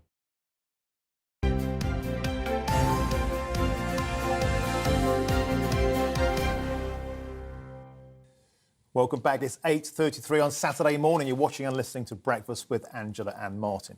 So let's take a look at today's front pages of your newspapers. The Prime Minister could face a backbench rebellion over his upcoming deal on the Northern Ireland Protocol, and that's according to The Guardian. In the eye weekend, over 70% of voters polled believe water company bosses should face criminal charges for polluting rivers with sewage, and that sounds fair enough. The Express says arrogant BBC under fire after the Director General said how amazing it was that people were happy to find £159 to pay the licence fee amid the cost of living squeeze. Yeah, and the FT weekend says European gas prices have hit an 18-month low as traders report growing confidence that countries will avoid shortages this winter and next. OK, so let's bring the bills down, Exactly, please. let's see what it does. And Princess Diana's former butler wants to share her secrets with her sons before he dies from cancer. So, time to go through the actual papers now with our guests. And, they've been very lively this morning and prompted a lot of comment from you as well. Because joining us in the studio is radio host and broadcaster Pete Price and the writer and columnist Emma Wolfe. Welcome to you both. Emma, start us off, will you, with a story in The Telegraph which really has been gripping the nation, hasn't it? It has, and we've reached this very sad sort of marker, which is 3 weeks since Nicola Bulley's disappearance. There's a beautiful photograph on the front of The Telegraph of Nicola Bulley with her father, and he's saying every day without her is a struggle. It's really difficult, isn't it, in the media, how we are covering it, how the media in general are covering it, you know, not fueling the speculation and the unhelpful chit-chat around this, but also keeping it front and centre, which obviously the police need to do.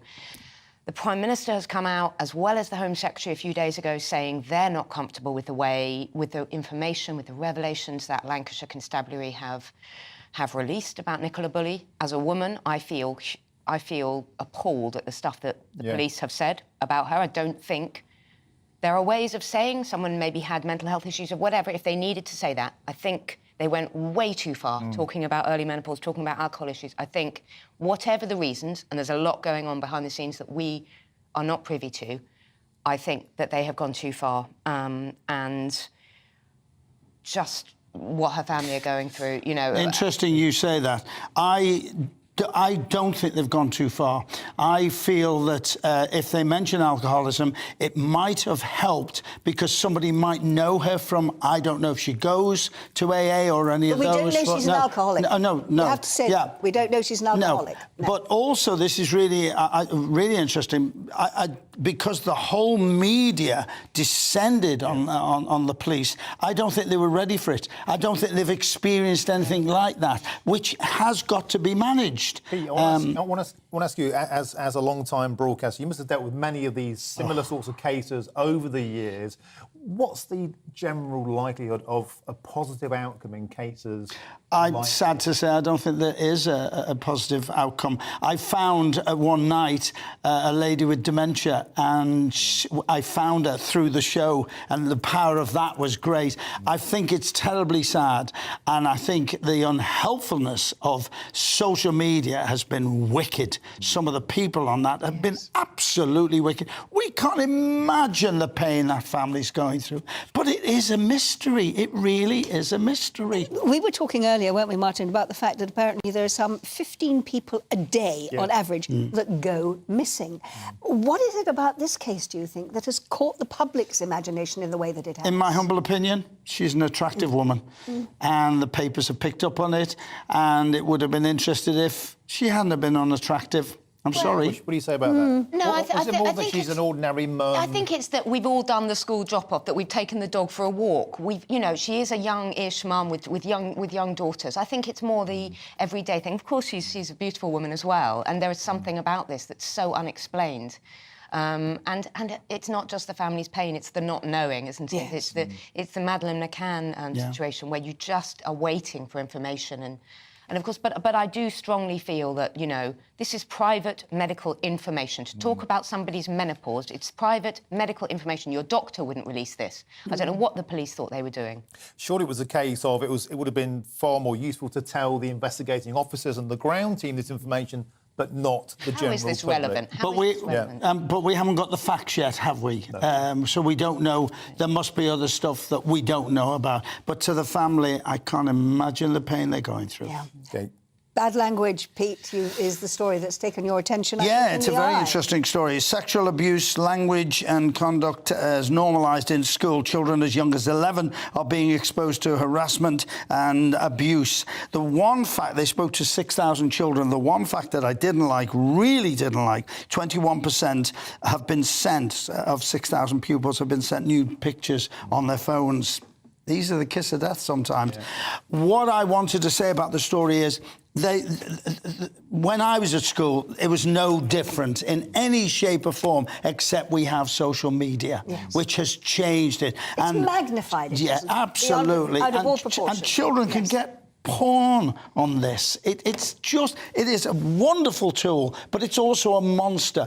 But abuse, the abuse in school, as a gay guy growing up, and it was illegal in those days, so we lived in fear. So we've always had abuse, but they're making and magnifying it. And I mean, the word gay in school, you're gay, I'm gay, you're gay, you're gay. I mean, and that's children, the main thing, but we live in a culture where we're too frightened to say, to call someone he or she, and yet the abuse and the sexually explicit material that our children, young boys under the age of 10, over 50% have seen pornography. Whereas when I was young, I remember my big brother having, these magazines passed around in their teens, Playboy or something like that. But no, the amount of extremely explicit material that young children are now seeing, the damage to relationships as well, young girls expecting their first physical relationships to include violence and sexually abusive language. It's really worrying. I tell you what, also, we should use this now to every child watching, to every parent. Please don't put photographs of yourself up naked. They are there forever. Do not be talked into by boyfriends or girlfriends. Do not do it. It is the most... it's there for the rest of your life. And in actual fact, Pete, that is a great message to send out, because, as you know, we've debated about this in the past. I made a TV show about young lads getting addicted to pornography. And the thing is that we have to understand young people's brains aren't fully developed until they're about 24. Exactly. As a consequence, they make decisions which they think are great because it offers instant gratification. In actual fact, it's a longer-term bad choice. And parents out there, take a role in that and say to your kids, just think things through. The internet is forever. And pornography does not teach you about lovemaking. It's sex. It tells you nothing about romance, tells you nothing about personal, intimate relationships. Which moves us to, I think, very smoothly. Emma, the story that you've picked up in The Sun about Prince Andrew. Well, we haven't talked about the walls for at least, 10 minutes? Yeah, the deluded Duke of New York. So apparently Prince Andrew is keeping an eye on the careers of Harry and and Meghan across the pond. I'm not sure why he thinks that's a good example to follow, but he does. He's not that bothered. The Duke of York apparently is not that bothered about the loss of his royal titles. He was stripped by the Queen of his royal titles, wasn't he? He's assembling a new communications team around him, and he's eyeing up a new career. As what? Well, you know, if he's looking at Harry and Meghan's career, I think it's not clear yet. But he's looking across to America, maybe to develop a new career. Do you think, I mean, to all of us here, does anybody at this table believe that there's a way back for Prince Andrew? No. That's quick. That was quick. Emma? No. OK. Depends where he wants to go, I think. Yeah, that's a polite way of saying no. And as we're trying to overturn his, you know, the Virginia Giuffre settlement, one wonders why he wants to dredge all this up. Why can't people just quietly disappear and play golf or shoot grouse or shoot poor people, whatever he does? Sorry to be, but it's like, no, you don't need to be in the public eye. Just move away with dignity. He should go public and be honest. Simple as that. Well, there we go. Pete, tidying up. Oh. Now, I'm going to stand in the middle of you two here because I'm not quite sure if you agree on this story. I think we do agree. You do? Yeah. I think we do agree. It says here that men just don't feel the urge to this tidy is the mail, up. we should say. Yeah, in the mail. yes. Yeah. Sorry. I've just been put in my place by a legend. Sorry, in the mail. That's great. Yes. I love this story because men, women, them, whoever, whatever, are all untidy or tidy. There's no in between. I iron my sheets on my bed every day of my life. What? And with the iron, I am unbelievably tidy. This guy says, my wife gets really upset. I leave my clothes there on purpose because I can find them. She puts them away and I can't find them, which really annoys me. Well, I thought I was anal retentive on my tidiness. I'm an obsessive tidy, but ironing your sheets. Yes. On the bed. Yeah, because I always, when I get into bed at night, I always think, like a film star, I'm Jane Russell or something, and getting into a crisp bed, and then it gets all crumpled again. But no, I am ultra tidy, ridiculously tidy, stupidly tidy. I am not going to get that vision out So of are my you tidy, head. ladies? Are you tidy? Yes, I'm tidy. I'm tidy, but I think there's a difference between tidiness and cleanliness. Yes. I'm really OCD about cleanliness. I don't want shoes in the house. I don't want street clothes all over the... You know, I think that people who are clean, there's something about getting into a fresh, clean bed. But I'm not so fussed about the ironing, whether the sheets will be ironed. So for me, tidiness, but also cleanliness. OK, finally, one quick story if you're thinking about getting away from it all. The Guardian, this was a story actually in the Daily Star earlier in the week. Good to see the Guardian following the Daily Star. Remote Western Australia seeks to lure... Yeah, I'm afraid I chose this out of sheer indulgence, right? Brits who are fed up with grey skies, with winter, with cost of living crisis and everything, are being lured to the state of Western Australia. They want around 31,000 workers. They've got job vacancies for around 31,000. And they can promise, well, obviously... Jobs such as teachers, police officers, nurses, doctors and plumbers. We need them here. Well, we need them here. Hands off. But they can promise glorious weather, 300 odd days of sunshine a year and amazing beaches, a surf and sunshine lifestyle. Have we got £10 POMs back again then? Are they helping? Absolutely heavenly. Yeah, and are they giving you sort of financial persuasion to go there, like the £10 POMs? No, they're just trying to encourage, they're tempting us with the offer. Much lower cost of living and these glorious, glorious beaches. I once walked around Uluru at 4 o'clock in the morning, which is Ayers Rock. Yes. And it was the most horrendous experience in my life. Had to have a net to cover for the fly. Get out my mouth, you horrible thing. But I loved Australia. It was very nice. But but many people did go, didn't they? Back in the 50s and 60s. Won't remember. They don't remember that. I do. In the 50s and 60s, and actually built complete new lives there, didn't they? In fact, I lived in Australia for a year, and in Sydney, and it was incredible. But back then, the exchange rate was really good. I've got friends who moved there subsequently, and now Australia's really expensive. Yeah. So even though you're getting tempted over there, it's not all the kind of streets aren't paved with gold. But it is a great lifestyle, let's face it.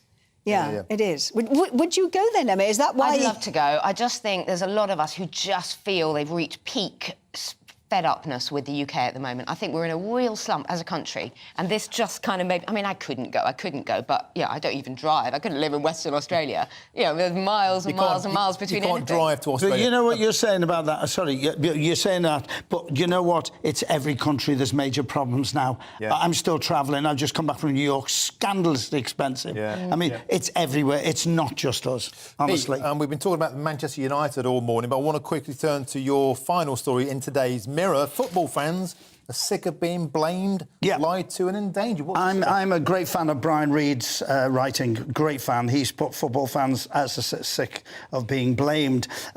He says, I've been given 2 apologies in the past fortnight from organisations that chose to smear me with lies. He talks about Hillsborough and how the police now have actually apologised all these years later. Yeah. Then he said about going to the Champions League final in Paris and being kettled and into a room, a place, and then pepper sprayed. He's had an apology for that. Enough is enough. You know, the fans are keeping football alive. Let's not forget this. We've got what's going on in Manchester now. I think it's disgraceful, and Brian Reed is right. It's disgraceful the way the fans have been treated and are treated, and I think it's about time they had a bit more respect. Fabulous. Well, Pete and Emma, thank you very much for another lively round. We'll see you again in the next hour. Well, a follow-up play about the Grenfell Tower inquiry hits the stage this week in its very first appearance. And I think we've got some more information about that, because I think we've got somebody actually joining us. Yeah, we have we have Theo Chikomba with the report on this now. Theo, tell us all about this brave and amazing new display.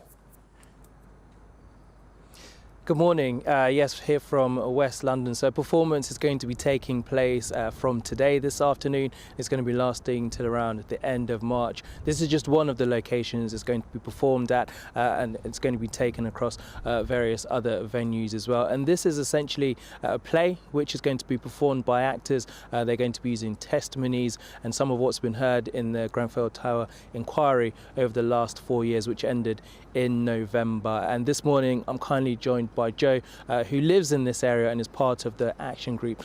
Joe, this play, I suppose this is an opportunity for people who maybe haven't heard the ins and outs to hear a bit more about it, isn't it? I think it's a play everyone should see. It's people acting, but they're acting real life here.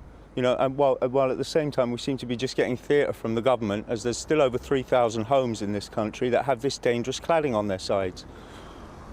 And for you, I suppose, this is an opportunity for a bit of transparency, although it is a play, but this is actually affecting real people's lives, isn't it? So it is indeed affecting real people's lives. I would urge people to go to grenfellsystemfailure.com and book yourself some tickets, because it's well worth a viewing.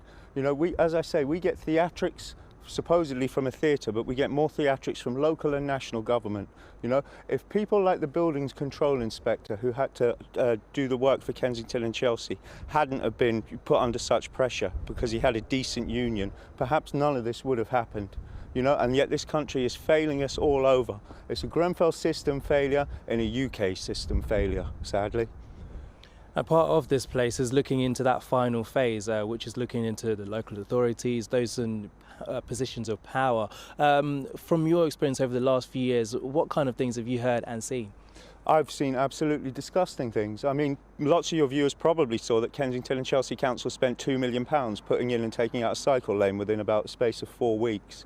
That's more than they were willing to spend on the local community centre, which they closed down a year and a half ago, the Curve.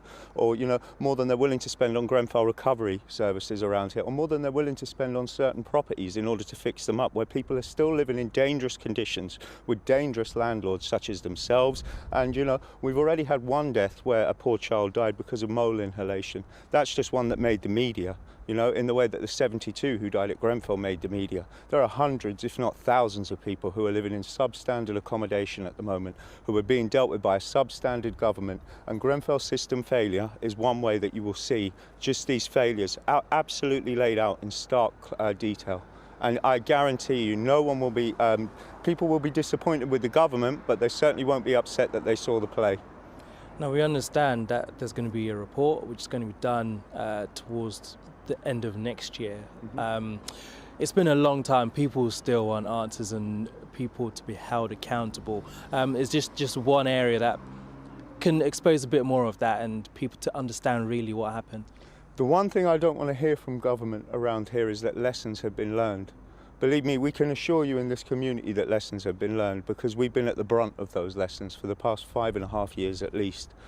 This play just shows you that those in charge really know nothing. They have no ideas, they have no inspiration, all they have are lobbyists and all they have are corporate paymasters. And it seems that all they do is dance to their tune. They don't represent the people anymore, instead they represent the PLCs. And that's what's wrong with this country, and that's why GrenfellSystemFailure.com. Please visit and you will see this for yourself in stark contrast. We have ministers who said they didn't have time to be at an inquiry because they were, they had lunch that afternoon. That's what Eric Pickles told the inquiry. That shows you the level of contempt we are treated with here. And just finally, obviously, of course, the government will say lessons will be learned. I suppose, what do you want to happen? What happen next? I don't want lessons to be learned. I want prison sentences have been determined. That's what I want to see. Unless we see someone go to prison for this Grenfell disaster, then killing people in the course of this, in the course of your work will just become another cost of doing business, because all these companies will have faced were a few fines. Is that the sort of country that people want to live in? One where, a stack of money will be handed over if they are accidentally murdered by some careless corporation or, some dodgy building firm or some useless council. This is a disgraceful situation that we are in, where 5.5 years later, we're just asking for someone to go to court, actually face a trial for this. If they all say that they're so innocent, why are they all still, why are they still all, they keep telling us they're sorry, but they won't admit liability in terms of any of the claims that have been put against them. They spend millions per day, per month on legal fees. Kensington and Chelsea is spending £10,000 per day on its legal representation at the inquiry. Since when does it cost £10,000 per day to tell the truth? And this is the sort of country that we're facing. That council should be in special measures and we should have a general election, and hopefully that would sort some of these things out. But you know what? I'm not really terribly faithful in anyone in Westminster at the moment, because they're quite willing to spend £15 billion in order to do up their place of work. But they're not willing to invest money in people's homes and building homes for people who don't have homes at the moment. And this is what we're expected to be grateful for. Certainly not me. Joe, thank you so much for your time this morning. As you heard from Joe, while this play is showing what happened during that day and of course the aftermath, but of course it is people's lives and people still in this community and those families affected and friends still want answers. Thank you, Theo. That was incredibly powerful there from Joe. And I think if what he said is anything to go by, that is going to be quite an amazing play to go and watch. Yeah, that's it. The system failure, you can catch that. OK, plenty more to come, including all the latest on Rishi's plans to offer more military support for Ukraine after the break. Hello there, I'm Craig Snell and here's your latest forecast from the Met Office. Well, this weekend remains fairly changeable in the north of the UK, but to the south, actually, it's going to be a fairly dry, bright and mild weekend to come. So here's the situation at the moment. We've had this area low pressure overnight. That will gradually work its way into the continent as we go through Saturday. Behind it, we will see some further weather fronts affect parts of the north.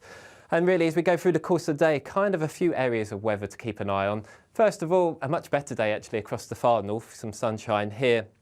But this area of rain across Northern Ireland and southern Scotland really is not going to go very far as the day goes on. After some early dampness and murk across the English Channel, actually for a lot of England and Wales, it will be a fairly bright and dry afternoon and increasingly mild still, 14, 15 degrees once again across the south. Going into the evening, this area of rain will finally track its way into the North Sea. That will leave behind briefly a colder and clearer slot of weather across Scotland, but that will be quickly replaced by another area of rain as the night goes on. But for the rest of the UK, actually a fairly quiet night to come. A mixture of cloud and clear spells, a little bit cooler than recent nights, but still on the mild side for the time of year.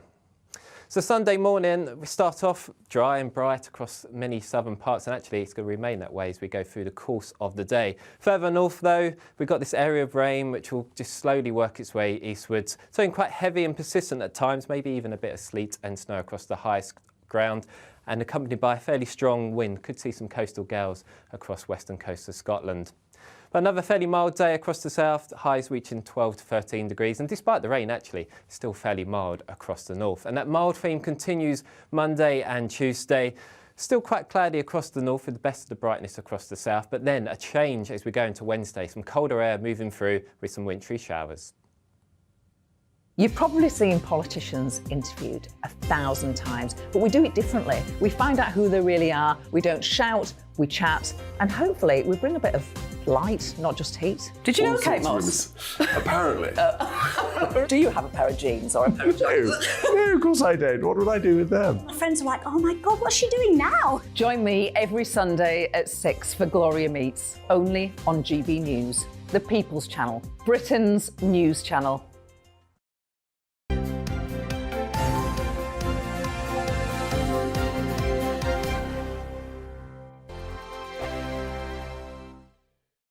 Monday to Thursday, 9 p.m. till 11 p.m. Join me, Dan Wootton. I'll bring you the sharpest takes and hottest debates. Do you not believe in prison? I don't believe in prisons. I'm completely stunned. I guarantee you there'll be no spin, no bias, no censorship. I actually was personally quite offended by it.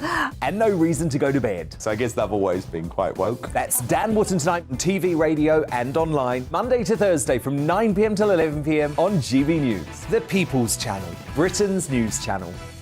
We are GB News, the People's Channel. And right across the United Kingdom. You can find us on Sky Channel 512. Virgin Media Channel 604. Freesat Channel 216. Freeview Channel 236. And YouView Channel 236. You can also take us with you on DAB Plus Radio. With the GB News app and at the website gbnews.uk. We're absolutely everywhere. Come join us on GB News, the People's Channel, Britain's news channel. We are GB News, right across the nation. You can get us on television, on radio, on digital. We're absolutely everywhere. Amazing. You see, amazing. You remind me of me in the European Parliament. But here's the most important bit. We are not part of the mainstream establishment. We think and speak just like you do. We are the People's Channel. Magnificent. That's really, really thoughtful. Come and join us on GB News, the People's News Channel. Join me, Lawrence Fox, on GB News. Frank, fun, fearless, and sometimes serious. Much as I love a Friday night punch-up, what I really want is a battle of ideas. I want to look at things differently. I want to hear different voices and engage with your unique experiences. Every Friday at 7 p.m. on GB News. We are GB News, the People's Channel. Why not take us home with you by visiting the GB News shop at gbnews.store. You'll find all the official merchandise, a really good present actually for yourself, your friends or your family. We ship across the UK mainland at no extra cost. GB News, the People's Channel. Join me, Patrick Christie's, Monday to Friday, 3 till 6. We tackle the day's news agenda like you've never seen before. It's high tempo, high octane, the most controversial topics and the best guests. You will not be able to take your eyes and ears off it. I'm not afraid to ask the questions that you really want answered. 3 till 6 p.m, Monday to Friday on GB News, the People's Channel, Britain's news channel. Join my show Farage, 7 p.m. till 8 p.m. Monday through Thursday. And there you will get opinion, analysis, debate, and I'll cover stories that nobody else dares to touch. You've been cancelled. Join the club. Oh, my goodness me. And then for the last 15 minutes, talking pints. We're over a drink. We have a civilised conversation with someone. We very often disagree, but we do it in a grown-up way. Come and join me on Farage. I'm Mark White. As GB News Home and Security Editor, I cover those key issues that are so important to you. Our authorities, our communities doing all they can to combat violent crime. With the public services under unbearable strain, why are we still failing to control our borders? Defence, the first priority of any government, has been continually hollowed out. Can we trust our politicians to protect the armed forces? Join me, Mark White, on GB News.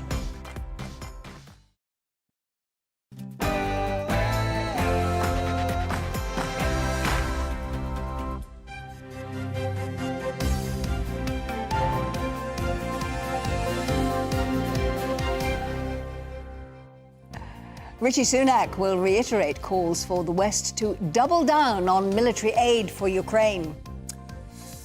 Good morning. It's 9 o'clock on Saturday, the 18th of February. This is Breakfast on GB News with Angela, the legend, Rippon, and myself, Martin Daubney. And here are a few of your top stories this morning. The Prime Minister is going to tell Western leaders securing lasting peace for Ukraine means strengthening international law as he addresses the Munich Security Conference later today. And back in Britain, Rishi Sunak is under pressure from his backbench after the most recent attempt to break the post-Brexit deadlock in Northern Ireland.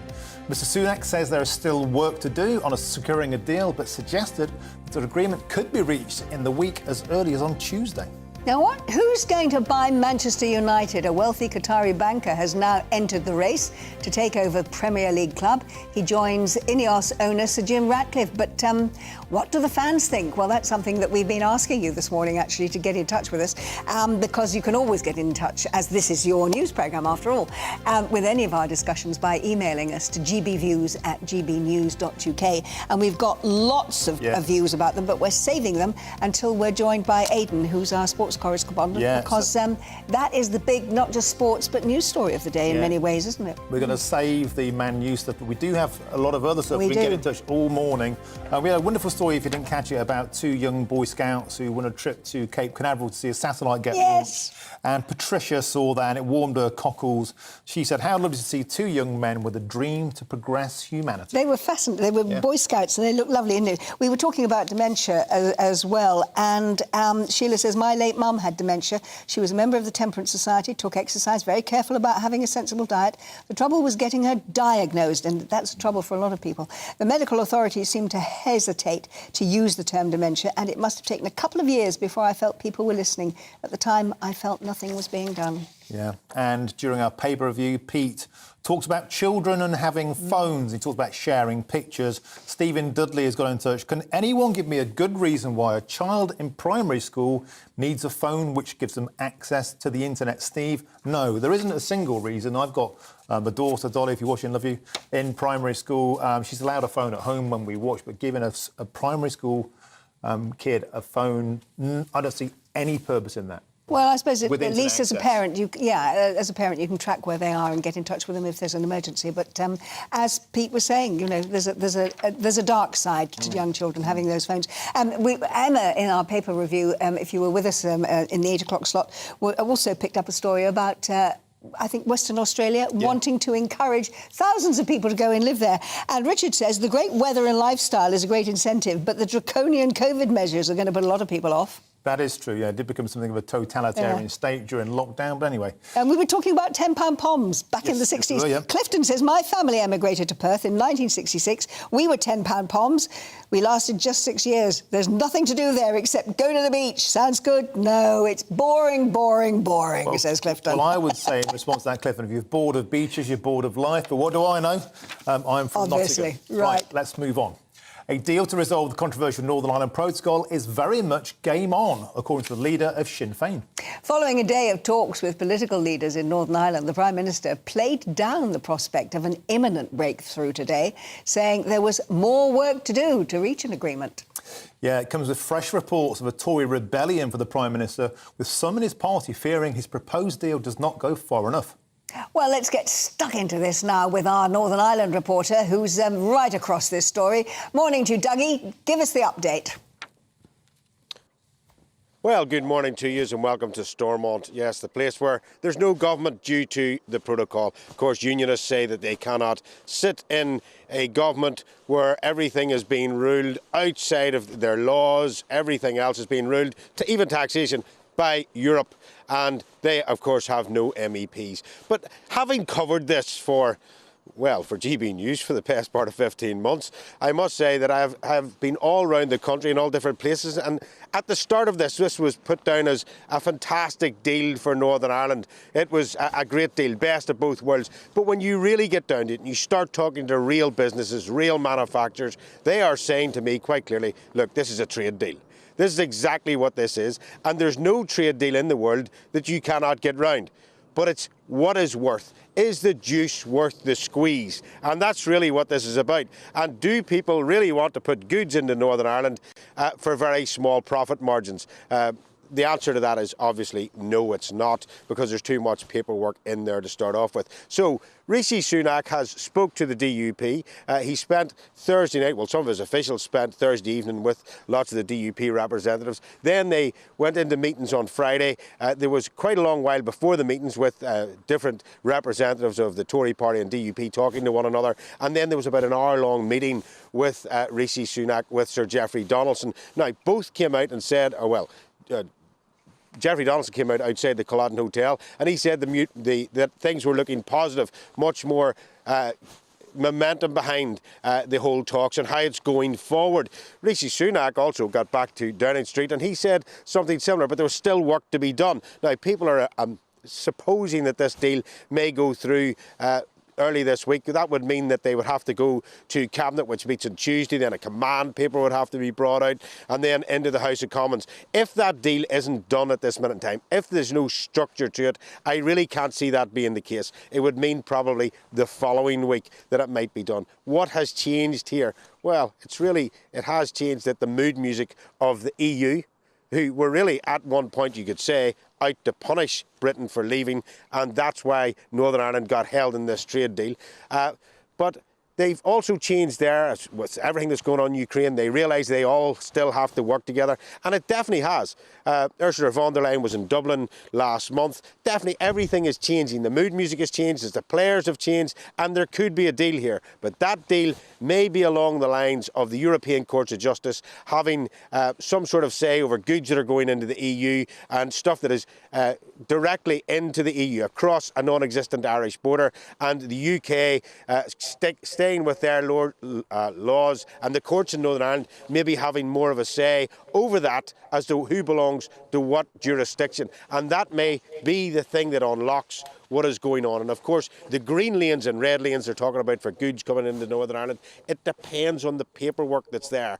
If there has to be paperwork coming from the UK into Northern Ireland back and forth, well, that will bring us back to where we are again, because, as we say, trade deals are trade deals, and the paperwork that goes with it can discourage competition coming into a very small place, only 1.9 million of us here. OK, Doogie, the more sceptical voices among the Brexit movement, such as Ben Habib, believe that Northern Ireland will be thrown under the bus at the end of this. There won't be enough to satiate the DUP, and Northern Ireland will be surrendered, a piece of the United Kingdom surrendered during peacetime. Is that what you think is going to happen, or is there any optimism amongst the DUP ranks?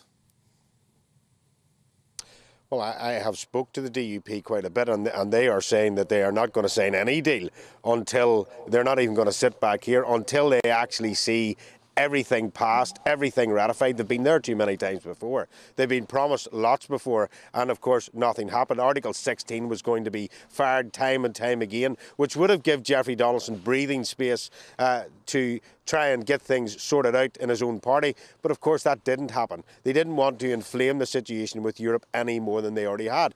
But they've got to realise as well that Northern Ireland, it's a bit like your favourite jumper at Christmas. If it starts to pick and the wool starts to come out, you start pulling that thread, everything on threads. And if you start pulling the union apart from one thread, who knows where that could go from there. Rishi Sunak will not want to be the PM that starts to break up the union. He won't want to be. Nobody will want to be the PM that wants to see the break-up of the union. So they will try to put it together in some other way. But you've also got to remember that union is not just of Northern Ireland and the rest of the UK. There's British Isles involved here, and there's about £65 billion worth of trade goes between between the United Kingdom and the Republic of Ireland every year as well. So if a trade war started here, if any trouble started here, the Republic of Ireland would be hurt the most by this, rather than the UK. They would definitely suffer bad, but it would hurt on a smaller economy much quicker.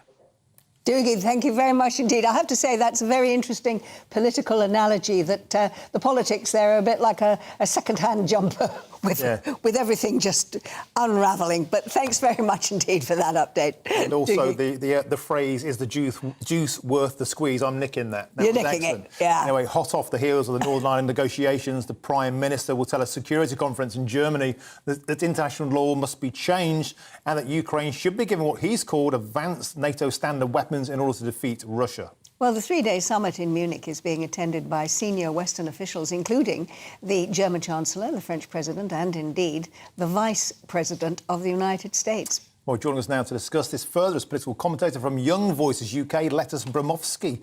Welcome to the show. So what's your take on Rishi's tough talking on Ukraine? He's talking about doubling down on effort. There's 2.2 billion pounds gone so far to Ukraine in aid. Is this the right stance for UK, or should we be more focused on the fact that this week it was announced that France is now a superior military NATO power to the UK?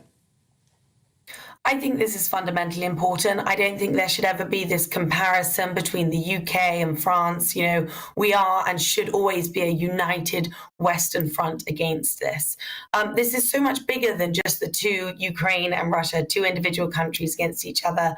We made this mistake in 2014 to trust Russia that, you know, Crimea would be all they would go for and that would be the end of it.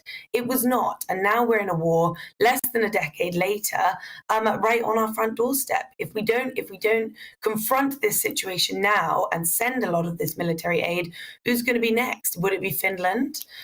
Ukraine as well, it's a democracy. It might not be part of the EU, it might not be part of NATO, but at the end of the day, we're here to defend democracy. And that's what we've got to do, really. We have to defend these freedoms. But it goes much wider than Europe as well. It goes to other dictatorships around the world who will be watching how the West handle this situation. Of course, specifically, I'm talking here about China and Taiwan. If we can stop this now and support Ukraine in a strong enough way, we might be saving us more heartache, more money down the line when it comes to China.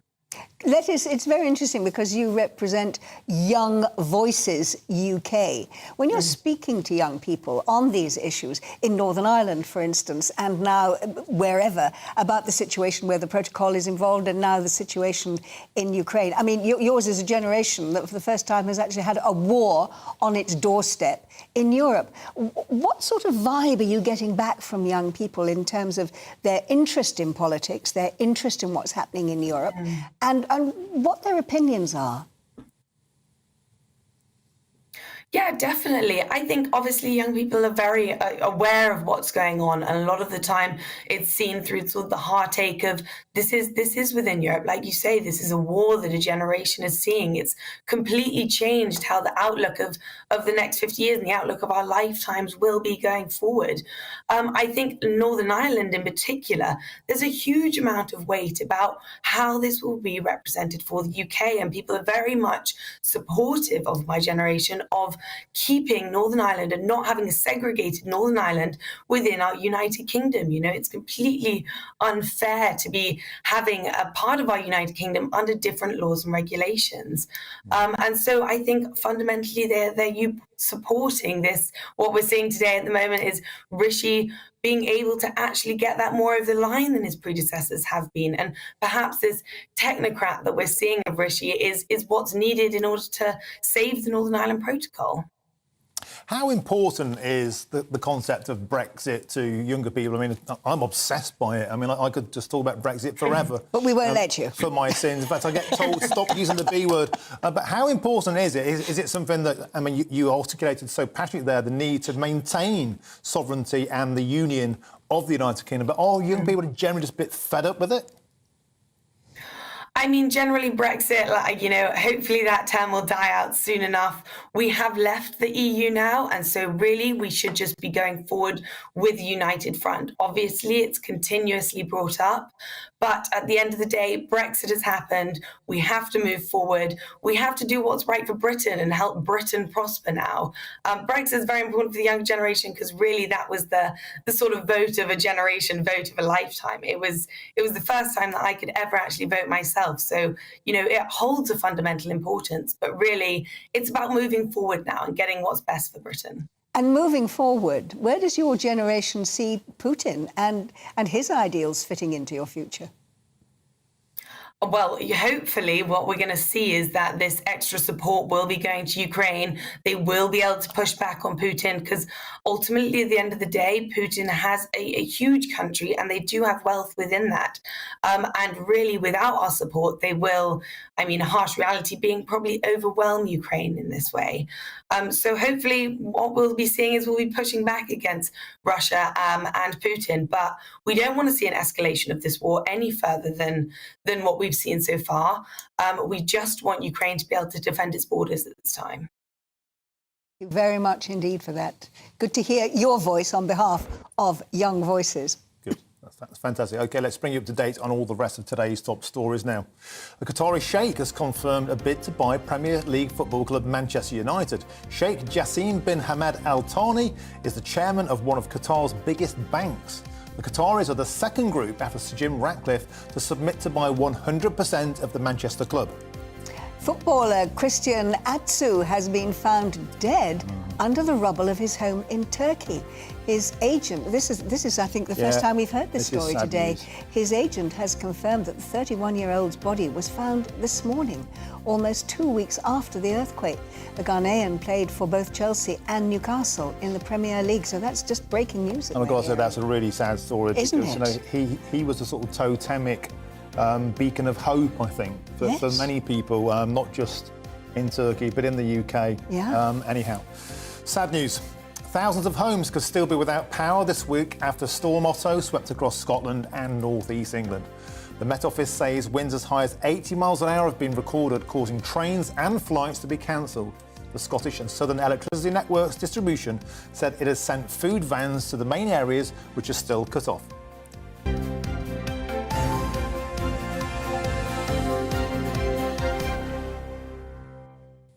And I'm sure that story about the Turkish footballer will be picked up by Aidan when we speak to him a little bit later on this morning. Sad news. Now, Scottish Labour leader Anas Sawar has said that his party is ready for government in a rallying cry to activists at the party conference. Mr Sawar made a direct plea to Conservative and SNP voters ahead of the next election, urging them to put their trust in Labour. Our Scotland reporter Tony Maguire is in Edinburgh with more on this story. Good morning, yes, and welcome to Edinburgh at the Assembly Rooms here in George Street. Day two of the Scottish Labour Conference, and as you so keenly pointed out, very much a rallying cry. We're seeing a side of Scottish Labour we haven't seen in many election cycles now, confidence. And certainly speaking to Jackie Baillie yesterday, Scottish Labour's deputy leader, the message is quite clear that for anybody deliberating whether to follow SNP's next leader or to make a different choice, a different path for Scotland's future, then Scottish Labour is the viable option. Now, today we're hearing from Ian Murray, MP, who, after the last election in 2019 for Westminster, was Scotland's only Labour MP. But various polling data we've seen over the last week suggests that he might be joined by as many as 29 more colleagues from north of the border.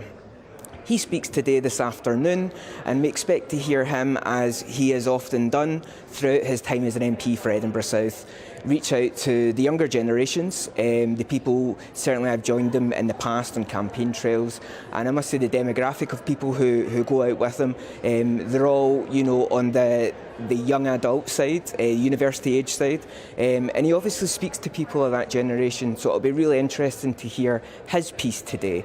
And yes, yesterday Anas Sawar certainly gave a rallying cry again to SNP supporters.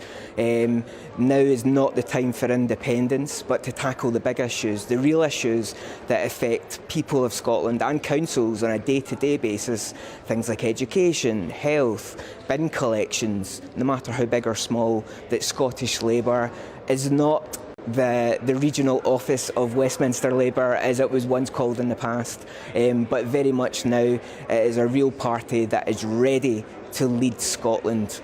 Very interesting things to come, hopefully today, and of course Keir Starmer's appearance tomorrow. Let's see how Scotland's Labour Party puts out the message. Thank you, Tony, for that update. It's worth remembering a little bit of criticism around Anas Sawar. He also supported the gender recognition bill, which caused Sturgeon to get sunk. So just bear that in mind. Yes, I found it interesting, actually, that he's been subsequently attacking Sturgeon on the NHS, on councils, on drug deaths, teachers, strikes, transport chaos, but not on gender recognition, which everyone is saying was a catalyst in bringing her down, which he supported. And it's also worth bearing in mind, Andrew, not only does the Scottish Labour leader support it, but so does Keir Starmer, the Labour leader in the mainland in Britain. So Starmer and Scotland still support this toxic bill which caused Sturgeon to be sunk. No, just a quick thought there. Yeah. Well, lots more to come. We're going to be speaking to a marathon man who has completed, believe it or not, his third run of 7 marathons in 7 days. He's still running to our studio, but that's after the break.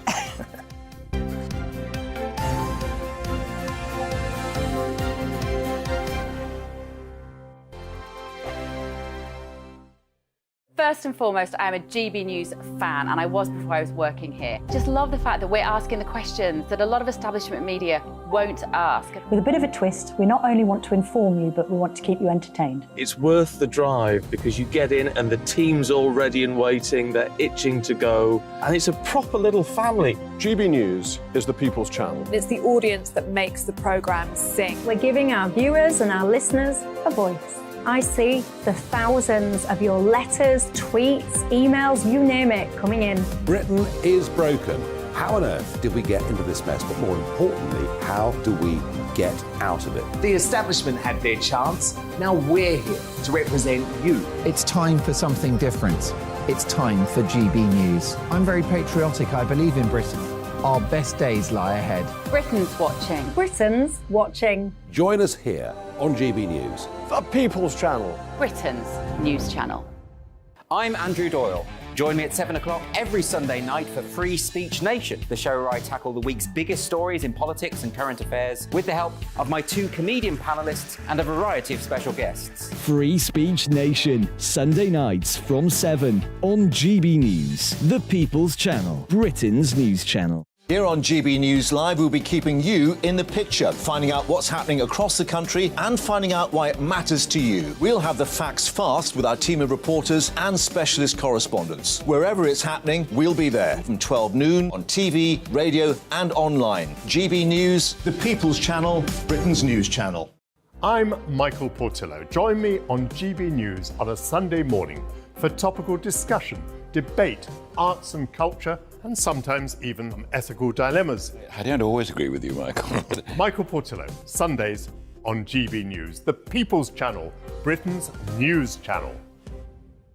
Hello, I'm Michelle Dewberry, and you can join me every weekday 6 till 7 on Jubes and Kerr. You're an inspiration to us all. Clip that bit up. Well, you are. That's my ringtone. My political ambitions are, those days are gone, I can tell you. She's only teasing. Go on. He's probably going to want to lay down now. I'll give him 2 minutes to have one. Let's respectfully disagree. That's what we like on Jubes and Kerr. Come and join us. GB News, the People's Channel. Michelle Dewberry, weekday evenings at 6 o'clock. I'm Simon Evans. Join me on GB News for Headliners at 11 p.m. What's the scoop? I'll be joined by 2 of the country's top comedians. That's right. As we take a look at tomorrow's newspapers tonight. We're going to get into trouble. If it's a big story, we'll be covering it. Spill some tea on him. There we go. But we'll also have some fun. I wouldn't stick up a bank. My father didn't love me. So anyway. Headliners every night from 11 on GB News, the People's Channel, Britain's news channel. Join me, Nana Akue, Saturday and Sunday afternoons on GB News. Expect fiery debate and passionate discussion as me and my panel tackle some of the biggest topics hitting the headlines. It's a place for everyone's opinion. No one gets cancelled, but no one gets an easy ride. Oh, she's on it today. Be ready for conversations that are fierce, frank, and of course, fun. Every Saturday and Sunday afternoon from 4 p.m.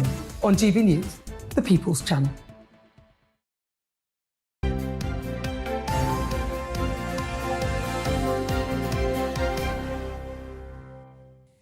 Very warm welcome back this Saturday morning. You're watching and listening to Breakfast with, actually, Martin and Angela. It says Stephen and Anne. It says Stephen and Anne. I know they're missing them, but I think we're Well, I doing tell you, all right. Stephen is away on holiday, Yeah. and Anne is also taking a break. So all of you who want to know where your regular presenters are, that's where they are, and that's why you've got us today. Yeah. And thanks for being with us. We've had a great time so far. OK, here's a story to warm the cockles. A former RAF paratrooper has completed 7 marathons in a single week. I can't believe it. Like, Luke Wigman completed a string of ultra marathons around the world, from Antarctica and Cape Town to Dubai, Madrid and Brazil. And he became the first to achieve this feat for not just once, he's done it 3 times. So he's joining us now. It's the man himself. Luke, oh my God, I am in awe of what you have achieved. And I read that you said somewhere, we all have a potential to do amazing things. But what was it that powered you to do those amazing things? Well, I don't know. I ask myself this every day. I got injured back in 2011, in the RAF. I stepped on an IED when I was out in Afghanistan, and subsequently I got medically discharged on the back of that. I went through this lengthy period of clinical rehabilitation. I had lots of operations, and because of the standard of our defensive rehab, I was able to kind of, get medically discharged and carry on with my life and do all the things that I've always kind of dreamed of doing. I did the World Marathon Challenge, so the 7 marathons, 7 continents, 7 days for the first time back in 2017. And I did that to raise money for a new clinical rehab centre, a defensive rehab centre. And that was built, and now that's operational. I did it the second time in 2020 to raise, some money and awareness for the Royal Air Force Benevolent Fund. And then this time I thought, why not go back for a third time, do it for a first, no one's done it 3 times, and cast some light on a new national rehab centre that's, should be being built soon. So yeah, that was the reason for it. I like to challenge myself. I enjoy running. I enjoy going around the world. So yeah, the perfect challenge. Okay, Luke, you obviously are a man who has no concept of barriers. Let's talk about, if we can, the specifics of your injuries, because for anybody this would be a huge ordeal. But in terms of the mechanics of what happened to you, would you mind just sharing with us a sense of what you went through and therefore how you came to overcome it? Yeah, absolutely. So I stepped on a hidden bomb essentially in 2011. At the time, I was mentoring a section of Afghan troops, so it was quite difficult to communicate with them. I had to do my kind of first aid, get that sorted, patch my legs up, get a helicopter sent in for my extraction. And then, I went to hospital in Bastion, southern Afghanistan. I got casevaced back to Birmingham, Queen Elizabeth Hospital, and I guess that's where all the hard work started. I had lots of operations, lots of rehabilitation. So I had to, build the strength back in my legs. I couldn't walk for a number of months. So I had to kind of regain that function, learn to walk, learn to balance. It was really starting from square one. So this went on for over a year. I got medically discharged a couple of years later. And then I got back into everything that I've always enjoyed doing, the running. That's always been a big part of my life. In the early days, it was just small goals. It was just get out of the house, walk for 5 minutes, and that's it. Then the following week, I'd get out for a couple of times. I'd increase that 5 minutes to 10 minutes to 20 minutes to 30 minutes. Before you know it, you're entering events, running half marathons. The next thing I did was an Ironman triathlon. Then on the back of that, I thought, why not kind of go all in, do everything you've always wanted to do. In 2014, I went to the North Pole, so I ran a marathon at the North Pole. I went to Antarctica the following year. I ran a marathon around volcanoes in South America in 2016. That was the first marathon I won, so that was quite a nice feeling.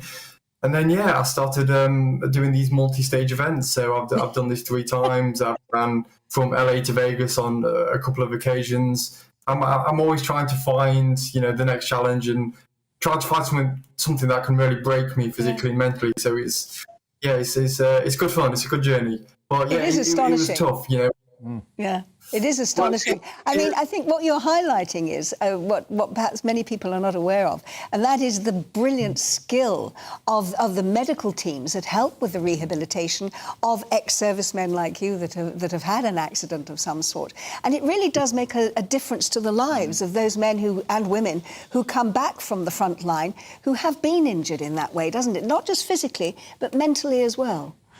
It absolutely does. The original rehab centre was Headley Court, so I'm sure most people in the country can remember Headley Court or know it, as being this incredible defensive rehab centre for military personnel.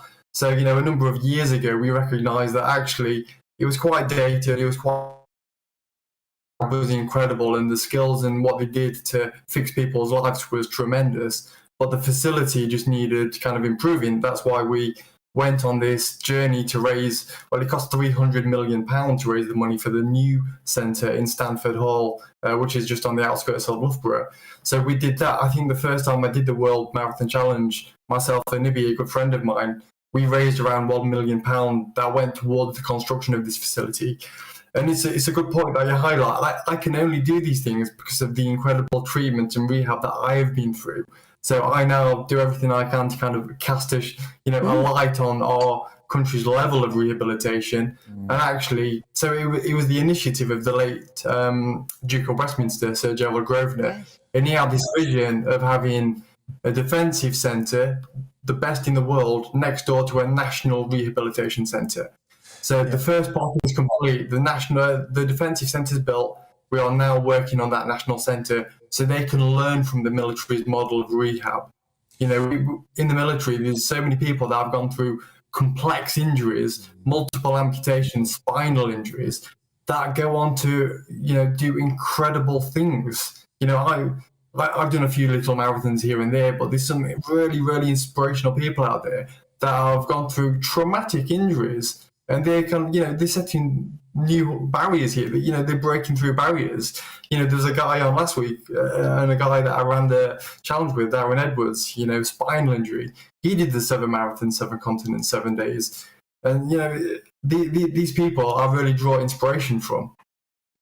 Wigman, you've ran through deserts, you've ran across polar ice caps, and you've ran through walls, and you've certainly ran through the pain barrier. Thank you. You've inspired us all this morning. Thanks for joining us. Yeah, absolutely inspirational, that. Well, after the break, we're going to be talking all about the Princess of Wales' apparent revenge on Meghan Markle. That's coming up after the break, believe it if you will.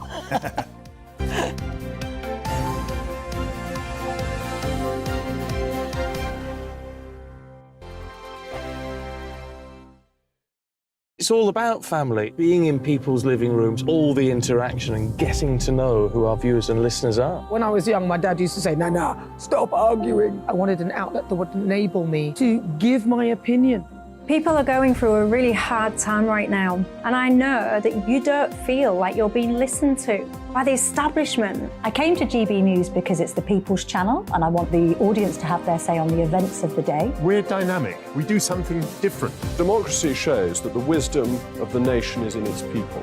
I get to travel to find out what the story is from a personal perspective. The British people aren't fools. We know when we're not being told the full story. We've got to work out how Britain moves forward from this. It's the best country in the world. The establishment had their chance. Now we're here to represent your views. Britain's watching. Britain's watching. Britain's watching. We're proud to be GB News. The People's Channel. Britain's news channel. Monday to Thursday on GB News, it's Bev Turner Today from 10 a.m. We're going to be here for you, our GB News family, to keep you up to date, but also make you smile. The guy went from puberty to adultery. And I can't wait to bring a few of my own opinions. I have no time for cultural totalitarianism. We'll engage in passionate, but always polite debate, with your thoughts and opinions at the centre of it all. Only on GB News, the People's Channel, Britain's news channel. We are GB News, and we'd like to say thank you to each and every one of you for bringing us your conversations, for helping our great nation find its voice. We are here for you on radio, television, and online, across England, Scotland, Wales, and Northern Ireland. It's not the BBC, you actually get your facts right. We are proud to be GB News, the People's Channel, Britain's news channel. Join me every Sunday at 6 p.m. for Gloria Meets. In exclusive interviews, I'll be finding out who our politicians really are and what they really think. It's something that you would never want anyone to suffer. I didn't know what channels there were. I didn't think I'd be believed. I must have weighed about 7 stone and I'm 5'8". My instincts was to sort of cover this up. Clearly that was a mistake. Join me every Sunday at 6 p.m. on GB News, the People's Channel, Britain's news channel.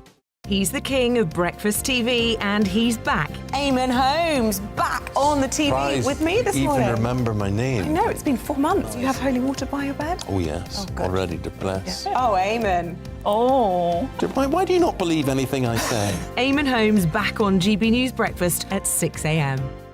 Join me, Patrick Christie's, Monday to Friday, 3 till 6. We tackle the day's news agenda like you've never seen before. It's high tempo, high octane, the most controversial topics and the best guests. You will not be able to take your eyes and ears off it. I'm not afraid to ask the questions that you really want answered. 3 till 6 p.m, Monday to Friday on GB News, the People's Channel, Britain's news channel. Hi, Andrew Pearce here. Join me every Friday lunchtime for a proper no-nonsense debrief of the week's events. With special guests in the studio and the GB News team on the ground, I'll be getting you up to date with news, some intelligent discussion and my own sharp take. The weekend starts here with me every Friday lunchtime on GB News, the People's Channel, Britain's news channel.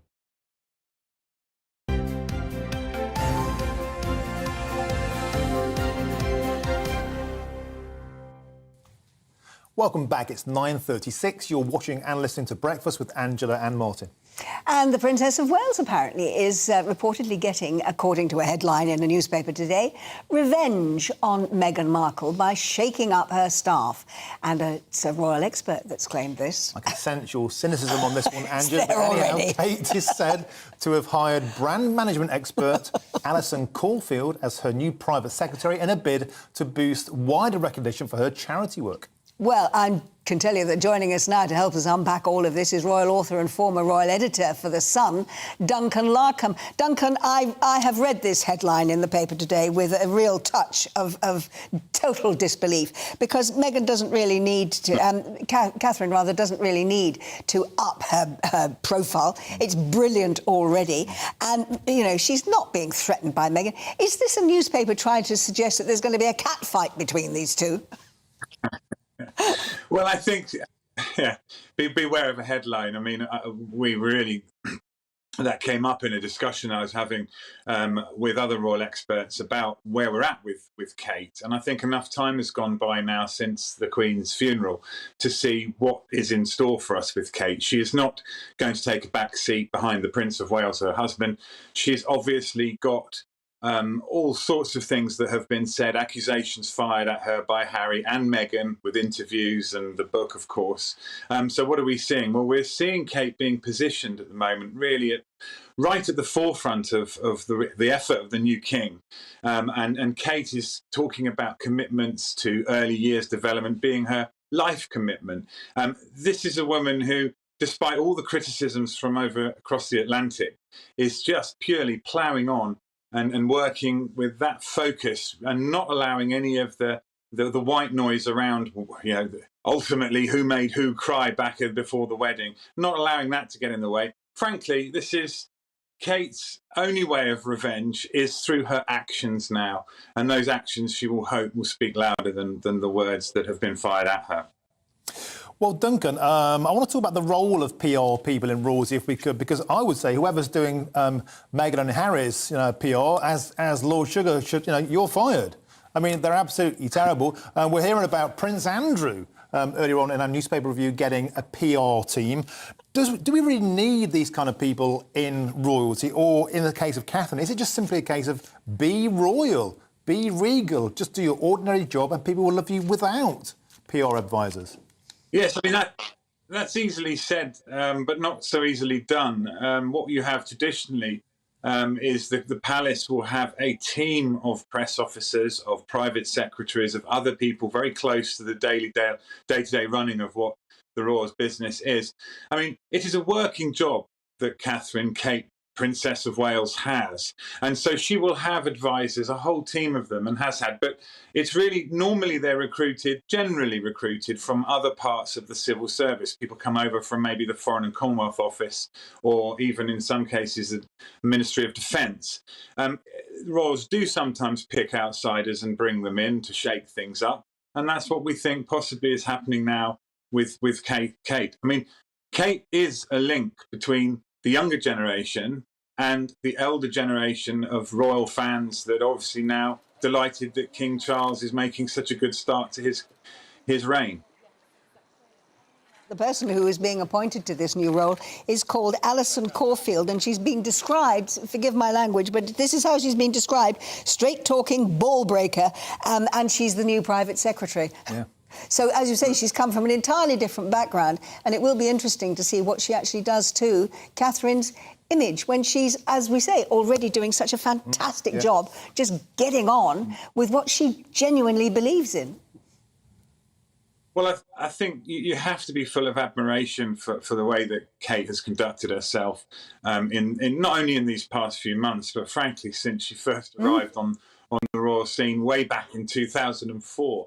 But we are seeing changes. We are seeing her grow significantly, even to this time last year. Now that she's Princess of Wales, her role is not only to support William in the role and the jobs that he has, but actually to be an equal with William and have her own causes that really are nothing.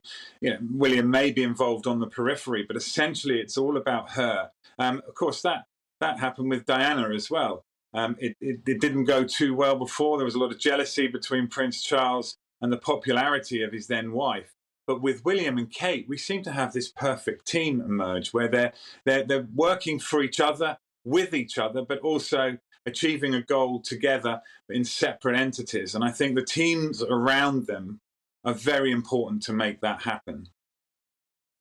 Very much indeed, Duncan. I have to say, I don't think that the Princess of Wales, Catherine, has anything to fear from Meghan, and I don't think she's worried about her at all.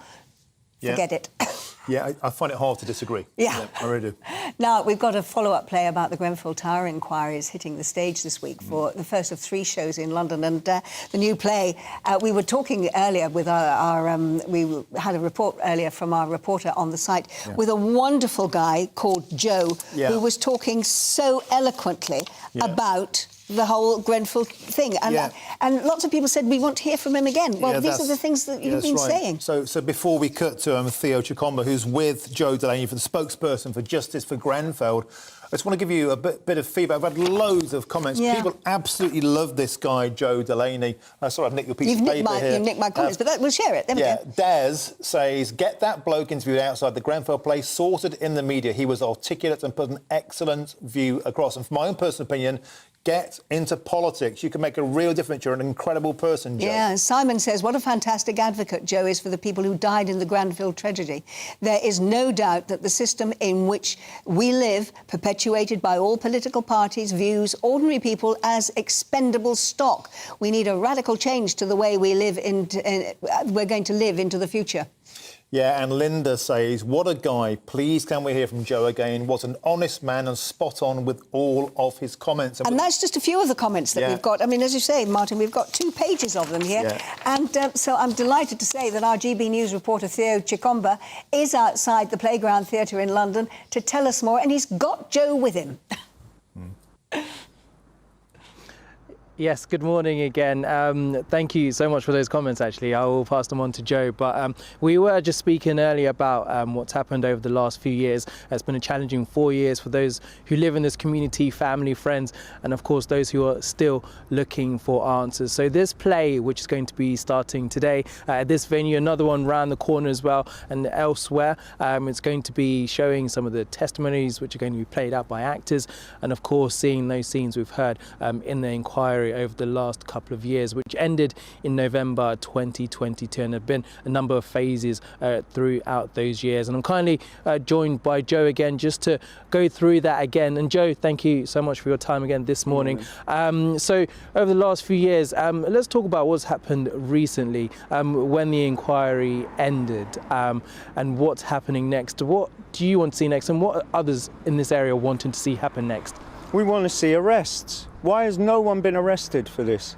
You know, is it anything to do with the fact that our former Prime Minister, Boris Johnson, happened to be Mayor of London at the time when the fire service cuts were pushed through? And when he was questioned about it in the London Assembly by a Labour member about the danger of these cuts, he told them to get stuffed. You know, that tells me, and it tells this community, all we need to know about how the government think of us around here, you know. All we get is virtue signalling. You know, there's more honesty and truth in this Grenfell system failure play than we see in real life at Westminster or at real life in Kensington High Street, because neither the council nor the government know what they're doing whatsoever. You know, if they really are trying to help, then they are useless. You know, and if they really are just trying to get rid of us all so that, you know, this place can be sold off to be property investments, well, then they're heartless. You know, but either way, they don't serve our interests. And just for those who don't perhaps live in London or haven't been to this area, just tell us about what it's like in the council as well. This is, some would say, a decent area, isn't it? It is a nice area, and it always has been a nice area, you know, and it's been an area where, you know, it was no dogs, no blacks, no Irish, as we were told around here, you know, up until like the 80s and 90s, you know. Well, now all we'll say around here is we need more dogs, more blacks and more Irish, because all of the population who built this community are being priced out. You know, the council aren't interested in selling us homes anymore. The council had £129 million in profit from its private property enterprises up to Grenfell, where it was buying properties, doing them up and selling them on. You know, I thought that was the BBC's job when they would own Homes Under the Hammer. You know, why was Kensington and Chelsea Council playing Homes Under the Scammer? You know, and this stuff sounds ridiculous. That's why this play is so vital at the moment. Because honestly, all that Richard Norton-Taylor has done here is take word for word what's been said at the inquiry. No embellishment, no changing anything, and frankly, the Richard Millett that they have playing in here is more realistic than Richard Millett is, the QC at the inquiry. He's picked an amazing cast for this as well, and all they do is tell us the truth. You know, well, all we get from central government, local government, and all of the institutions that are meant to be taking care of us at the moment, but aren't. You know, all of them are the same. It's, you know, we'll get theatrics, that's it, and we get virtue signalling, but we certainly don't get action. You know, leaders don't just say, leaders do. Now, you mentioned the former Prime Minister, although no longer in his position. There's obviously been changes in government.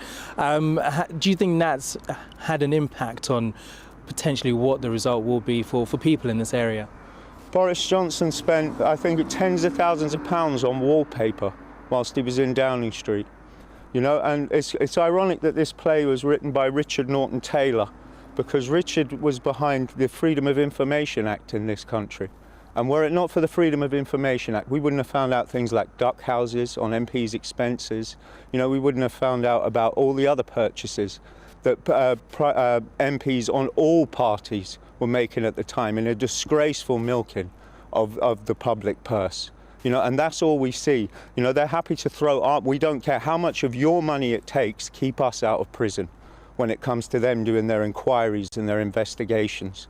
You know, and it is insulting that part 2 of this play has had to be produced once again in order to deliver more truth than the government is ever willing to deliver to any of us.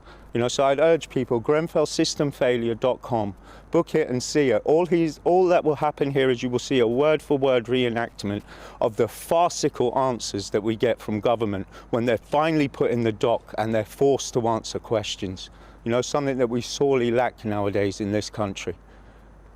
Joe, once again, thank you so much for your time this morning. As you heard from Joe, this is a play which is going to show the realities, and as he mentioned as well, that they've had to reproduce some of it just to encapsulate the realities of what happened on that day and afterwards as well. And it's going to be starting here this afternoon for the next month or so. Theo, thanks ever so much. I mean, that is such a powerful set of statements there from Joe Delaney. No surprise that he has absolutely touch the hearts and the minds and the consciences of our viewers. I'm just going to read you this one. Stephen in Lincolnshire says, I've just watched Joe be interviewed on GB News. I wanted to say how fantastic he spoke. He was so articulate. Thank goodness we have people like him in this country. And, you know, in a time of cardboard cut-out politicians, that was real. Yeah. That was from the heart. If the Labour Party had half a brain, they'd be in touch with that guy and they'd be getting him on the candidate sheet. He can win that seat and make a difference. That is real. And, you know, I thought that was fantastic. Yeah, he touched really every one of us, I think, in the studio, didn't he? And those of you at home, too.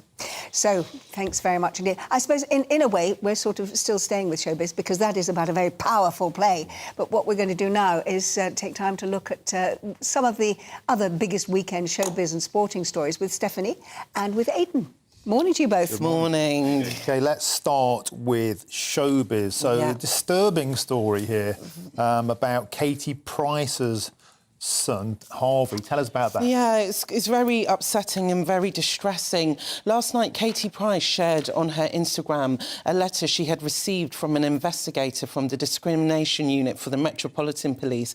And in the letter, it disclosed that 8 officers will be going for a hearing next week because they've had this WhatsApp group for between 2016 and 2018 where they've been making fun of Harvey, where they've been posting memes, videos, messages. And Katie's reacted to the video. She shared it, of course, to all her followers. And she said it's disgusting that police officers from here have felt the need to laugh and use disgusting content on Harvey by creating a WhatsApp group. She added that those involved need to be named, shamed and exposed. And, of course, Harvey has autism and he suffers from a syndrome called Prader-Willi syndrome. So those in question, they will be going for a hearing on Monday, and it's set to last over 4 days. But in this WhatsApp group, aside from Harvey, they were also posting discriminatory content attacking the protected characteristics of race, religion or belief, disability, sexual orientation and sex. What kind of moron is going to pick on someone like Harvey? Yeah. I mean, absolutely cretinous. What is the benefit? I just do not, and I will not ever understand it. But as well, it's coming from Metropolitan Police officers. This is where these are people who we are supposed to hold in high regard and are supposed to be protecting society, and they're having such groups, which is just terrible and awful. It's unacceptable. Now, we're going to turn to Aidan because we want to talk about Manchester United. But I have to say that if you were with us in the first hour of the programme this morning, you will know we had a bit of a bro fest going on here with Aidan's aftershave. And Liz says, I've been saying to my mum every time I see Aidan on GB News, he looks like he smells nice. He really does smell nice. And now it's been confirmed. Thanks for making us smile today on my mum's birthday. Happy birthday, Liz's mum. And he does smell nice, I can tell you. How about a nice lingering close-up on Aidan looking and smelling nice? OK, good, let's press on. OK, so the big sports. Well, before we go to the big sports, so we just had some sad news come in about Christian Atsu, former Newcastle player, been found. Sadly, didn't make it in the Turkish earthquake. No, exactly. I mean, we thought, 5-6 days ago that his body had been recovered. He was alive and well. He'd been taken to hospital, and that he'd been basically misidentified. And we learned this morning that he did actually die in the rubble. Now, he played for 4 Premier League clubs. He was signed to Chelsea, a big hope back in 2013. Sent out on loan to Vitesse Arnhem, did well in Holland, came back to a spell in Bournemouth and Newcastle. With Newcastle, he actually played for them in the Championship, a division below the Premier League, and helped them back to promotion. But 31 years old, he had a stellar career. He played in a World Cup for Ghana, and he played in 2 African Nations Cup as well for Ghana. So a real tragedy out there. He's plying his trade for Hatayspor in Turkey of late. As I say, 31 years old is no age. No way. A sad loss, and especially after those... Turns out now they were false reports that he found alive and hospitalised. Now, the big story, Angela. Yeah, look, Manchester. Manchester United, I mean, look, we had... it was a soft deadline last night, 10 o'clock for the bids for Manchester United, owned by the Glazers. The Glazers put the club up for sale tentatively at the end of last year. We saw a bid from Ineos, from Sir James Radcliffe. He secured backing from the City in the form of JP Morgan and Goldman Sachs. We saw a rival bid from Qatar, believed to be $4 billion. We don't know what the value of Radcliffe's bid is at the moment. I'd have thought it would be around about that. But Qatar have come in the form of Jassim bin Jaber Al Thani, who is known as JBR to his friends. But he's an individual. He's said to be not linked to the Qatari state. I simply don't believe that. But it looks like more state ownership of a football club. We've got a couple of views in here from Manchester United. This won't happen easily, by the way, because they want top dollar, the Glazers. These are low bids, and I think this probably won't happen until the summer. But Brian says, as a West Ham supporter, I'm proud we have British owners, and that's important to me. Results aren't everything. A gentleman called Alan says, sorry, I believe that most Man United supporters would want the Radcliffe offer to be accepted. However, the Glazers are that greedy and bought Man United with borrowed money that loaded the club with huge debts that they would go for the biggest bid with no regard at all for the fans. Fans and club value should be the priority, but the Glazers have never put that first. And Malcolm, quite mischievously, says, money has ruined football, so we can only hope that all these reals bring Man United further years of misery. I want to bring Stephanie in on this. I know we've spoken before about this on the show. Do fans care? about the morality, the homophobia, the death penalty, all that stuff in Qatar, or do they just want to win matches? I think it's a mixture of both sometimes, because I think obviously the first thing is the game. It's always the game at hand, and that's what fans care about. But I think when you are going to these different countries, you cannot deny that these laws are there, and you do have to respect them. So, you know, in that sense, even though you want to separate the two, you cannot.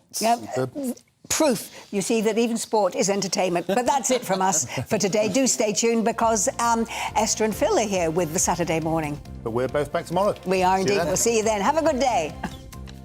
I'm Michael Portillo. Join me on GB News on a Sunday morning for topical discussion, debate,